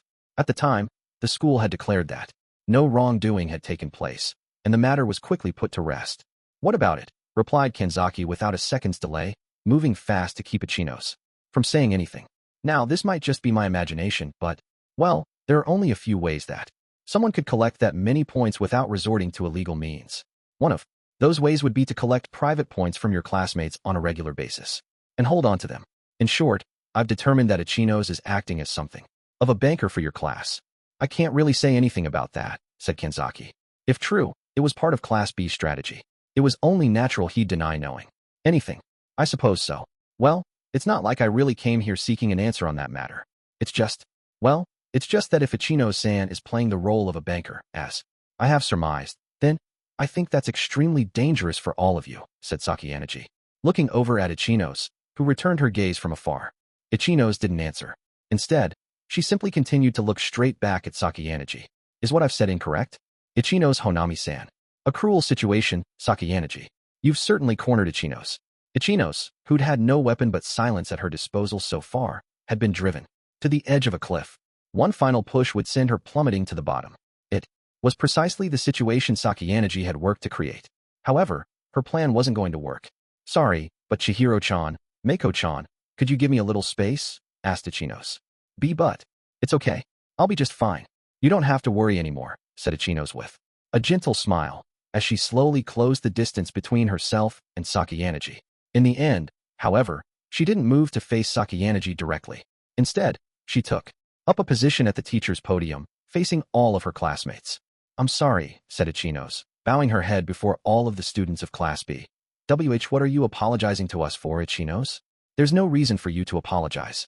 To us, right? Said Shibata, clearly upset, trying to stop Ichinose from speaking. Please don't try to stop her, Shibata-kun. She's just trying to repent, said Sakayanagi, smiling merrily. The whole year I've been here, there's a secret that I've been keeping hidden from you. I've been keeping it for a long, long time. Wait, Ichinose. You don't need to say anything here, said Kanzaki, clearly sensing that something was amiss. But Ichinose wasn't stopping. There have been quite a few strange rumors circulating about me these past few weeks. However, one of those rumors is actually the truth. Just as that letter said, I am a criminal. As Ichinose spoke those words, Sakayanagi wore a satisfied smile on her face. Is that really true? The noisy classroom once again fell silent. It would seem this group of good-natured souls have absolutely no idea what's going on here, so please do give them all the details, Ichinose-san. Exactly what kind of crime did you commit? Ichinose was about to continue speaking, but she stopped and gulped nervously. I've been keeping secrets from all of you, but I'm going to confess everything, starting. Chapter 8. All the tricks T. His part of the story went back to Friday, February 11th. The day when those letters stating Ichinose was a criminal were dropped in our mailboxes. After seeing Ichinose be affected by them, and having Kamuro get in touch with me to talk about her past as a shoplifter, I decided to lay out my pieces in advance so I'd be prepared for Sakayanagi's strategy. To execute that plan, I called a certain female student on her phone and asked her to come and meet me in my room. The time of our meeting arrived, and I heard the sound of light knocking on my door, rather than the doorbell. Since the door was already unlocked, I simply opened it. The faint scent of flowers tickled my nose at the same time that I felt the cold air rush in from the hallway. Good evening, Ayanokouji-kun. Since it was around midnight, Kushida spoke in a lowered tone. Sorry for calling you at such a late hour. If you don't mind, please come on in. Are you sure? It'd be cold if we stayed out by the front door, wouldn't it? I replied. Yes, that's true. Thank you. Going into a boy's room in the middle of the night, and being alone together, on top of that, anyone would find the idea fishy, but Kushida had come to my room without any hesitation. It's a little early, but this is for you, Ayanokouji-kun. She took out a box of chocolates that had been wrapped with a pink ribbon. She must have been keeping it inside her jacket. You're okay with giving me this? I asked. I have quite a few to give out on the 14th, so if there's anyone I can give them to early, I've been doing just that. Since that was the case, I accepted them graciously. There was no reason for me to refuse. So then, what did you want to talk to me about? It's rather unusual for you to call at this time of night. If this were a casual conversation, I could have approached her in the morning or afternoon. It was natural for her to be suspicious. There's something I want to discuss with you. Kushida sounded surprised. I thought you hated me, Ayanokouji-kun, and that you wouldn't want to discuss anything with me. I don't really hate you. Actually, if anything, I thought you'd prefer to avoid me. Right. Ahahaha. I see. Well, I suppose you're right about that. The laugh she released wasn't that of the persona she showed everyone else, but it wasn't a true reflection of the self she hid underneath either. It was something in between. But don't you have Horikita-san? Isn't she far more reliable than someone like me? She asked. I can't rely on anyone but you for this, Kushida. Well, I don't really know if I can be of much help, but I don't mind hearing you out at least. But what do you mean when you say I'm the only one who can help you? She asked, tilting her head to the side in apparent confusion. I want personal information about some first-year students that would embarrass them if it got out. In other words, I want you to tell me their secrets. What do you mean? Kushida still had a smile on her face, but it no longer reached her eyes. You said it yourself before, didn't you? That you already have enough information to bring a whole class to ruin. And you didn't just mean our own class either. You have information on the other classes too. Kushida always worked hard to keep up appearances as a popular person, a person of strong character. People told her all kinds of things, all the time. She might not have quite as much information about the other classes as she did about Class C, but I was betting she knew something useful. And why do you want to know something like that, Ayanokouji-kun? She asked. Do you know that Ichinose is suffering because of some rumors doing the rounds right now? Yes, I know about that. There were those awful letters that went out today too. I'm doing this for the sake of putting a stop to it, I told her. I don't really understand. Is that really your intention, Ayanokouji-kun? Or is it has nothing to do with Horikita? Wow, you're quite compassionate then, Ayanokouji-kun. You did save Sudo-kun. Back then too, I suppose. Naturally, Kushida knew about the actions I had taken in order to prevent Sudo's expulsion shortly after we started school here. So you're saying that knowing other people's personal information is somehow related to stopping the rumors? Yes. I don't understand. If you start rumors that'll hurt more people, won't the situation just get worse? Or are you saying that that's okay, as long as it diverts attention from Ichinose-san? She might have assumed my strategy was to save one person by sacrificing many others.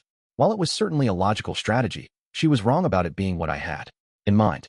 I'm pretty close to Ichinose-san, Kushida continued. So if there's anything that I can do to help, then I want to help. It's certainly true that I may know more secrets than the average person, but that doesn't mean I can simply reveal them to you, especially since they were only confided in me after I promised I wouldn't share them. Another natural response. You'd be hard-pressed to find someone who'd react well to having their closely guarded secrets made public. One might think it was safest to simply not tell anyone your secrets at all, but human beings weren't that simple. Everyone laid bare their secrets to their families, to close friends, to lovers. Everyone wanted to share their feelings with another. I can't do anything to betray my friends. Besides, even if I do cooperate with you, for Ichinose-san's sake, wouldn't I get found out as the person who spread the rumors? She asked. We'd have to take precautions to make sure that doesn't happen, of course. We couldn't use secrets that were so serious that they'd only been confided in Kushida. Conversely, secrets so trivial as to be shared with all of someone's friends didn't work either. We needed to pick secrets that were the perfect balance of known by some people, but not very many. Do you really think I'll help you enact a plan that I don't entirely understand? One that asks me to betray my friends like that? She asked. Convincing you won't be easy, I suppose. If I didn't know about Kushida's hidden side, then our negotiations would be dead in the water. There was no way that Kushida, who went to such trouble to play the part of an angel, would help do something that would throw others into turmoil. But I did know about her true, hidden nature, which meant we had room to talk. If you give me adequate information, I'm prepared to compensate you appropriately. I said. Compensate. I intend to work on giving you what you wish for, Kushida, to the best of my ability. So you're saying that you'll get me what I want? Yes, in a manner of speaking. That's exactly what I'll do. There's no guarantee that you'll keep your word. You're Horikita-san's ally, Ayanokouji-kun. Then consider this conversation your insurance. What do you mean? You know what I mean. You don't need me to actually come out and say it, do you? I briefly lowered my gaze, shooting a glance at Kushida's pocket. She was still playing dumb, so I decided to push a step further. Even if I don't say it out loud, you should understand what I mean. A cell phone or a voice recorder. Or maybe both. So you knew, huh? That I've been recording this. I thought you'd at least do that much to buy yourself some insurance. It was a given that she'd try to make use of our conversation. I mean, I expected as much from you, Kushida. But you were absolutely certain of it, weren't you? She was still trying to talk her way out of it, probably because she thought I was trying to bait her into something. A recording would significantly lose credibility if you cut it up to remove the parts that are inconvenient to you, I said. You'd want to use the data in its unedited form if possible. And to be able to do that, you have to be cautious with what you say and do. Since coming to my room today, Kushida had been carefully choosing her words to be as polite as possible. She was making sure there were no faults in her behavior during our conversation, just in case something did happen. For you to be so sure of it from just that. Not bad. Kushida took out her cell phone and showed me the screen to prove that she'd stopped recording. Okay, I'm finished recording. Ugh, that was so uncomfortable, she said. The graceful, mild-mannered vibe she'd been giving off had completely vanished. Well, you may have expected as much, coming from me, but I knew that you were the one helping Horikita-san. After all, I admit that I gave Horikita some ideas. Well, whatever, it's no big deal. I can always ask you about that in the future, said Kushida, getting to the crux of the matter. So, how do you plan to use other people's personal information to stop the rumors about Ichinose-san? She leaned in forward, intent on hearing what I had to say. By getting the school, which has been quietly monitoring the situation, involved. Getting the school involved? As of this moment, Ichinose has taken no action regarding the rumors. So, naturally, the school hasn't done anything either. Is it safe to assume that, though? That the school will take action for Ichinose-san's sake? In a manner of speaking, yes. Even if the homeroom teacher heard about what was going on, the reason nothing is being done is because Ichinose herself has yet to request the school's help, which is why we need to escalate the situation to the point where the school can no longer ignore it. No matter how isolated you were from the rest of the world was no longer a place where information could be simply swept under the rug. If this school became a place where rumors and defamation ran rampant, which in turn led to students dropping out, or, in the worst-case scenario, committing suicide, then its status and prestige would be reduced to ruins. The school wouldn't let something that could escalate into full-fledged bullying go unchecked. Naturally, Sakayanagi was keeping her tactics just barely on the acceptable side of the line. In that case, I would go behind her back and push her over the line. By doing so, I would force matters to come to a head and to eventually die down. That was my goal. Not everyone is capable of remaining silent, like Ichinose-san has. So they'll go crying to the school. Is that what you're saying? Yep. And even if no one does go to the school, the year-end exams are coming up. That, coupled with these rumors going around, should create a tense atmosphere. There might be arguments, perhaps even almost fights. And when that happens, the school will be forced to take action. Right. We'd disperse information that contained a mixture of truth and lies about a few students from each class. Most likely, more than half of the students targeted by the rumors would claim that they're just lies. Perhaps even all of them would refuse to admit to anything. However, the fact that some of the rumors contained elements of truth would naturally be exposed. If more rumors crop up right now, Class A will be the first to come under suspicion. That works to our advantage. Sakayanagi's faction, who'd started spreading rumors to mess with Ichinose, would realize these new ones were coming from a third party. But even if they noticed, it's not like they could do anything about it. Try as they might to deny that they had anything to do with the new rumors, they couldn't deny the fact that they'd helped spread the rumors about Ichinose. As long as that remained true, there was no avoiding the fact that people would suspect them before anyone else. Now that Kushida realized how things might go, she seemed to have figured out my plan. But how are you going to spread so many rumors? That won't be easy. How? We'll use the school bulletin boards. Wait, bulletin boards? You mean the ones in the school app? You know that no one uses those, right? And besides, if the school does take action, won't they also punish the person who posted the rumors? Even if you can post anonymously on the bulletin boards, won't the school immediately be able to track down who the post came from? She peppered me with question after question. Naturally, I've already taken those risks into consideration. You're saying you're prepared for what might happen in the worst-case scenario, Ayanokouji-kun? That you might be found out. Yes. And of course, if that does happen, then I won't say a word about your involvement. I already had countermeasures in mind, of course, but I couldn't say anything was certain at this stage.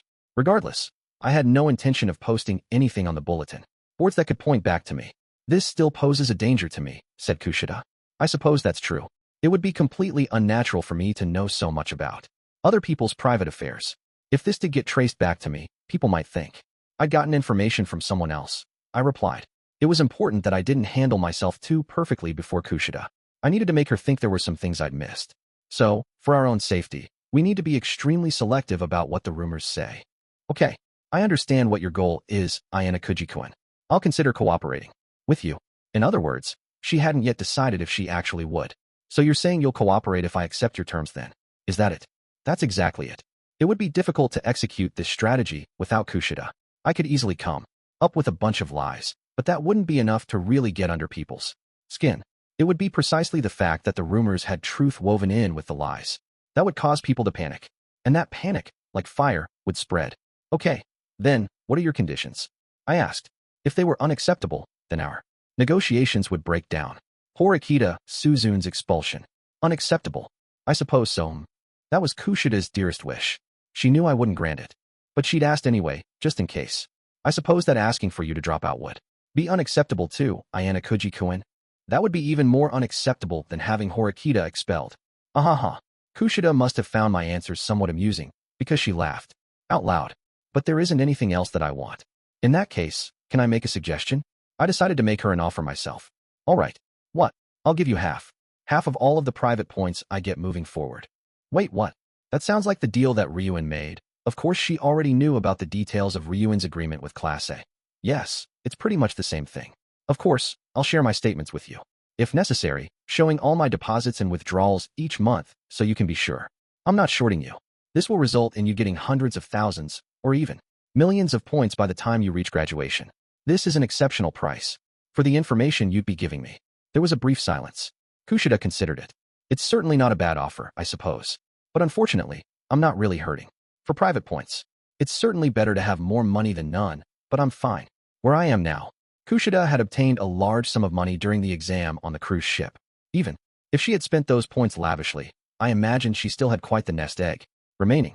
Still, in the end, the clearest and most effective way to negotiate was with money. You might have more than enough points to use for spending money, but it's never a bad thing to have more tucked away for an emergency, I said. Chabashira-sensei said as much too, I believe. That private points may become necessary in order to protect yourself.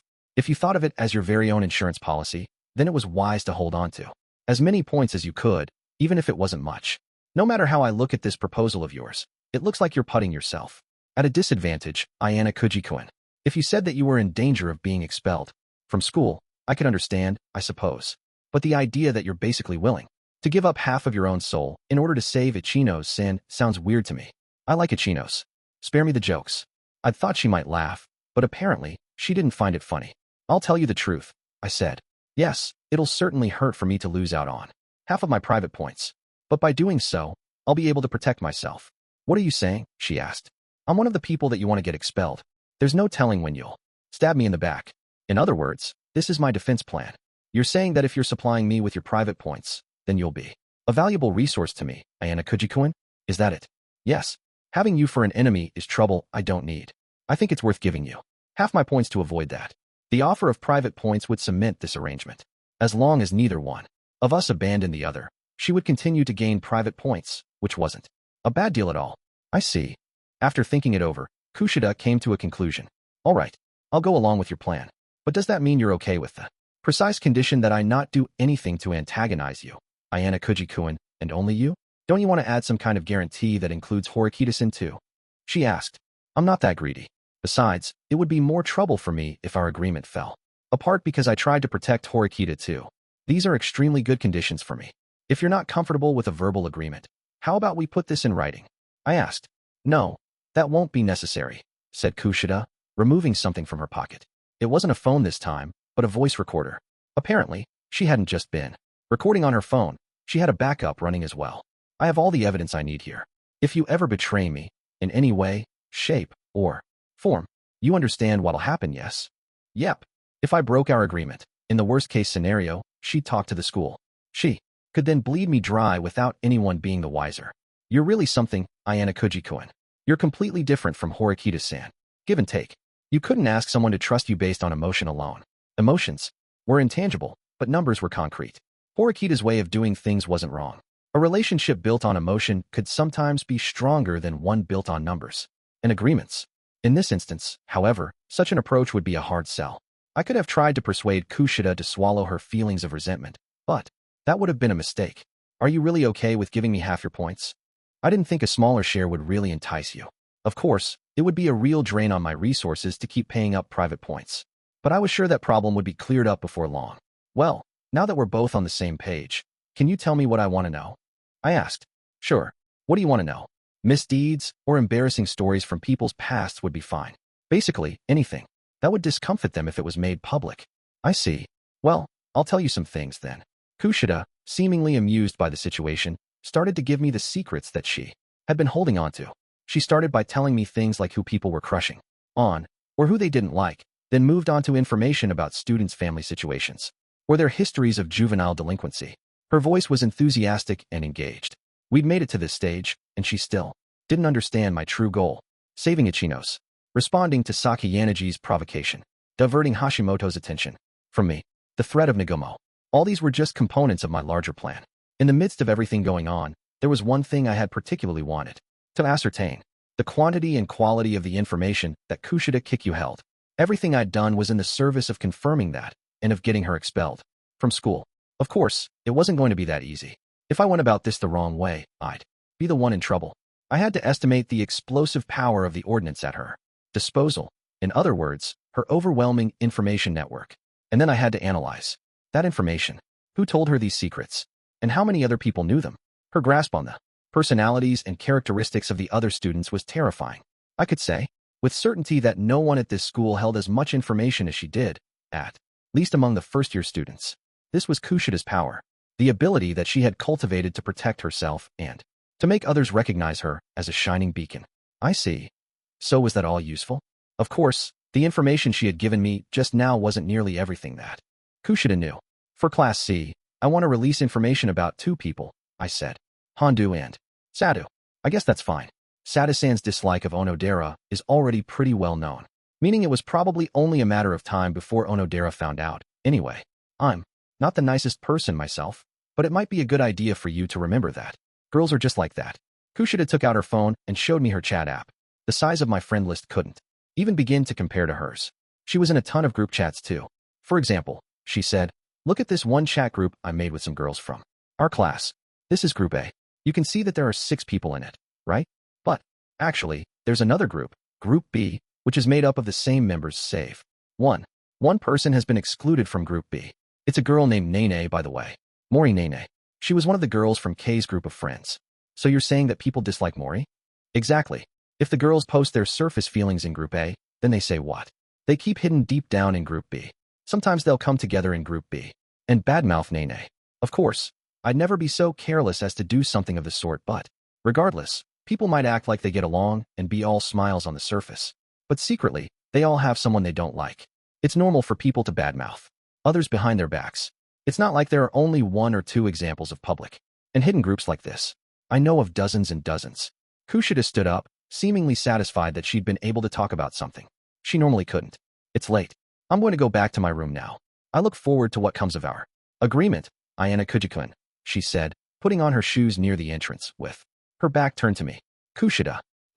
You've helped me a lot today." "Oh no, it was nothing." "Well, then, good night, Ayanokouji-kun. I look forward to the future." This was my chance to ask Kushida about her closeness with Nagumo, but I deliberately decided not to touch on that subject. Kushida and Nagumo coming into contact with one another was a coincidence, nothing more, which didn't mean I couldn't still use it to my advantage. And so, using Kushida's information as my source, I began preparing rumors about each class to send out into the world. 8.1 February 14th, Valentine's Day. That was the day I decided to deal with Hashimoto, who had been continuously tailing me during lunch and after class. I anticipated that Kay was going to give me Valentine's Day chocolates, so I decided to take advantage of that. My guess was that she'd try to do it either early in the morning or later in the evening. There was no way she'd do it in the middle of the day, while we were at school. She'd just broken up with Hirata and had no reason to be carrying chocolate around in her bag. Besides, even the fact that she was giving chocolates to someone would have caused a huge stir if it got out. Therefore, I turned my phone off on the night before Valentine's Day. There was no chance we'd casually run into each other, but I turned it off anyway, just so I wouldn't have to come up with excuses for why it wasn't convenient to meet up in the morning. When we did meet, it had to feel natural. Hashimoto had to be feeling pretty impatient by this point, since he had yet to see any significant results from tailing me, which was exactly why I decided to give him a hint that something was going to happen. And what happened was Kay and I having our secret meeting and me accepting chocolate from her.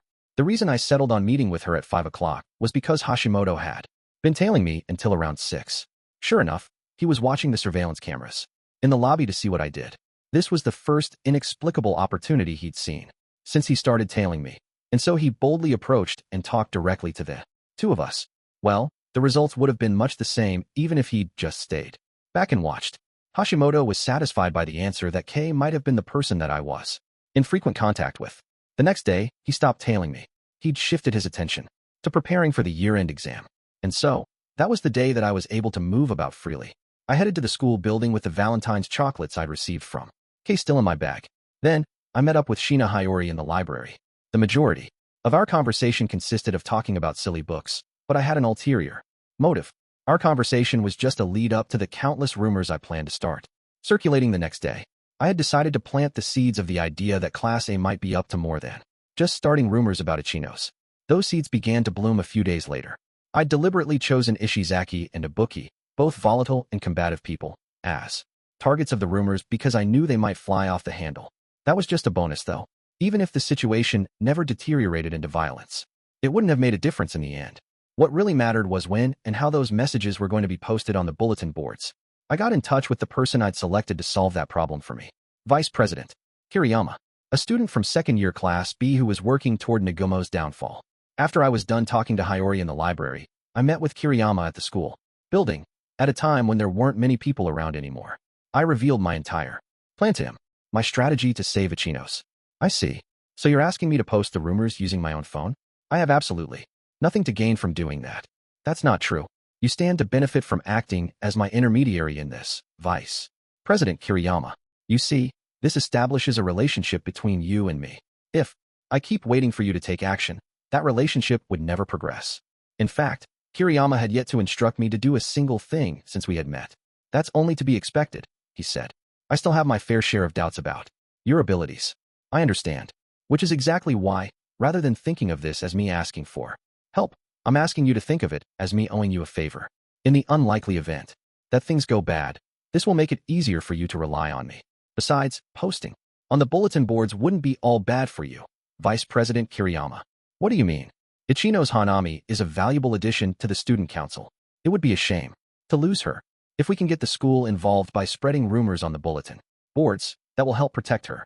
But if I post these rumors about the first years, it could lead to people calling the credibility of the student council into question. And why is that a bad thing? What? If the student council loses credibility, it hurts President Nagumo more than anyone else. If you wish for his downfall, then I think you should welcome that idea with open arms. That's ridiculous. It would be real bad for me if the school discovers I was the one who posted the rumors on the bulletin boards. Not only they would punish me, but there's also the possibility that Nagumo would relieve me of my position as vice pres. You're capable of taking enough evasive measures to avoid that happening, aren't you? Honestly, I mean, you are going up against President Nagumo, aren't you? Or perhaps you don't have what it takes to oppose him. What would a first year like you know? Kiriyama glared at me, his eyes full of anger. According to information I've gotten from the former student council President Nagumo has made contact with Kushida. How do you? Horikita-senpai really has placed a lot of trust in you, it seems. She's one of the most informed people in our entire school, regardless of grade level. So it's possible that this whole situation could be explained away as a strategy devised by President Nagumo, wherein he leaked information that he got from her via the posts on the bulletin boards. You could easily pass off a made-up scenario like that as what really happened. This imaginary sequence of events slowly began to take shape. The idea that Kushida gave Nagumo the information, which he, in turn, instructed Kiriyama to use in order to save Ichinose. You thought that far ahead about this before contacting me?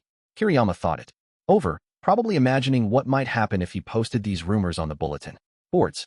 But judging from how the conversation had gone so far, he wasn't ready to cooperate yet. If you say no to me here, I'll have to conclude that it means you've yielded to Nagumo. Or perhaps, I'll go ahead and report to the former student council president that Nagumo's already won you over to his side. What I said could have been interpreted as a threat, but it was the deciding factor in getting Kiriyama to cooperate with me. So will you do this for me? I asked. When should I post them? Right here and now. Immediately. If I carelessly gave him time to delay, there was a risk he might post the message using someone else's phone. I wouldn't necessarily mind it if he did that, of course, but I wanted to avoid any chance, no matter how minute, of my plans going awry later. More importantly, I needed to keep in mind the possibility that Kiriyama might leak the information to a third party too. All right, but you're going to owe me a big one for this. Thank you very much. I showed Kiriyama my phone screen, which displayed the rumors I prepared for each class. I then had him write them all down by hand. After about 10 minutes of work, the entire process had been completed. I doubted any students would notice the posts right away, but I'd make sure they'd be the talk of the town tomorrow. 8.2 A&D. So, the groundwork had been laid. All that remained were the finishing touches to my plans. Crushing Ichinose Honami's spirit was the last item on my to-do list since I knew Sakayanagi would crush it herself before long. Anyway, Sakayanagi's scheme had succeeded beautifully. Ichinose continued to be absent from class even after it was thought she had recovered from her illness. It was February 18th, the day that Class A and Class D clashed. It had been 5 days since she had gotten sick, and Ichinose still wasn't coming to class. I was sure she'd physically recovered, but the same might not be true of her emotional scars. Knowing she was absent from class yet again, I decided to get in touch with her. But if I tried to go see her after class or during a day off, chances were high that someone would spot me. Instead, I opted to visit her on a weekday afternoon, when nearly all the dorms were empty. I didn't contact her by phone ahead of time. I didn't plan on giving her a way out.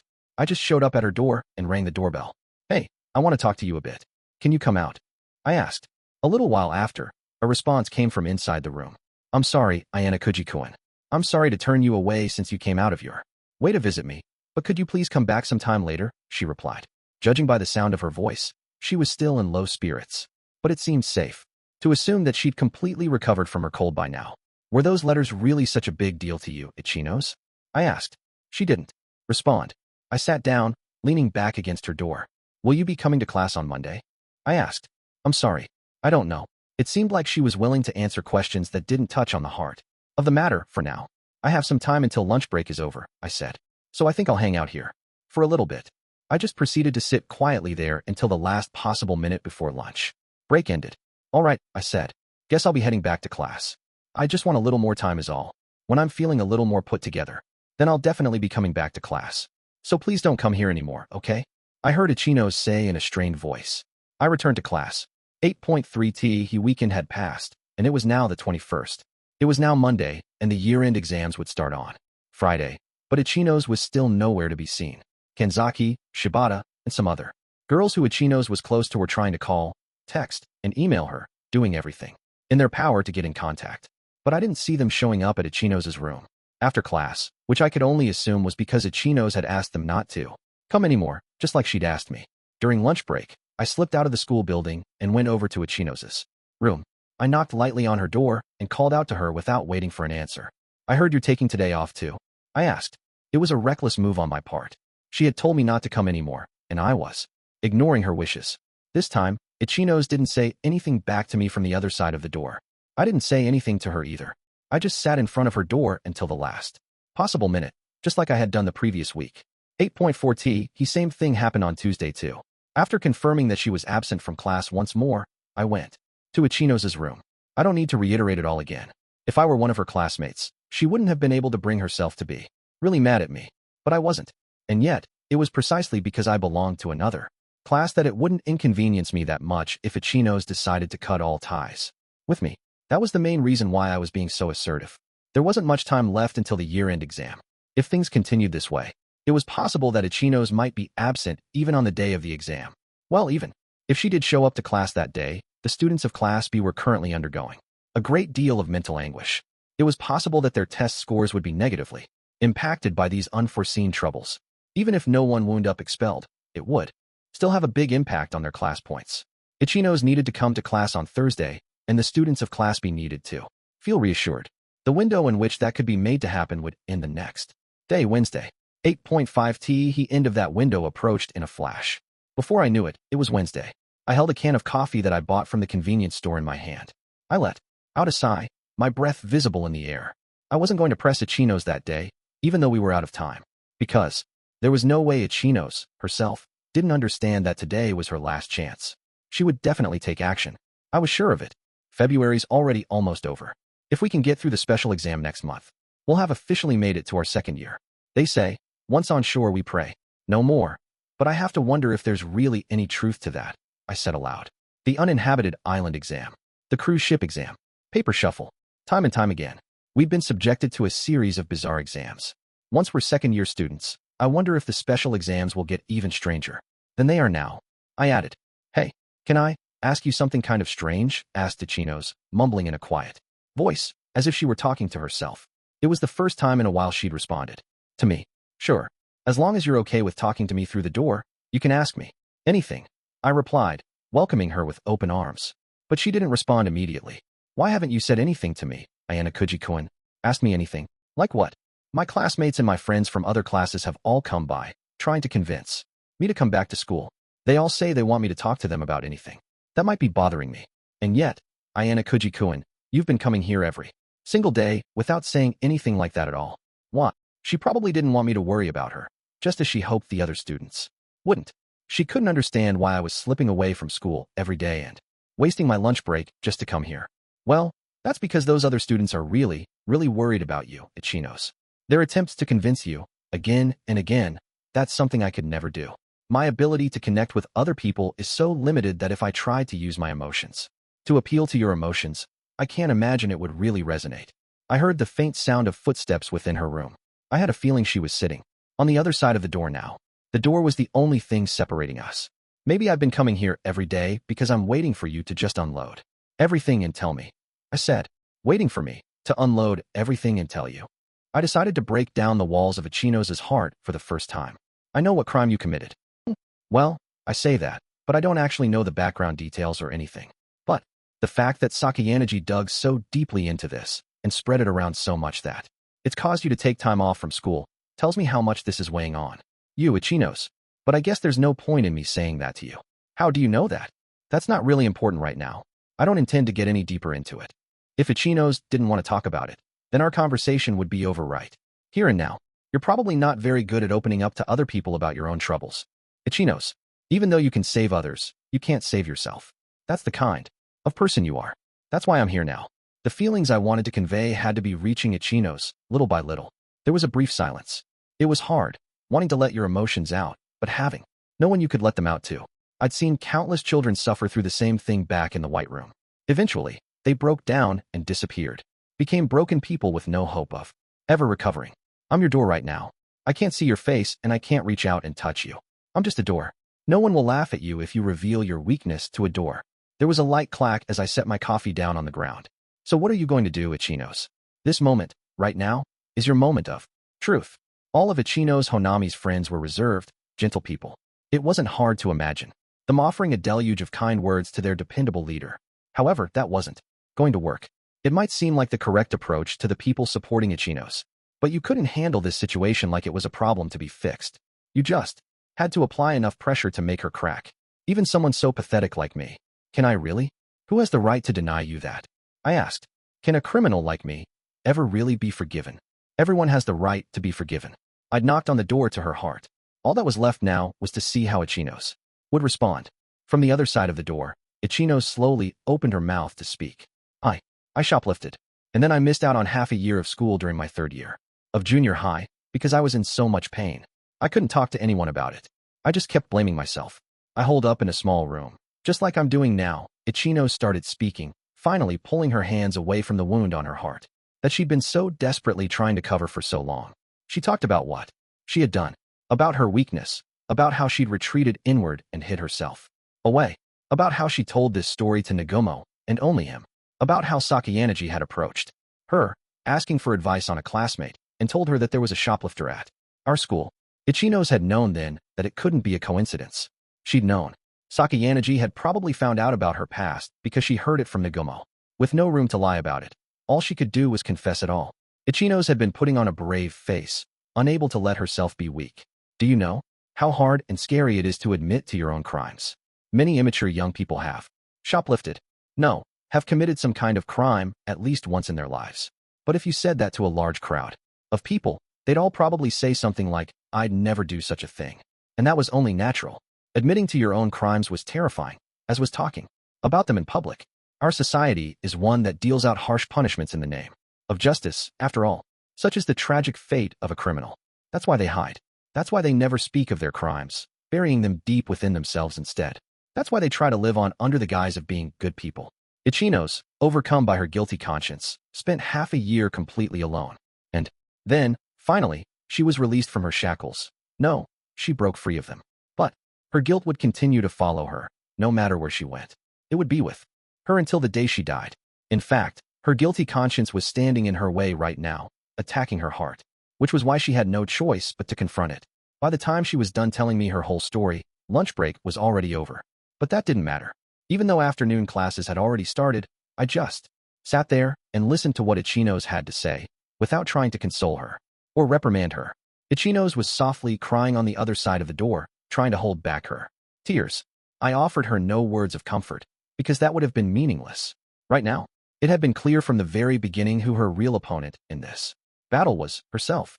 It all came down to whether or not she could put an end to this herself by coming to terms with what she'd done. Very, very few people are capable of honestly facing their crimes in the true sense of the word. But when we do face our crimes, then we're able to grow and take one step forward. And that was the conversation Ichinose and I had before she opened up and told her friends about everything she was going through. Everything. Chapter 9. Return. At long last, the day of the year-end exam had come. We'd each done what we could to prepare, based on the practice test we had taken. According to Horikita, Sudu, Ike, and Yamauchi, were all expected to perform quite well. Apparently, they'd done everything possible to cram during the week before the test. Then there was Akito, Haruka, Eri, and Kei. The students in my group had all done quite well at raising their personal bars. The other students, meanwhile, had been getting help from Hirata. There were no signs of any students really struggling, so as long as everyone made sure to keep an eye on their health, the whole class should make it through this exam just fine. Just then, I heard the sound of footsteps. Someone was hurrying up behind me, trying to catch up, and then slowing down to match my pace. Good morning, Ayanokouji-kun. Ichinose approached me, a broad smile on her face. Good morning, Ichinose. Today's finally the day, huh? The year-end exam. Did you study hard? More or less, yeah. But I guess I don't even need to ask in your case. I didn't even need to think about it. Class B was far more coordinated than our class, and I was sure they were much better prepared for the test. Even Ichinose, who'd been absent until just the other day, probably had nothing to worry about as far as academics. You were really cool yesterday, Ichinose. Cool enough to charm even a guy like me. I told her. Oh really? I suppose it's just like Sakayanagi-sen said, though that was just me being shameless. Ichinose hadn't really committed a crime in the first place, though. Everything had been resolved after. Her mother took appropriate measures to handle it. It was a non-issue. She'd been carrying a completely unnecessary burden. Nothing more. It's all thanks to you that I was able to get back on my feet, Ayanokouji-kun. I can't be a shoulder to lean on and worry about you like the students of Class B can, though.